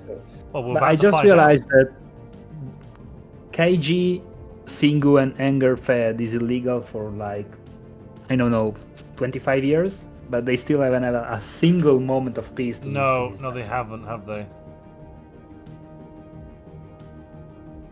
They've not been at peace, so they've not been able to break it up.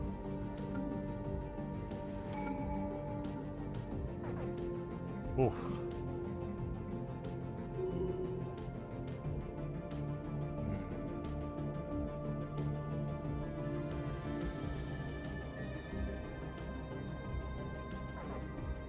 Yeah, sorry viewers if we are just looking at Anger's space for a while.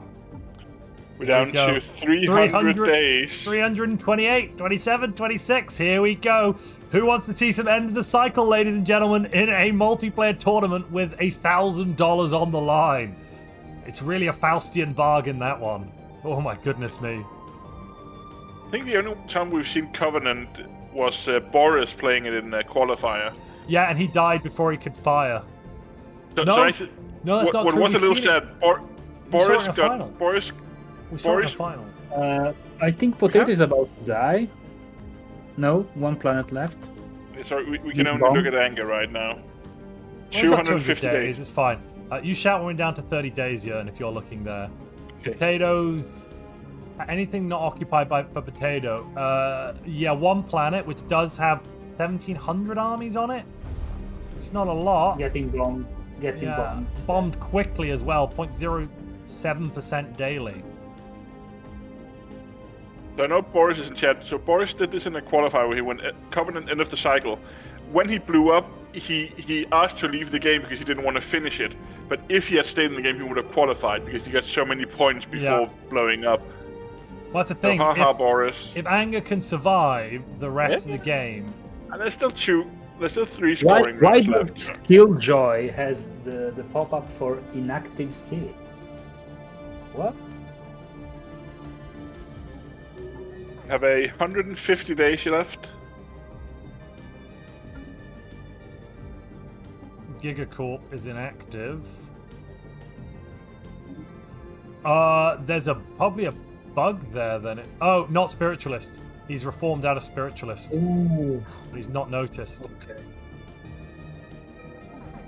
What does that mean? He's losing access to a Civic? Yeah, Ascension. Yep. It's the Ascensionist Civic. It's not a big deal. You're getting some bonuses there for Ascension on your planets. It's gonna be 100 days, you guys.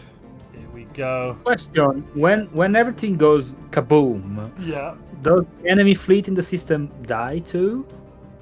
I don't know. I mean, Don't think the so. new fleet is gonna You're spawn saying in we are about to capital, find right? out if Pig Squad is about to lose like Pig Squad are running the 200K heck away. They're running away right 200k now. worth of fleet power. Oh no. Skilljoy's running away with some 60 ships. days. The rest are staying there. More. 400 K worth of nav cap, worth of fleet 50 days. power around Anger's planet. End the cycle. End the cycle. No, don't leave. There's a party, and you're all invited. Stay. 30 days. I don't think they're going to I get out think- in time. The bioships are too slow. I think Momonga realized that. Giltanis, Imamonga's bioships aren't going to get out in time. Oh, Anger chat, Let get me out. ready. Let me out! Guys, he's like the planet after Neptune, the planet before Neptune is ready. Oh, there it goes. There we go. So not everything There it blew is. up, actually. No, but look at that thing. It's going to start shooting, and it's dying quickly. What, two? I mean, there's a lot of fleets there. Is it actually dying? No, it fought them off. It did. Yeah, you're right, it did. Oh my goodness me. But yeah, it Where did is the take quite Exile a planet? bit of hull damage. Exile is... Oh, look at that. I said it was going to be great. Look, Exile has got shardlings in it, Kill so it's not going to Guthan's be ground seen. Forces. The planet... No, don't... I'm not going to show it too much on stream, but the planet where Thingamajig is, where Anger is... I think once it's his only planet, it's going to be his capital, and they can always see it, right? No. Oh, I guess they could... No. Like when he... No, the Shroud Entity is are they being killing it? killed. No, the beautiful Shroud Entity. No. Yeah, it needs to be minus stronger. 1,000 points. Whoa! That was an explosion. Did it kill their fleets, by the way? No, not at all. Didn't touch Ah, it. okay. That's And also, all of the star bases that were owned by... Wait, there's more than one? Oh my goodness, they're everywhere. No, they're everywhere. Yeah, so I think all of the stuff that didn't blow up is because it was occupied. All of the stuff that blew up fully was the unoccupied stations. Yeah, exactly. And funny thing, now nobody except Anger, of course, know where the last planet is Yeah. because there is no starbase. Exactly, that's what I was saying, because there's shardlings above it. So the starbase will never form, and Anger can just sit there being like, do, nothing to see here. Let's see if they have a way of finding out. Let's just see. Where's Anger? Anger. That's some nice claims you have there. Oh no, it does show. It shows the capital is. Shame if something... Yeah. You can just go to Anger and then click on Go To, and it will show you the capital. Okay. Exactly. You can always Oh. find the capital. Sad, but fair.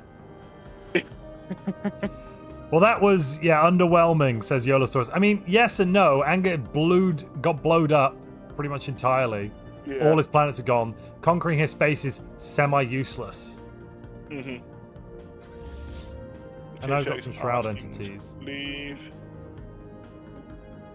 Who's asking to leave? A Potato Shack. I'm just asking him to stay, but he can go AFK if he wants. Can't he surrender? If he wants to leave, couldn't he just surrender the war?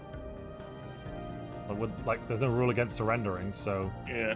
just tell him if he wants to leave, he should just surrender so he loses all his stuff.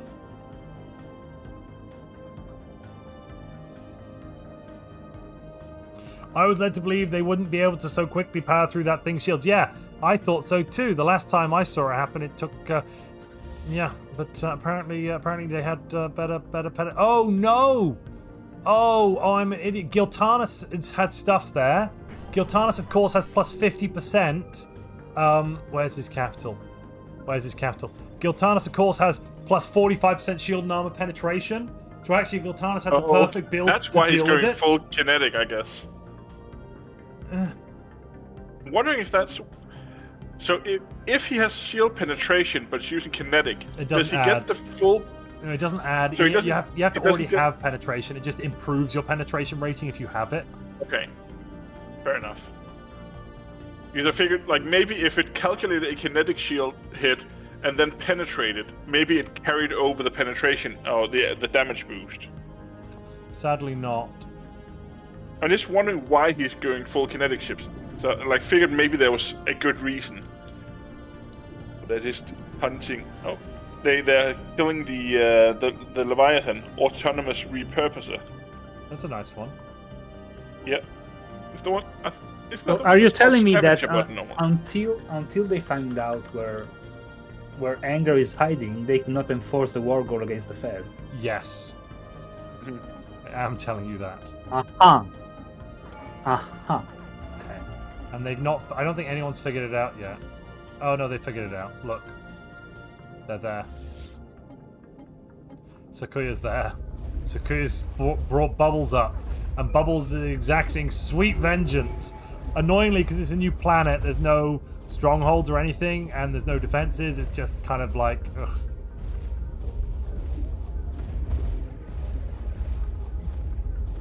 How's Anger's economy looking? Pretty stable. Basic research, that's good. Bit of unity, nice from rivalries. Nice.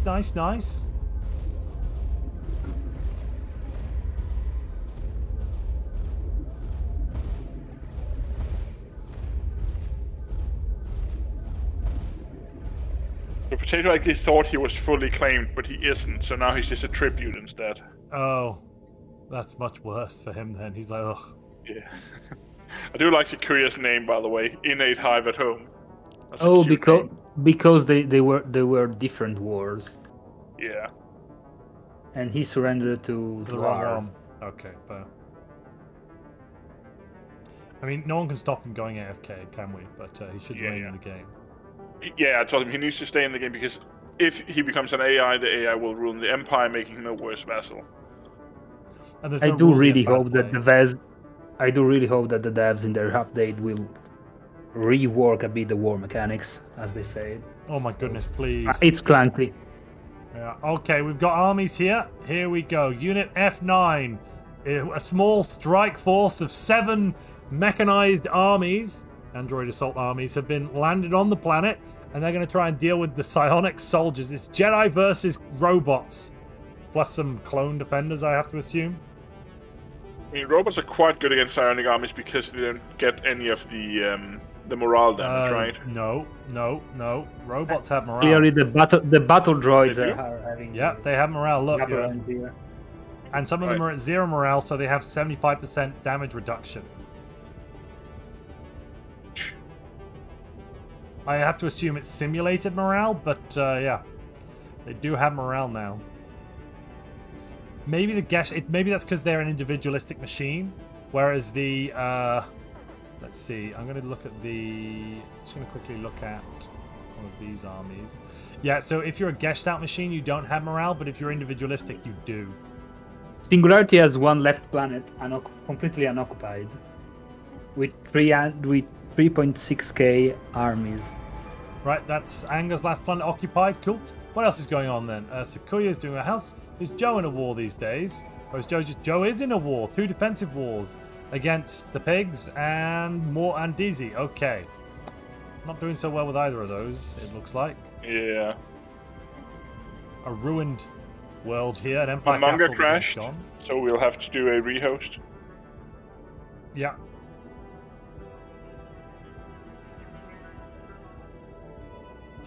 Ladies and gentlemen, welcome to more Lobby Simulator.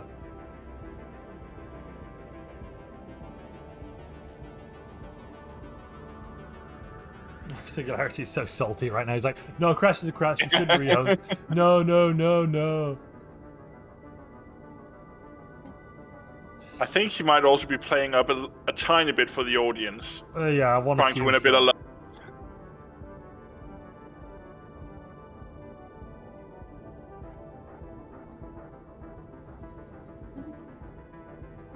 Same password, Jörn, is it going to be? Yes. Excellent. And it's up. I'm going to go tell the players. Get everyone together. Yep.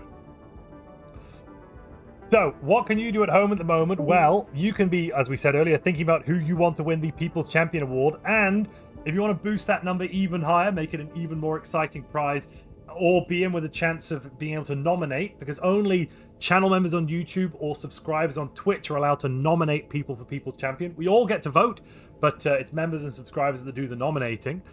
If you want to be part of that grouping, then for every new member on YouTube and for every new subscriber on Twitch, we're adding $1 into the prize pool that you lovely people at home get to decide and allocate to the champion that you want to choose. So, you know, feel free to send in some more subscriptions or memberships if you want to boost that prize further. And we've also got a goal to hit 420 likes on YouTube, and we're so close. Come on, YouTube. There's only 340 likes, and there's 600 of you watching live right now. All you need to do is those of you that haven't liked, at least if a third of the people that haven't liked here hit that like button, we'll easily hit the 420 likes goal while we're on Lobby Simulator. Give us a like for Lobby Simulator. Anger for the People's Champion, shout Star, keep sci-fi. How many dislikes, Montu? Oh, that's a good question. I will go and look. Number of dislikes is... let's see... Oh, I have to reload the page. Wait a minute. 7. 7 dislikes. Sven says, man, I'm not allowed to rejoin. I guess I'm stuck with you lot now then. Welcome, Mr. Kerbal Space Program Avatar. Welcome, welcome, welcome.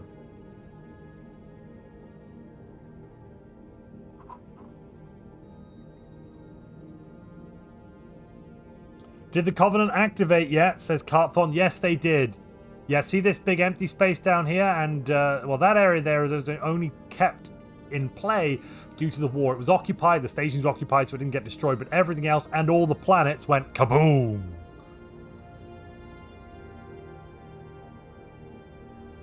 $369 likes. Nice. 370. Here we go. Sven for People's Champion, Stout Star, keep sci-fi.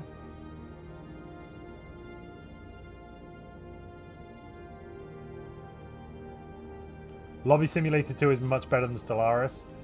Lobby Simulator 2025, the newest edition, yes, with all the features you love and enjoy back again.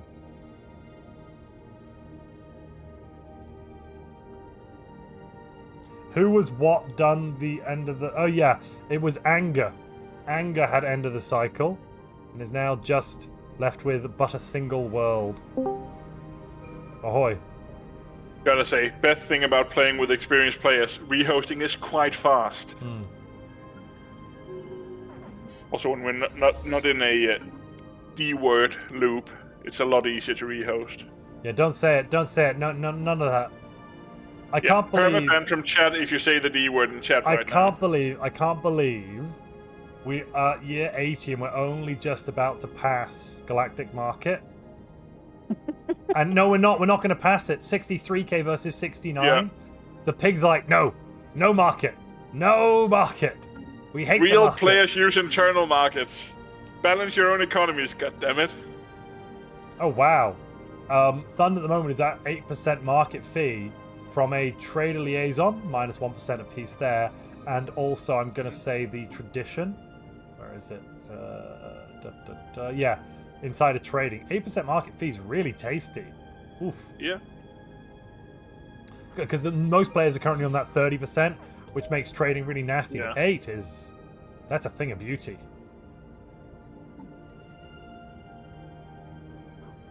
I want to look at these leaders. What are Thun's leaders like? I'm wondering, can you get it negative? No, its minimum is 5%. See? Okay. Minimum is 5%. Damn it. Yeah, a bunch of floating cubes and this random gecko. That's the leaders. Why did Paradox think of this? They usually forget stuff like that. They did forget it originally, and then they added it in much later on. Thoughts: Klingons versus Romulans versus Cardassians versus Gorn. Which would make a good Stellaris Empire? The Klingons, the Romulans, and the Cardassians would make good Stellaris Empires. The Gorn could come in, but the thing is, I think you'd find it. Well, I mean, you could make them. What? The Cardassians are definitely a devouring swarm for our attention, right? No.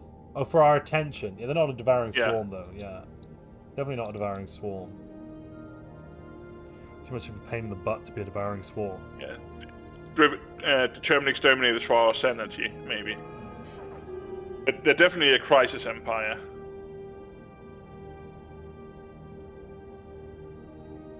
Could you imagine a virtual empire where all you allow your people in the Space Needle to watch is the Cardassians? Not the Kardashians, the Cardassians. No. If they're moving fast, it's Kardashians. No, Because no. they're dashing around. No, no. As in from Star Trek. Not Kim. Oh. Yeah, the Well, Star Trek I'm not a race. Trekkie nerd, What? okay? Oh my gosh.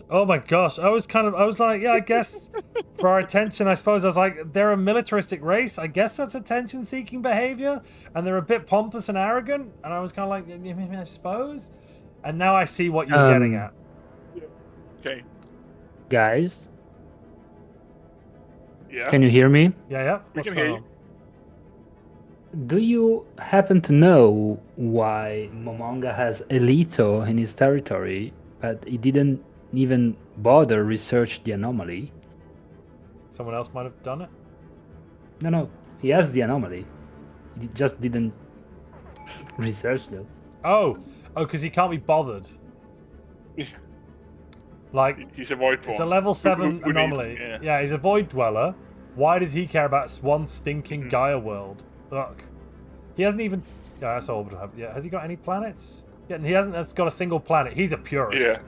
Call him Monga whatever you want, but he's definitely a purist when it comes to like playstyle, and he is something of a role player too. I have to add. So Usually what he's role-playing, though, is an asshole.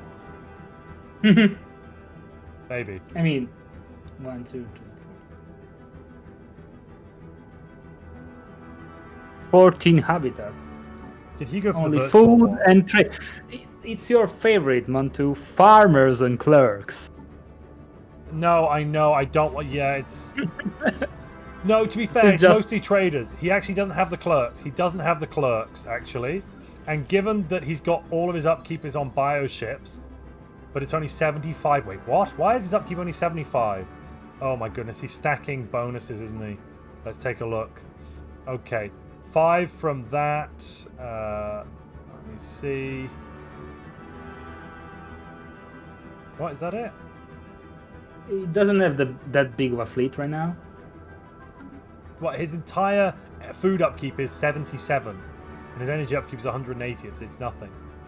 And his ships are docked, so He doesn't have that. If you get them in a nebula as well, Yeah, you can easily get the upkeep to basically nothing, to 10% with civics. Like, you don't even need any traits on the Admiralty.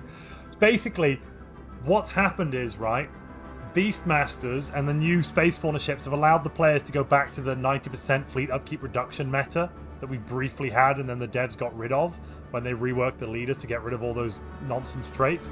But now that's come back again. Yay! Yeah, well, only when docked. Come on. Oh, that's so different. Yeah, because it's not like you can save up a load of food and energy and then that gives you like 5 to 10 years to fight and then come home. Momonga is a fair person. He has a nebula. He's not using it. I think it's also just a matter of it being slightly too easy to stack food production, right? He has a nebula in Cowdon system. He's not using it to activate. You can get a lot of food production. Yeah, let's take a look at this. Like 5 every base, 2 farmer from building. makes 20. Yeah, and the base output is only 7, so he's getting at least, what's this, 100, basically 200% additional here. Yeah.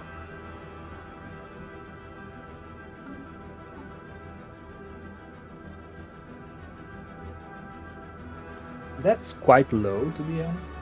You can push it further, way further. If he swapped out, if he didn't have Beastmasters, he could take, at the moment, Vaults of Knowledge, Distinguished Admiralty, and let me check, is there another thing that does what I'm thinking of here? No. So he could start his leaders on 1, 2, 3, 4, 5, plus 1. So he can start his admirals. If he swapped to Vaults of Knowledge, his admirals will start on at least level 7 with Supremacy. And then with the lineages, yeah, okay, great. So if he swaps the Vaults of Knowledge, his admirals would all start at level 8. Some of them already are. Great. So he can Did you see the government form? Imperial gives you 2 leader levels starting, yeah, as well, exactly. So his admirals are between level 7 and 8 right now to recruit them. If he grabbed in, what's it called? There goes Anger. F for Anger. F's for Anger, ladies and gentlemen. Our end of the cycle. He renamed himself a nice pre-team before dying. It's been that for a while. S for Anger, our amazing end of the cycle player that fought the good fight and then didn't die to the other players. In fact, well, I mean, technically at the very end he did, but before that he died to all the nonsense. You shall there used be to be remembered. a large empire down here. Yeah, there was. To it. Yeah, it's down south. There used to be something existing there, didn't there? It's a big empty block of space now. And there used to be a nice Fed somewhere. Where's it gone? Yeah. Wait, the Fed still exists. Still alive with that last planet. The Fed is still alive, and they finally got the trade policy. Not that they can use it. Oh my goodness, KG's leader is just like twitching. If you look at the Federation, the leader's just like, they're still in war, so they actually can't disband the Federation yet. I think KG's just completely AFK. Yeah, most likely. Because there's like no traits have been picked for a while on the leaders, and there's a bunch of people that there's no leaders on the everything's empty. He's just gone, whatever. I'll turn it on automate and I'll just let it do its thing. My economy won't crash. So what?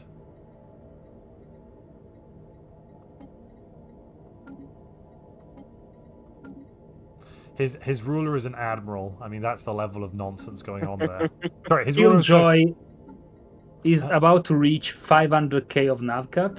We've got the third to last scoring round as well. Should we take a look at the scores? Skilljoy is currently in first place with 113 points. Second place is Giltanis with 97. Third place is Comrade Truck with 94. And then we've got what's his name? Emperor in fourth place with 85.5, followed closely by Thund with 79.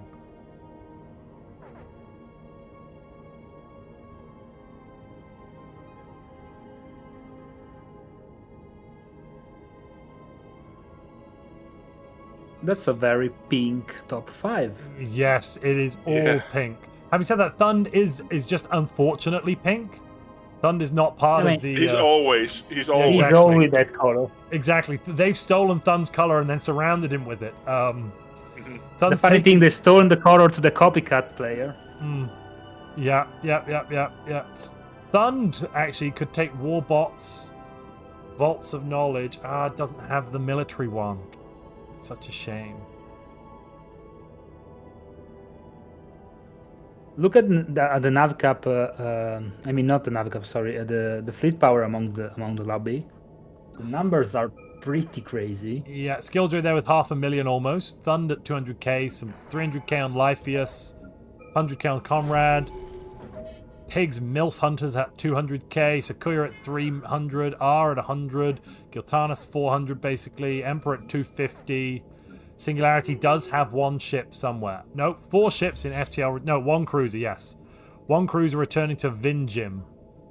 Who's Singularity even at war with anymore? Emperor and Sakuya. I think Emperor Dr. claimed this last planet. Wait a minute, Sakuya, Emperor, and R have all formed a federation. Is that a legal fed?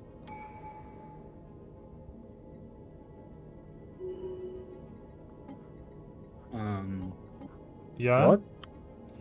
Oh no, Sakuya, Doctor, and R. I misread who it was. That is legal. Yes, sorry. Sakuya, Doctor, and R. Wait, where's R? Next to Sakuya. Oh, I've got the wrong map mode on. 1 second. Let's just fix that.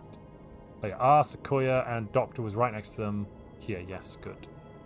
1, 2, 3, 4, 5. Yep, that's perfect. Yep, perfect. If you turn on the Union map mode, the galaxy turns pink. Yeah. I mean, even without Union map mode, it's pretty pink. I mean, corporate needs you to find the difference between these two photos. Chat. Oh, end of the I Potato have Shaga. tracking, but I still miss Shadow it. Shaga. Yeah. Is that More a rebellion? pink in the lobby. Is that a Yeah. rebellion? Yep. Well, a hive mind rebellion. What? He was a vassal. His economy collapsed. Joe says, can you or can you not defeat all 150 of my psionic armies before the game ends?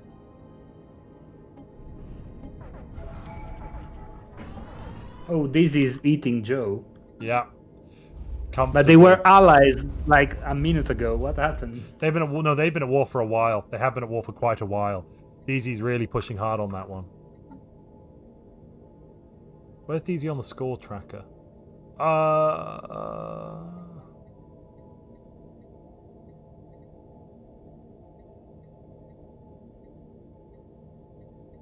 DZ doesn't have many points. Controlled space gives a lot, but basically not making much research, not the best at economy. Comrade Track has mega war forms. Okay. What are we gonna do with that information? Fight the good fight. Is that from the relic or no relic? Huh.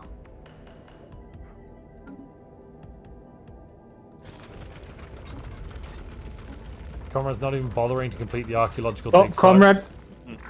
look at Comrade research. 2.4 engine. No. Sorry, not the output. What is researching right now? Yeah, mega engineering. It's too late though. It's not going to be fast But he can enough. still get off. He should still get off at least one building to get the 5 points right from the interval. Maybe. If he's quick about it, he could get one up before year 90. That would be 2 Would you tell intervals for 10 Singularity points. to stop? Singularity being gaslighting. Can you tell Singularity to Everyone just stop in the being gas. like, just stop it? It is funny, but it's people are trying to concentrate on playing and not deal with Singularity's nonsense. Smithy Boy, were you here when anger exploded thanks to the end of the cycle? Otherwise, it's not been anything that crazy at the moment. Comrade took both Ecumenopolis and Machine World perk. Yeah, that's a bit odd, to be honest, taking both EQ and Machine World. I mean, I would honestly just take EQ. I don't... I mean, one as a machine, you want the Machine World for energy. Only Ecumenopolis, you will not have any energy district anymore. But you don't... I mean, you don't need the machine.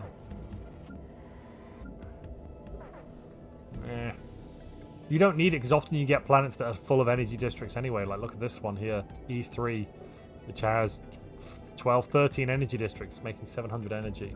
E2 making 600 energy. E1 making 1,200 energy. Good lord.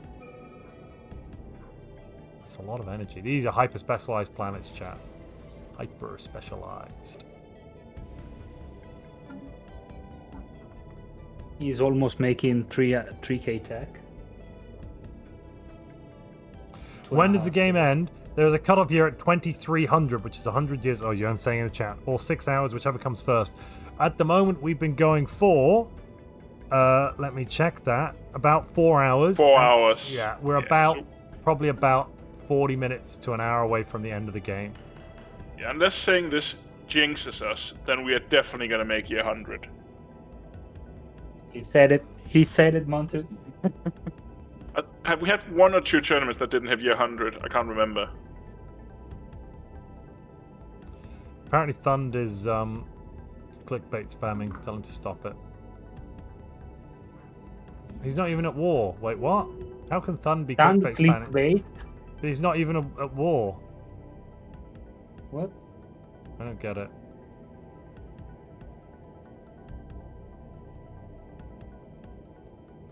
We'll find out momentarily. Maybe it was a dodgy trade deal. Paradox does need to buff the psionic entity. It was definitely underwhelming. It just kind of went and deflated. Yeah, anticlimactic. I mean, having said that, it is important to know Giltanus' fleets were there, and Giltanus did have plus 45%. Where is it? 45% shield penetration, so it made it easier a bit. The fact that we got an end of the cycle player, does this stop other crises to mid-game crises to appear, like void worms? No. I mean, there are no marauders, so no can. All the okay, void worms have been it. killed, I think. The system's scoured. I haven't seen void worms anywhere. Like any left alive. Have you seen any void worms? Nope. To be honest, in the last qualifier, we got our first ever player being killed by the void worm plague. Early on. I mean, year 60 or so. Oh, year 60. That's weird. How did they die to? They only have like 50. Because his empire was crippled and he was a tributary, and void worms came in and abducted every single pop from all his planets. Oh my goodness me.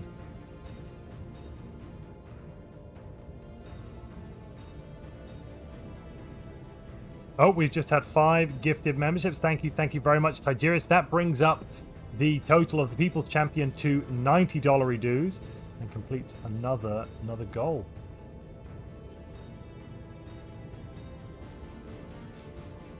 If you'd like to increase the People's Champion prize pool amount, you can do so by sending in some membership, gifting or buying new memberships, basically.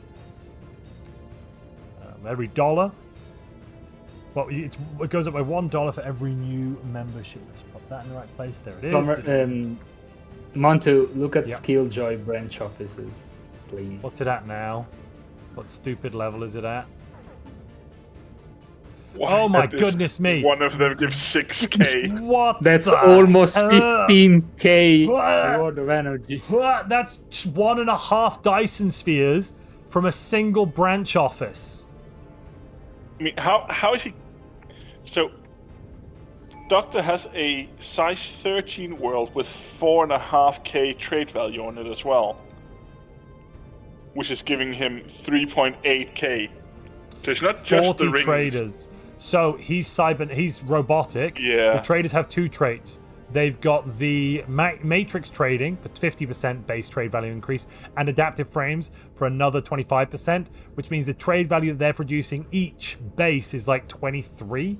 And then that's modified by a further, what's this, 100%, 130%. Thank you, Gothic, for the Twitch Prime subscription. That counts as well. That's another $1 we do in the prize pool.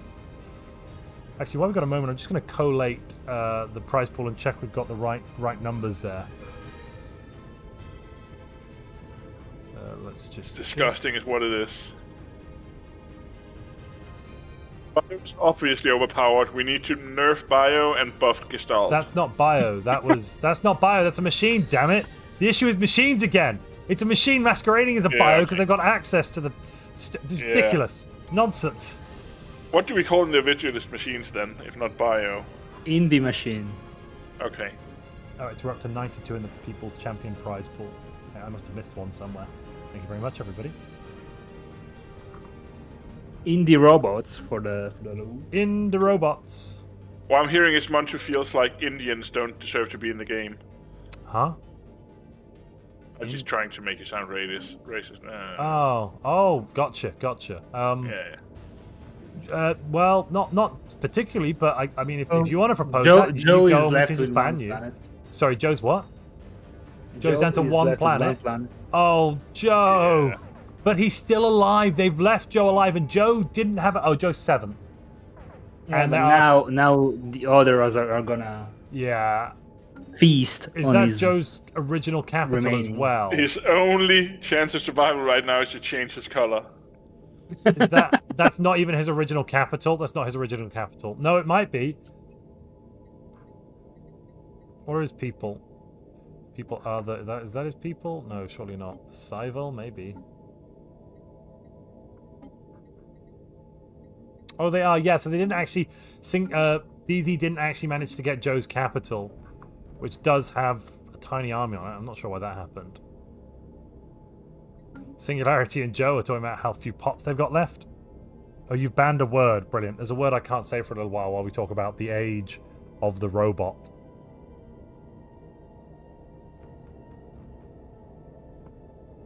I like the robots with the meat ships instead of the meat people with the metal ships. Yes. Black Onyx, that's kind of what we're seeing here, isn't it? Robots with meat ships rather than meat people with metal ships. Oh, you banned that too. Brilliant. Thanks, Freelance. Mechanical automatons. The mechanical automatons. There we go. The border gore in the south east side of the galaxy is killing me. Thanks for the hydrate.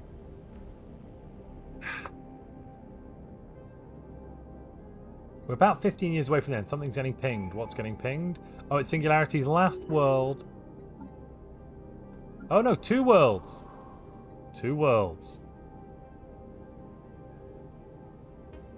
Joe says, Singu, if you could surrender, so I do. Wait, Joe and Singularity are at war? Oh my god, they are? Oh, Joe and Singularity basically just can't do anything to each other, but they are locked in a war. Mm-hmm. Also means that even though the Federation has been illegal for like half the game, they can't leave the Federation because they've never been at peace. But they can't declare war, though. That is that they are have been unable to declare war for a long time. Indeed. Who is Skildred at war with at the moment? Warrior Sai and Joe. Okay. Oh god, it's the Space Balkans. We've got the Space Balkans over here, and it's just balkanizing everywhere. Yeah. Like what? Well, of course, like obviously it's working for the pig team. I feel like they kind of sucked at doing it. Like they've been quite slow at eliminating the galaxy, right? Yeah, we've Like, we seen only have better 4 that play pre-teams. it. We've seen better pre-teams. Yeah. Yeah. Like only killing 4 people in 85 years when you're like 12 against 8. Honestly, I'm not that impressed. I mean, they were 8, not 12. But they had like pig adjacent, right? They had Thund, who they didn't touch as much. Life, yes, is also pig adjacent. DC's pig adjacent. And we've just hit another goal. That's another Twitch subscriber. Thank you very, very much for your Twitch Prime. That's another $1 due in the prize pool. So far I love how today- much war we've had this game, but just calling them out a bit. If you guys wanna kill the whole galaxy, be better at it, right? I mean, doing the math correctly, the official pig squad is like 7 members, and there are then like 2 associated. Maybe 3. I would say it's fair to say, like, in this game, Sequoia, Ark, Athanas, Momonga, Mars... R is not pig squad. R is not pick squad. He's associate. No, he's pick adjacent. Like he's definitely played like he got defended by the other guys. Like when he was Yeah, attacked he's an, in Korea. he's an associate. Yes. Yeah, so in this game, he even took the pink color. Like in this game, he was definitely part of the Yeah, squad. he's there. He does the job, but he doesn't get benefits. He doesn't get proper time off, and if he's sick, he doesn't get any proper pay. Like, hear me out. He's like, a piglet. No. Like, he's on the council. He's just not being granted the rank of master. Oh. Right. Oh, TJ Morehouse says, I'm super late to the stream and I don't want the prize pool to be below $100. May the best machine, mushroom, arthropod, or whatever. Oh, I said the banned word. Oh, right. I'm out of drink now, but great. May the best mechanical automaton, mushroom, arthropod, or whatever win. Thank you very much for the support. In order to add to the People's Champion prize pool, it's a little different. So we've got the overall prize pool, which sits at $1,000 for the tournament so far. That's why it's in the thumbnail of the stream. Yeah, sorry, Twitch. By the way, the total prize pool today is $1,000. It's pretty amazing. That's what we're up to in total. But then the People's Champion, in order to add to that, we're putting in $1 for every new member on YouTube and every new subscriber on Twitch. If that makes sense, TJ. Sorry, I'm done. Somebody say something. Something. You got me. I'll tell you more. Brilliant. Oh, you got me. You got me. I'll tell you more. Something else? More. Oh. Should have thought that was what. Yeah, I don't know So, Warrior Size getting chopped up. Joe is getting chopped up. Singularity is probably going to get finished off before too long. Kati's going to die. And then I'm guessing they're going to release Thund and kill him. Like, there's no way Thunder's going to be allowed to just sit and farm score, is there? Although, currently he's not... Oh, is he? He's top 5. Like, he's going to get killed by, like, year 90 or something. Bandilazino has just gifted 5 new Twitch subs. Bandilazino, you TJ Morehouse on YouTube. Is that what I'm reading? But welcome new subscribers on Twitch. That increases the prize pool now to $98 dues. We're almost hitting triple digits today in the People's Champion. That's the prize that you, the lovely audience members at home, are going to get to vote on once this stream comes to an end. So anyone who is a member on Twitch or a subscriber on... anyone who's a member on YouTube or a subscriber on Twitch will get to nominate people for People's Champion players, and then everyone in the audience gets to vote for which player you think is the best. Observers, a thing to show for PDX devs. I'm a single Empire tribute under Warrior, but one of my wars says I'm in a Fed and KG versus another Fed. Yeah, that's because you were in a Fed, and the wars were Fed wars to begin with, right? And now that your Fed's dead, you just kind of... It's still technically... No, Oh, yeah. Well, let's not get into that. Jean-Michel Gauthier. I actually have a video on making trade great again. With one more from I'm assuming it's TJ. But Joe claims Warrior Size sending clickbait. Is Joe saying that as well? 99. We're at 99. I'll go talk to him. Give me a moment. We're so close to big fight. Members. What? Where? I'm trying to pause the fucking Where's the fight? Sorry for that. Where's the fight? DZ space. Starting A star. Starting A star. What? Where's that? North or south? Between R and Emperor. Oh, in starting A. Oh. Wait, no. R just surrendered or stopped. We opposed. Yeah, they stopped fighting though. Look. The tiny cloud of little amoeba won against the massive battleships. Welcome back. iSmithy Boys just gifted one more sub, which does put us up to that $100 on the People's Champion prize. Ladies and gentlemen, you've hit triple digits. Well done. Chris is saying, anger is clearly the People's Champion. Gosh darn it, not until we've had a vote. We will observe the proper orientation. We are on a hype train on on YouTube, on Twitch, actually 52% of the way of a level 3 hype train. Gift 1 sub to earn a emote. I don't. Yeah. Okay. Fair. Cool.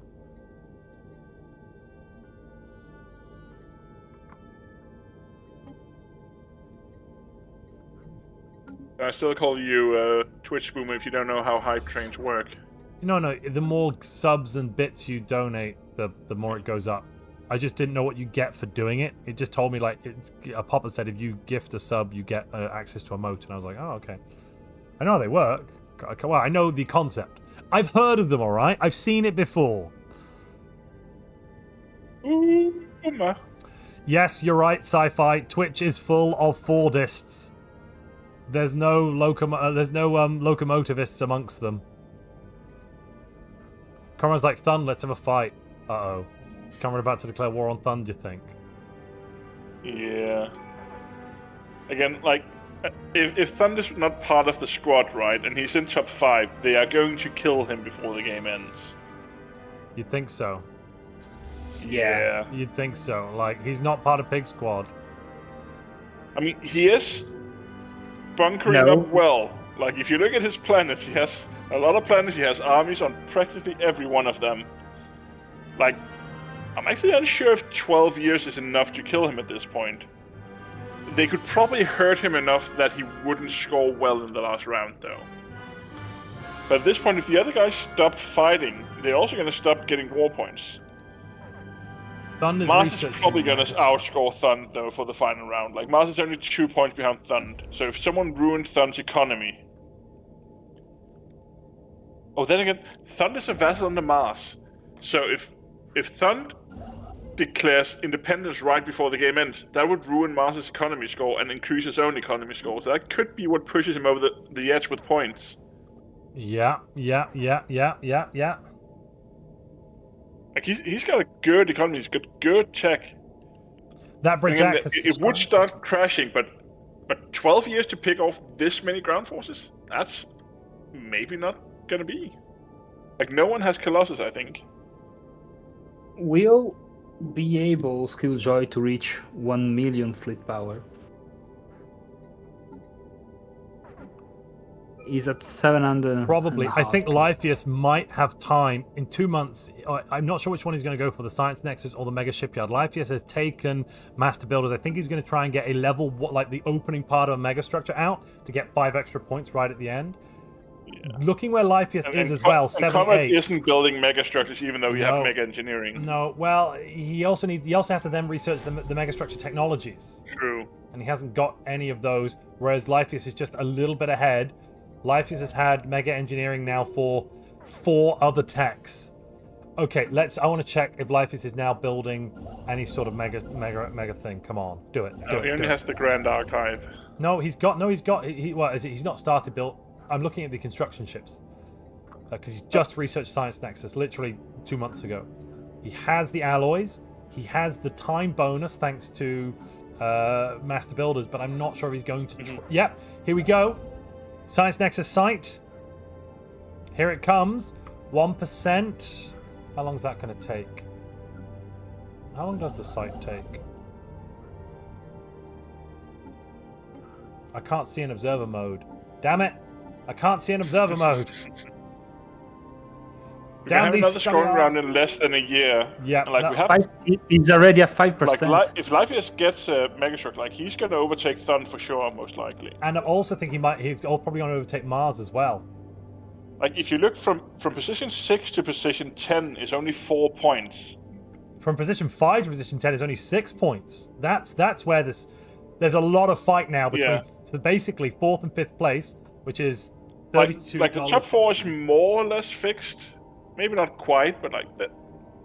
For instance, like Emperor is not going to get a lot of economy points, so he could actually drop behind if he gets no more war points and the 2 final scoring rounds pass. Yeah, that's really like. I think that's some of the closest like 5 to 10 we've seen ever.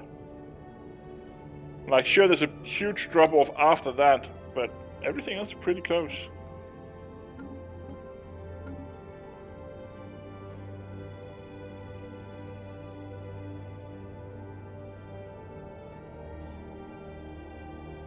What? Has a word been banned? Why are you saying drank? Did a word get banned? I didn't see a word ban.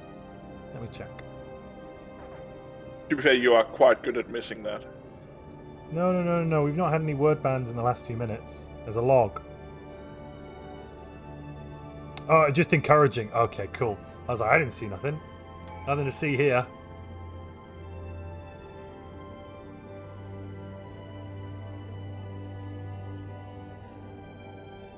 Has the crisis fired yet? No. There's no crisis. No endgame crisis. It's a PvP tournament. Momonga might be getting to 100 million though. Momonga currently has 800,000 fleet power. Hold up. And Momonga is pumping. Pumping. Anything he can put out. So, 2 more months and we're gonna see what's happening. He's producing 9k of food. Have you seen these tachyon beams that he's got? What the heck is this?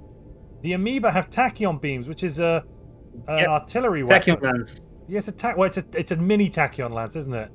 And then also the leechcraft. Yeah, the range isn't really that good. No, it's not. But then the leechcraft give you when you deal damage, you get regeneration back.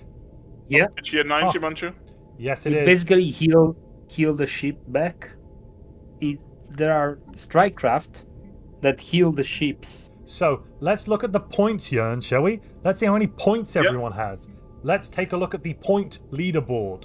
Okay, what level of points? Who do you feel like is scoring best?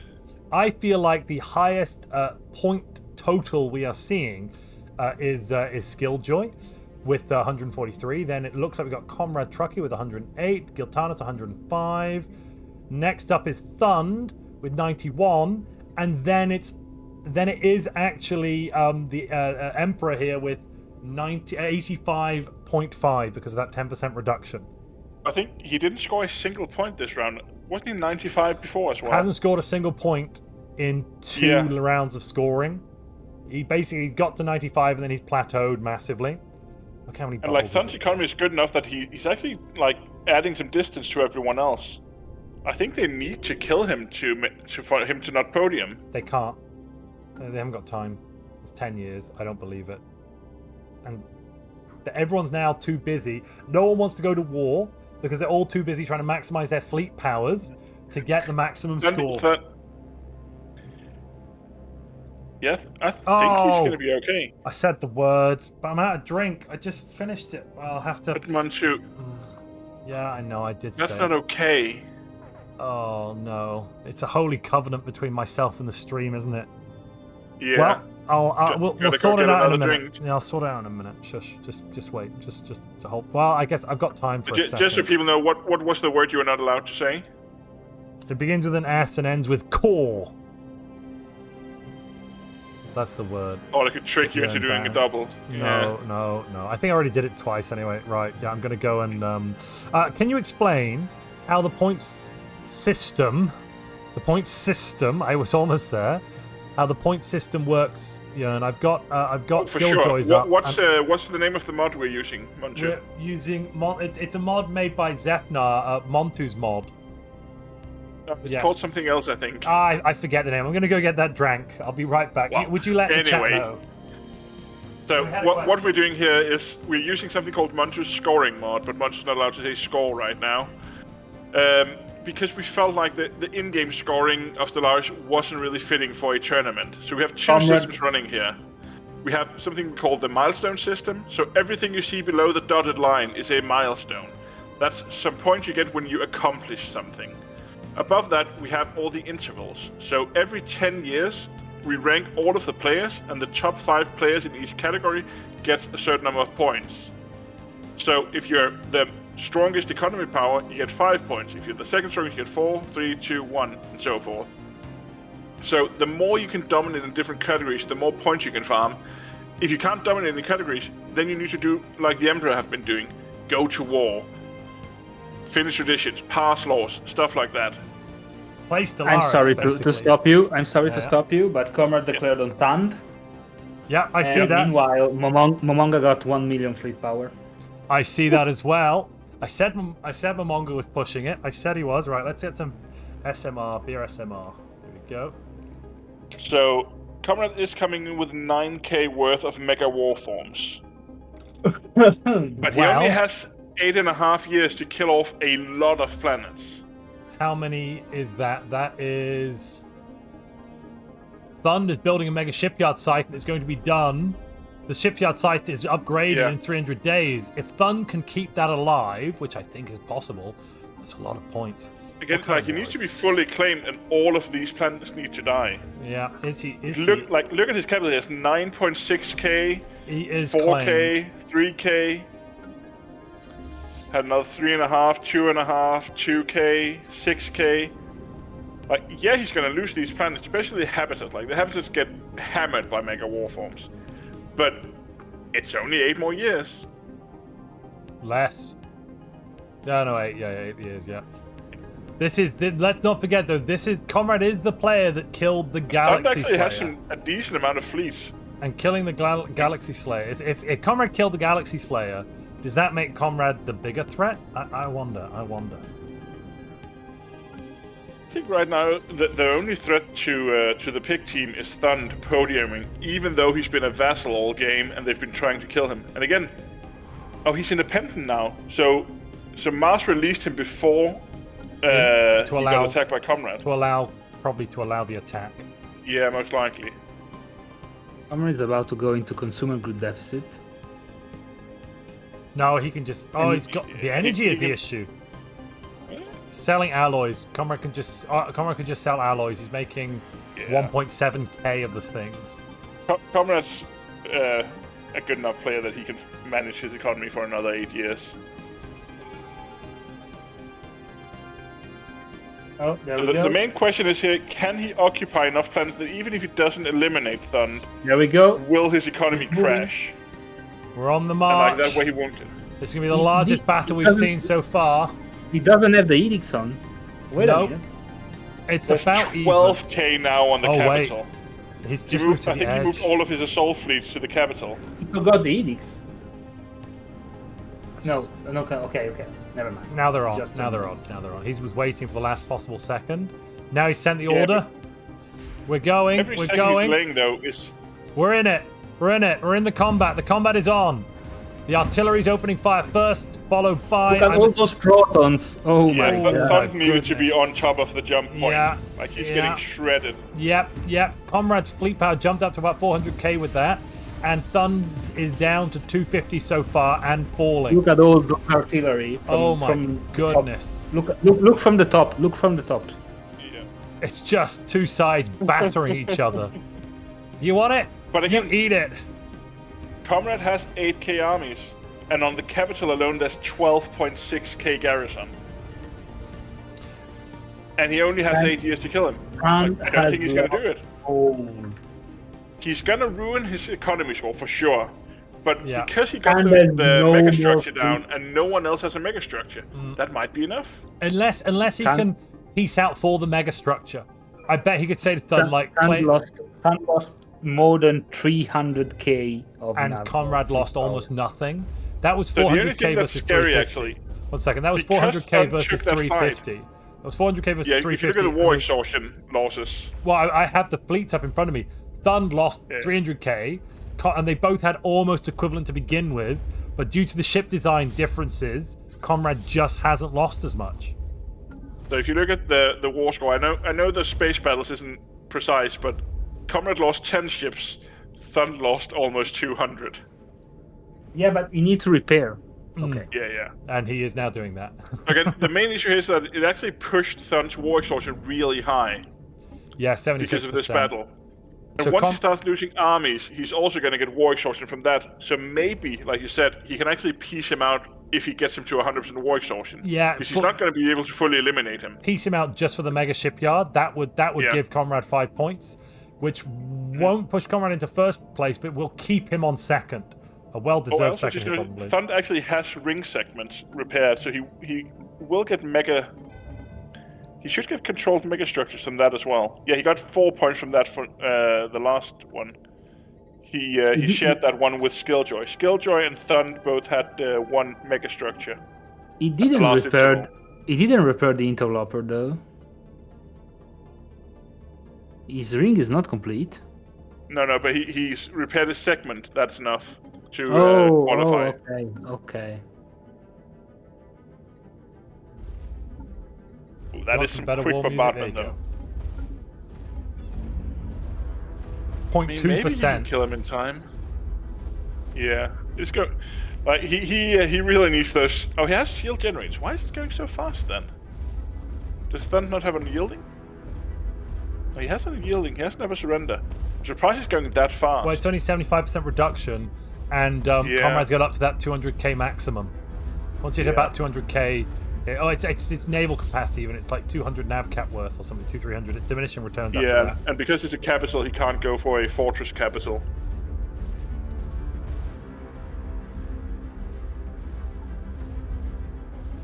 Oh, he's trying to cut back. Oh yeah, I see that. Thun was trying to get out of there, and it wasn't working. Or it's not going to work, at least. Are there any big wars going on elsewhere? Would somebody take a look while I'm covering this one? Because this is so far the biggest war I know of. That's like, oh! Comrade jumped on top of him! Oh no! But actually, Comrade ships are fast enough, it looks like. Oh my goodness. Yeah, just completely dispatched everything. The MILF Hunters are at 1.1 million, and Mirish Skilljoy is at 1 mil. So it looks like the only one who's being attacked right now is Joe and. Yeah, they're finishing them off down the south, right? There's some... Kaji is still. For some reason, they haven't finished off Kaji and Singularity yet. I have no idea why. Wait, They've got the Singularity is at capital. peace right now. He's at peace. He has no war going on. Oh. Yeah. Why has he been allowed to live with 2 planets? What? What? I mean, it doesn't matter. He's not podiuming. No, I know, but there goes there we go. Kaji. There goes Kaji. F to pay respect to Kaji. There's basically that southern Fed had been reduced. Everyone is dead from it except Singularity, who has 2 planets and 17 pops. Kaji's pause locked it. Yeah, I'm just kicking him. Give me a second. I was Singularity saying he'd just gone AFK a little while ago. He made some armies and he was like, I'm leaving. Fine, whatever. It's done in a minute. Yep. Thank you for the Fs for Kaji. YouTube. Twitch, do better. That's 2 Fs. I think Kaji the only does thing more we than can 2. really. I actually think. The question is, are us going to get enough points to overtake Thund if Thund gets no points for the next interval, right? Yeah, so ours at 87, Mars is at 86. It's possible, Not like, just 84. Mars could get some points as well. Where's Mars's fleet The set? Sun was doing 2k research, which he's dropped off now, so he's not going to get research points. Oh, He's wow. not going to get. Yeah. That's a dramatic drop. Comrade's doing 3k now, though. Comrade's going to get it. Yeah. Oh, wait, no. Doctor and Skilljoy. I still don't think Comrades is going to be able to eliminate him. Doctor and Skilljoy are both doing 3 as well. And the worst. What Thun should do right now, honestly, is disband his fleets and make sure, like, he slows down his losses enough that he can't get 100% war exhaustion. Mr. Barbe, That way he can't lose his megastructure. who do you think's in with the who, other than obviously, you know, it's clear that Skilljoy's probably going to the podium. Where do you think 2nd through 5th place is going to end up with the current balance of power in the galaxy? I will say, Comrade Track is obviously gonna podium. No, sure, but like, where do you think he's gonna be 2nd, or do you think he's gonna be closer to 5th? Like, if you had to pick a 2nd, 3rd, 4th, and 5th. Comrade Track 2nd for sure. Yeah. I think Yes. I think agree. Gilthanas can overtake him. I don't think so. Gilthanas doesn't have the fleet power or any of it. He's not making enough Gilthanas has tech. twice the fleet power of Yeah, but Comrade. neither of them are going to be getting a podium spot for fleet power, are they? Oh no, Gilthanas will. Gilthanas going to get 3rd place. Yeah. And then it'll be Mars 4th, so that's 2 points. And either Sequoia or Comrade 5th. Probably Sequoia at the moment. Life is also quite high. You kind of have better eco, but lower tech. Yeah. Gilthanas has high unity as well. You'd probably get points from that. I guess they all have that at this point. Longa is too low in Yeah. points. And R is too far to overlap Emperor. Thun should definitely disband his fleets. his only enemy right now is war exhaustion. Like he Well, cannot get eliminated. The thing is, Like- he can't. Well, it doesn't matter because he's not going to probably get any points anyway. Whether he gets pieced out. But he's gonna get mega structure points. He's gonna get 4 points from mega structures most likely. 5 if he finishes his. I'm not sure his- Conrad is going to remember. Yeah. Conrad is making 2k unity. Oh yeah! Something. Wow. Is anyone else making anywhere near that? Oh no! Sorry. Have you seen Doctors making 5k unity right now? The From power trade. of trade. Yeah. Trade be with you. Yeah. So. Question is if Doc can jump up far enough just from Unity. It doesn't look like he's really farming anything else, and he does. Yeah, he's finished all of his tradition tree, so he doesn't have any boosts from that either. He has master builder, but no mega structure. Oh, never mind. He has a mega art installation site upgrading. That's going to be like, depending on how many tie from the mega structure points, that's somewhere between 3 and 4 points. most Also likely. a science No. nexus. No, Jörn. So, if it's going to be 3 points maximum for mega structures, unless Lypheus can finish this site. No, wait, yes, this time. So Lypheus is going to have His 2. Doctor is also going to have 2. So Oh, Life is going to. Lypheus and Doctor will if get 4 several players- apiece. The Arc Furnace and the Grand Archive doesn't count. So it's No, just the but Science there's, Nexus and the it's 2 Shipyard. apiece. Yeah, so they'll both get 4 Yeah. points, and then it'll be Thund or Conrad, whoever manages to get their hands on this mega shipyard for 3 points, and then no one else, I Yeah. think.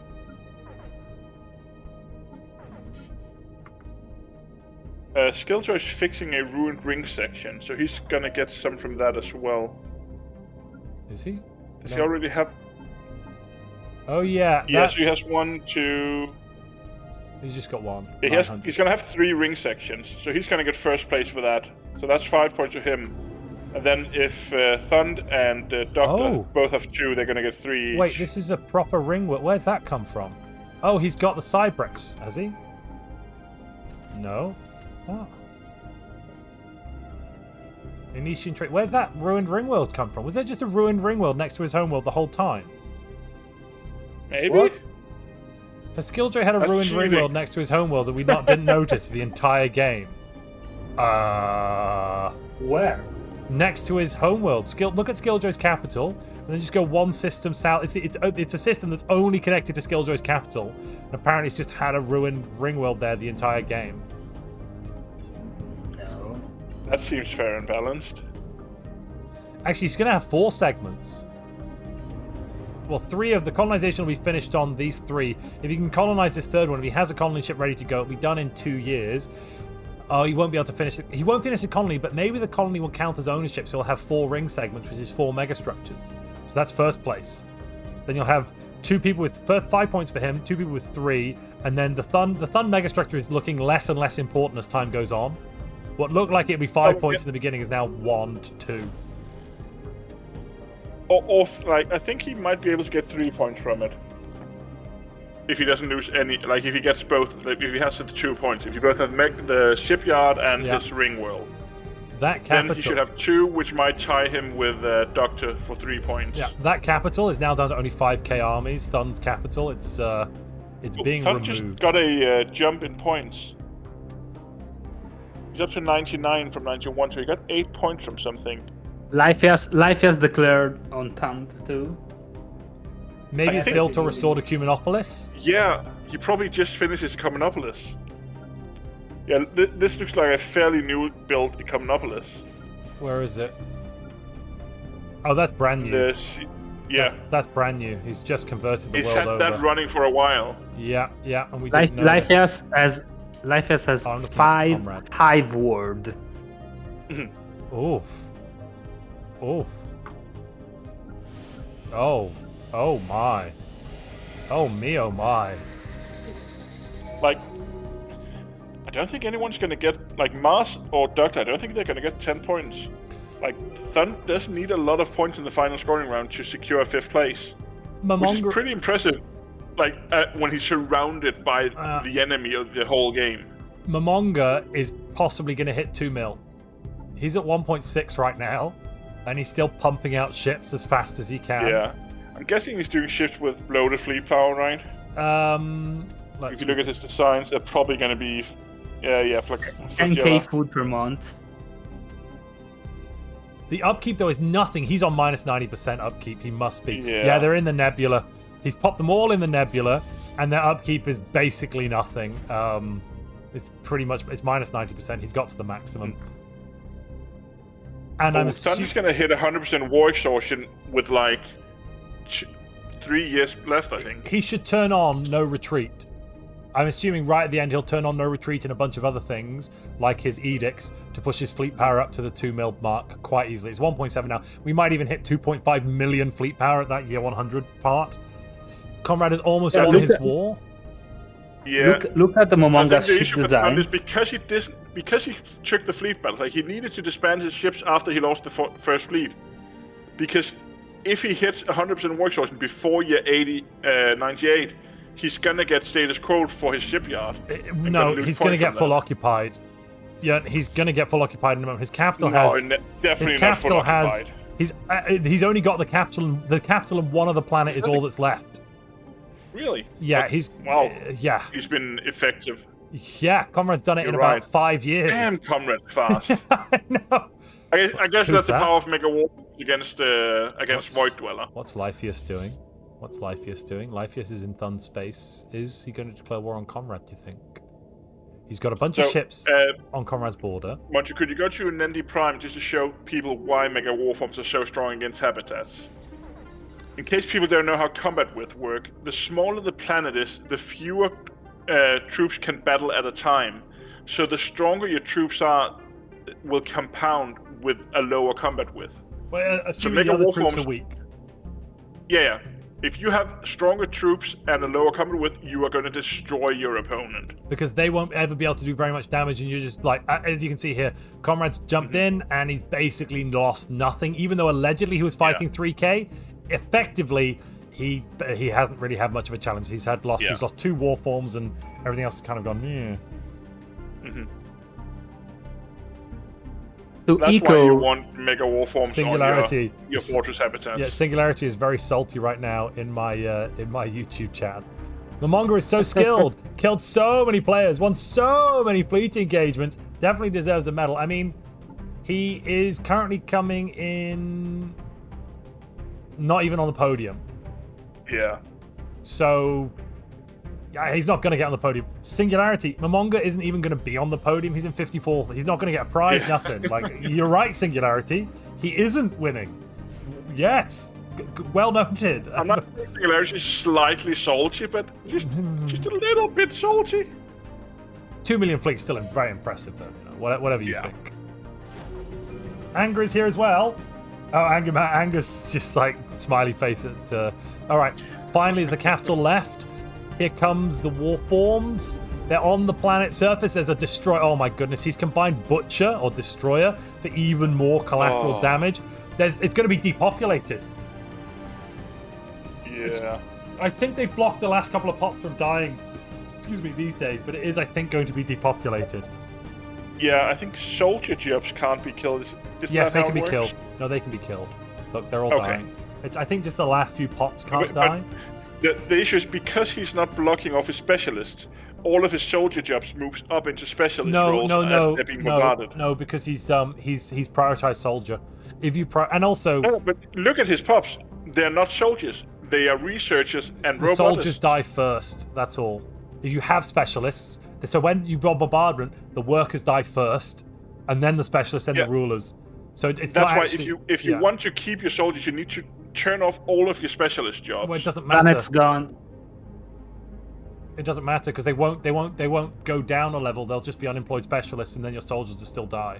There it is. There's the occupy. I think it's because I'm just used to playing Gestalt. Yeah, where, you're used to playing that Gestalt where you works. can just move things around. No. As can a also do regular it empire, you preventively, can't. like 10 years in advance? Not really very feasible.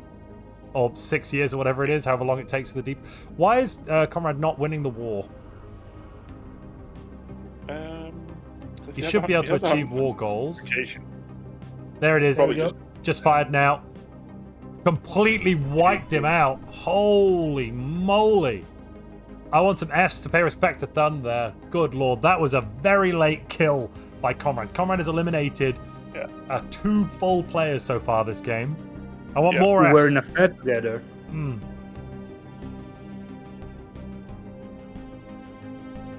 He's been friendly to the pigs, but overall he hasn't really benefited from them in as much as they've just been neutral with each other. So yeah, but definitely Fs for Fs. This for should also Thun. secure Comrade's second place. The economy boost and definitely. the mega structure points. The points for the victory as well. 6 points for that victory. Point for capital. Yep, some extra points for controlled homeworlds. He's going to get more for that.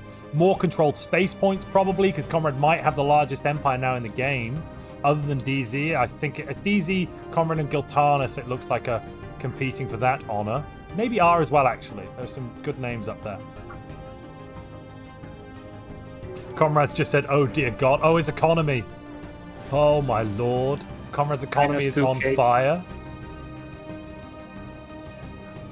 He needs to turn his edicts off. Minus 76 volatile motes. Apparently trading habitats aren't really very useful for a machine, says Conrad. Yeah, that's you're not wrong, Conrad. 1.1k Empire Scroll. Oh my lord. It's just, this is, everything's in the deck. About to have a dark matter shortage. To echo what we were talking about earlier about shield on Liba, look at the Honda ship design. Yeah. And the first design has one shield, it's a tier 4 shield. That tier 4 shield is giving only 70 shield points. Joe left. We'll just continue even though he's still in the game. While Rehost for him. Yeah. If you look at the second design, the tachyon lens one, there is a unique component that you will unlock once you get advanced mutation. Elastic tissue. Called elastic tissue. Yeah. 35% shield, armor, and ship hit points. Whereas you could put one component down, like as you said, advanced energy skin. It's like here's 70. Oh, that's oh, you've sold it to me. But it gives shield regen. Yeah, no, thank you.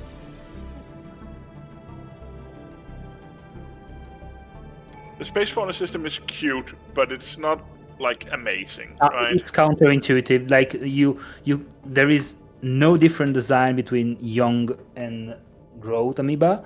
No. If you click on pick creature sites on the top, it actually doesn't work on observer mode at the moment. But but I know exactly. Yeah, I know what you're talking about. How do you donate to the People Champion? Every new member we get, and every new member on Twitch, and every new subscriber on YouTube, we put $1 in. So, basically, gift some memberships. 5 gifted memberships will be $5 more in the People's Champion prize pool. Warrior Sai is lacking quite hard right now. I'm wondering if we should just tell him. Warrior Sai got anything left? Not really. Yeah, just kick him. Just kick him and say. It's sped up now, I think. I'm wondering if he was tapped out because he felt like he was out anyway. Doctor is now the one lagging a bit. It's probably just a lag. It's only a year and a half left. Yeah. What's the meta on the organic ships at the moment? Good question. So, basically, Strikecraft, really, everyone likes that. Leechcraft is quite good as well. Sakuya is trying to kill off Singularity. Just for funsies, or anyway? Revenge. I think for all the words in chat. Maybe.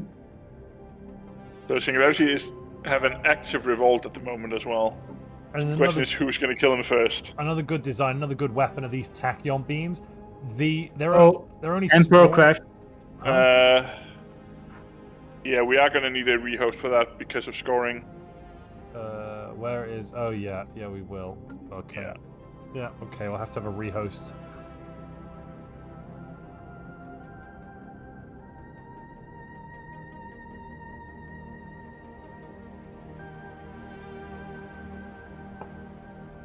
I'll drag everyone together. Yeah. Cool. One final bit of lobby simulator, ladies and gentlemen. One final bit.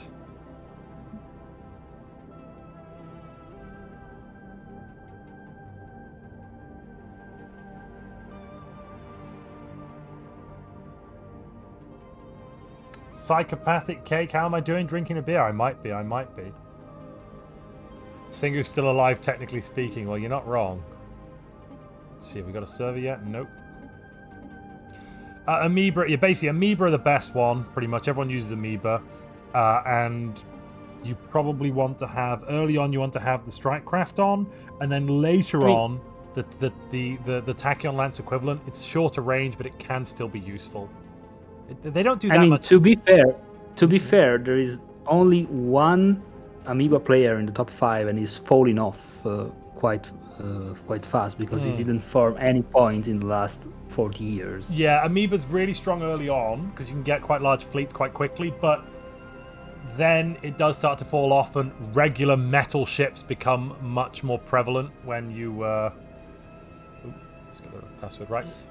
Simply high-tech ships outscales Amoeba very hard. Kinetic artillery and neutron launchers it's just better, basically. It's artillery, it can sit at range, and it's got the weaponry to just cut through the Amoeba ships so easily, so it just evaporates them as well. Yeah, and also the fact that they don't have a shield and it's not worth to put shield component on them, means they also have less disengagement opportunity chance, so those protons are gonna melt them. This disconnect brought to you by Alka-Seltzer plus Fizzy Chews, apparently. Thanks for that, Starkeep Sci-Fi. Where do the crystallines stand? Void worms are too expensive and you can't build troikas. Yeah, that's entirely true.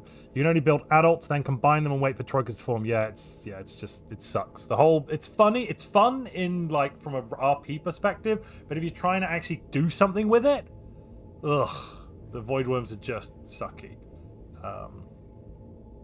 You can I do want to try a Cutuloid mineral-based space fauna build. With like subterranean or something. Cutloid have that weird thing where they can eat a ship, right? And if you get enough of them, it can be hilariously effective, but it does require overwhelming numbers. So your fleet power might not be that high, but you can still just go and a part of the eat the ships, Cutloid are not bad as a ships overall. Yeah. It's just Amoeba kind of works better in a food economy. I don't know. It just need more testing though.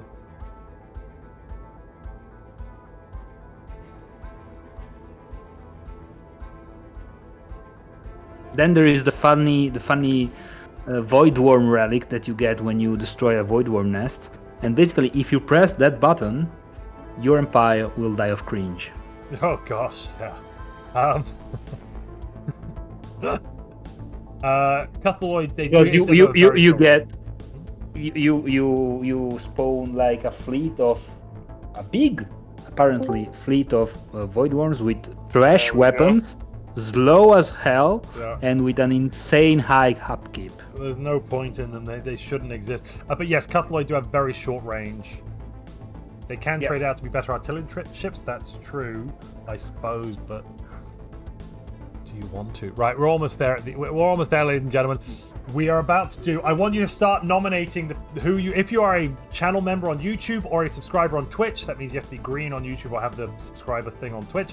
Please start saying who you'd like to nominate for the People's Champion. To remind you of who's who, we've got Anger down here, down south. That was the player that destroyed themselves thanks to the crisis nonsense. We had a Singularity who was just snarky. We had Thund over here that died, that managed to stay alive for the whole game inside of hostile territory. Anyone else do interesting things? Comrade limiting life, yes. Comrade killed off the Galaxy Slayer early and then killed Thund as well. We have Potato. Emperor attacking everyone. Emperor did it. Emperor has attacked basically everyone at the start of the game. Most of Emperor's points over here. Whereas almost all of Emperor's points have come from fighting wars, by having fleet power, and nothing else, pretty much. Except Bioascension. We had a fair, most of the action was in the bottom part of the galaxy. Skilljoy and Mars were involved in the wars, but never really in danger. So they've been macroing a bit. Comrade has also been macroing a lot. Was it a level 30 Singularity? Good lord. No, it was a level 4 Singularity.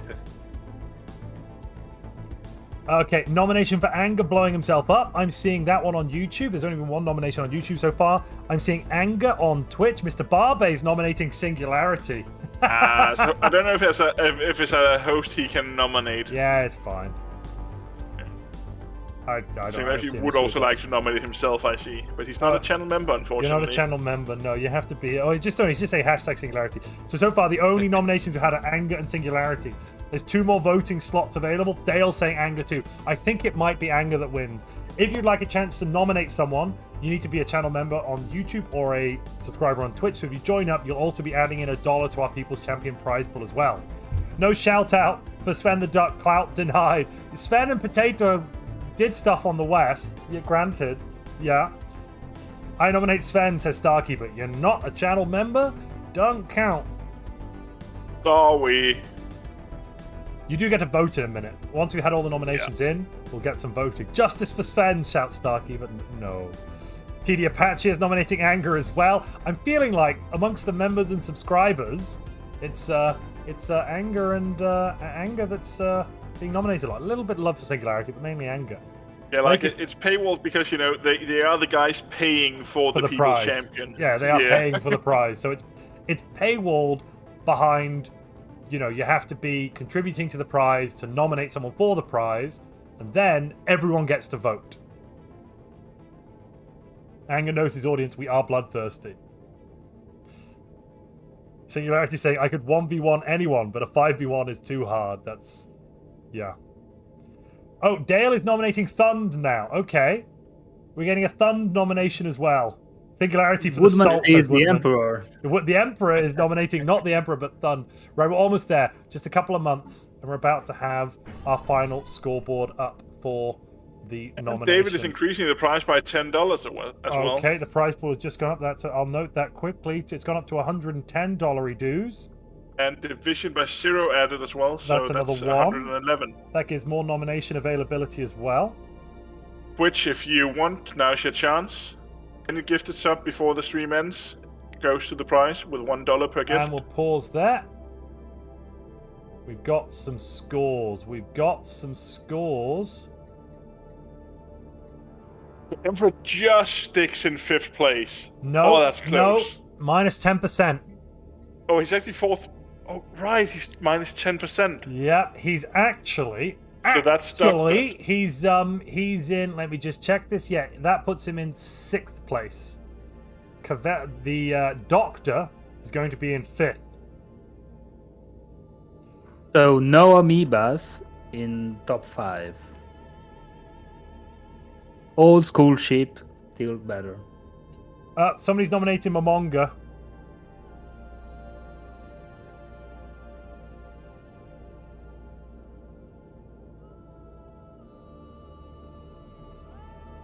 Right, I'm just going to put the poll up so we can start the voting while we'll go and announce everything in a moment. Oh, yeah, Jern's doing it anyway. Gosh darn it. Give me a second, Jern. I was going to announce it. Jern, stop. Hold. Just running out to be easier for you. Well, I can read it. I was going to read it to them, but I guess you can. Okay. 1 second. Singularity. Salty. And also, I believe... Let's see... There was someone else nominated as well, wasn't there? Thund was nominated too. Life said he's finished a mega structure, but he does not. Oh no, never mind. He has the points. He said he thought he didn't, but he did.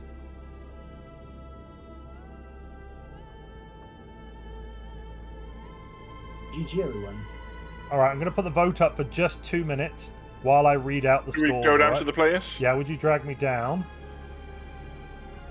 So the options you've got are Momonga. Oh, I'll put them in a second.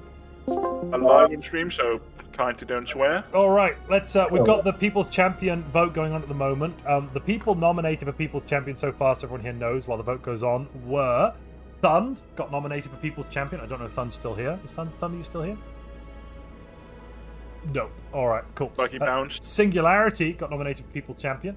Anger has been nominated for People's Champion, and Momonga has been nominated for People's Champion, and lovingly referred to now as the Amoeba Dude. So let's see how that vote shapes up. Anyway, in 5th place, so It turns out that I'm getting feedback from somebody. I think Sequoia, could you just mute? I think I'm getting some feedback from you from my own voice. Thank you. So in 5th place, it's not actually T. Aor, or the Emperor, I believe, is your other handle, because you did get that 10% score penalty earlier for the FTL retreat, which brings you down below our new 5th place, which is Doctor. Congratulations, you won $32 dues. Then in 4th place with 107 points, we have R, a member of the perfectly timed trade fed, getting 107. In 3rd place with Giltanis, you don't have any. Giltanis doesn't have any bioships, right? Giltanis, you didn't, did you? No, only auto No. cannons. Yeah, exactly. Yeah. Excellent, fantastic. No bioships on the podium, right? Do we have any? No, Nope. Great. Okay, cool. So Giltanis, you're in 3rd place, winning what was it, $6,428 dues. Congratulations. 2nd place, having eliminated the Galaxy Slayer early on in the game and then taking Thund out right near the end there. In what Jern thought was a war that was impossible to win in the time limit. You did it in half the time. Well done. Mega Comrade Warform's Truck. pretty strong. Yeah. Thank you. It was Yeah, such indeed, an Mega efficient. Warforms. Your execution, your murder of that population was so efficient. We were all blown away. It was beautiful to watch. So well done. Yeah, you did it in half the time we expected. Yeah, And then yeah, that thank you. means the winner today with 188 points and some of the largest branch offices we've ever seen in this game. One branch office alone, 6,700 cash. But yeah, it's just so much. Currently making, what's this, 16,000 energy from branch offices. We've got Skilljoy, congratulations. A lot of points from a lot of categories. Yeah, GG. well done. We are also ending the poll now for our People's Champion, winning 94% of the vote on Twitch and 52% of the vote on YouTube, and also killing themselves pretty much. We've got Anger. Congratulations. I know Anger's not here, I don't think. Is Anger here in the voice? No, Anger Here. left already. Oh, Anger It's is here, it's here. Anger's here. Well done, Anger. Everyone loved your end of the cycle stuff so much that you've won the People's Champion, which currently sits at, let me just double check it. Yeah, currently sits at $111. So, so well done. Congratulations. And as always, in any winners, DM Montu and he'll get the money to you Yeah. in the way you prefer. Once I've heard from everybody, I'll do a single pay cycle for everybody. So ping me, basically. We'll be putting a post up and it'll say ping me to let me know how you want it. Even if you've had a prize before, I want to reiterate, please tell me how you want it again, because otherwise I don't know. I'm not just going to assume you want it in the same way as the previous time. But yeah, okay. Congratulations, everyone. I mean, this has been a lot of fun on this end. We've definitely seen a very pink-dominated galaxy, but you know, that's just the way the cookie crumbles sometimes. How does everyone feel? I feel excited that I finally made this stupid strategy that I wanted to do for half of year. Well done. The yeah. I feel very annoyed that this game mute function does not work. Is there someone in particular you might have wanted to mute? And does their name end with Ingularity by any chance? Yeah. Oh, shock. You may notice that he's deafened himself the moment I started talking. Oh, fair enough. Chat's asking when the next tournament is.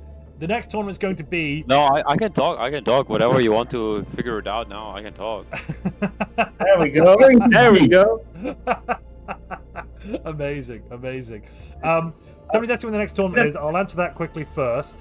So the next tournament is going to be about a week after the beta comes out. Once we see if the beta is stable for multiplayer, I want to try and run a tournament in the beta, because if things have been as reworked as it looks like they're going to be reworked, no one's going to know their ass from their elbow, so it's going to be really fun to have a tournament straight away. See if anyone can even play the game anymore. So basically, anyone who doesn't have a job and can or school can practice the whole day and win the tournament. That sounds like my kind of tournament. I love like crash games when everything is changed. There is an easier way. Just watch what Bugs plays and copy it. That's it. Well, but you don't see what Pax plays anymore. He doesn't play practice lobby anymore. Yeah, Pax just comes to for tournaments. He doesn't play normal lobbies anymore. He's a professional, you know. He doesn't pair with. Boris is asking who won in the end. It was Skilljoy in first place, Comrade Truck in second, Giltanis in third, R in fourth, and Tie Aor, or I believe Emperor, in fifth. We have a very pink pig. No. Doctor. Oh, sorry, Doctor. I said the wrong word then. Sorry, I just read the wrong thing. Apologies. Doctor. We have a non-pig. Actually, Doctor's not part of the pig squad, right? They are. Yes. Oh, Doctor is. Yes. Why is Doctor not pink? Yeah. So confusing. The pig squad were very good and made themselves all pink, and Doctor had to spot. Oh, honestly. Top 8 is with pigs. Doctor was busy with the patient singularity for a very long time. top so that's 8 why is they had no pigs time to only. rename. Good showing by the pig squad. Well done, team. Yeah. Right. I think at that point then it's time to end the stream. Someone's saying amazing 1 million fleet power. No. You had 2.2 million at the end there, right, Momonga? No, I guess I had 3 point something. 3 point something in the end, did you? Good lord. 3 point something million fleet power of bloated amoebas. Beautiful. Yeah, Beautiful. I actually think Anger is the first person to both be People's Champion and Tournament Champion. Like, not in the same game, but like in different tournaments. He's also Gladiator champions for that matter. Ooh. He won the Colosseum tournament. Was it? But not the tournament this time. He got And that was killed. August. All right then. This has been fun. I gotta go to bed because So I was meant to tomorrow. I was meant to start a subathon for the channel anniversary. I'm gonna move it to Tuesday so I can get like at least 1 day of rest before I start a possibly endless stream. So if you want to say bye to chat now, our lovely players, it's time to say bye. I'm going to say thank you to everyone for playing today. A massive thank you to everyone that's been donating and sponsoring both the tournament and the People's Champion prize pool, and a big thank you to Jern for helping me organize it. Special thanks to Singularity for helping us out and running one of the prelims as well. That was super helpful. And also thank you to Jern and was it Mr. Barbe run the third one? Mr. Barbe. Yes, and Mr. Barbe, fantastic. But yeah, and thank you everyone else for coming along. If anyone in chat, in voice, wants to say bye to chat, your time is now, because... Bye, chat. Bye, chat. Yeah, guys, thank you so much for watching. I love you. Bye, nerds. Bye, GG, Boris, GG. if you're there. GG. Sadly, GG. All right, good night, everybody. Have fun. I'm in Montu. You've been great. Bye-bye. Bye-bye.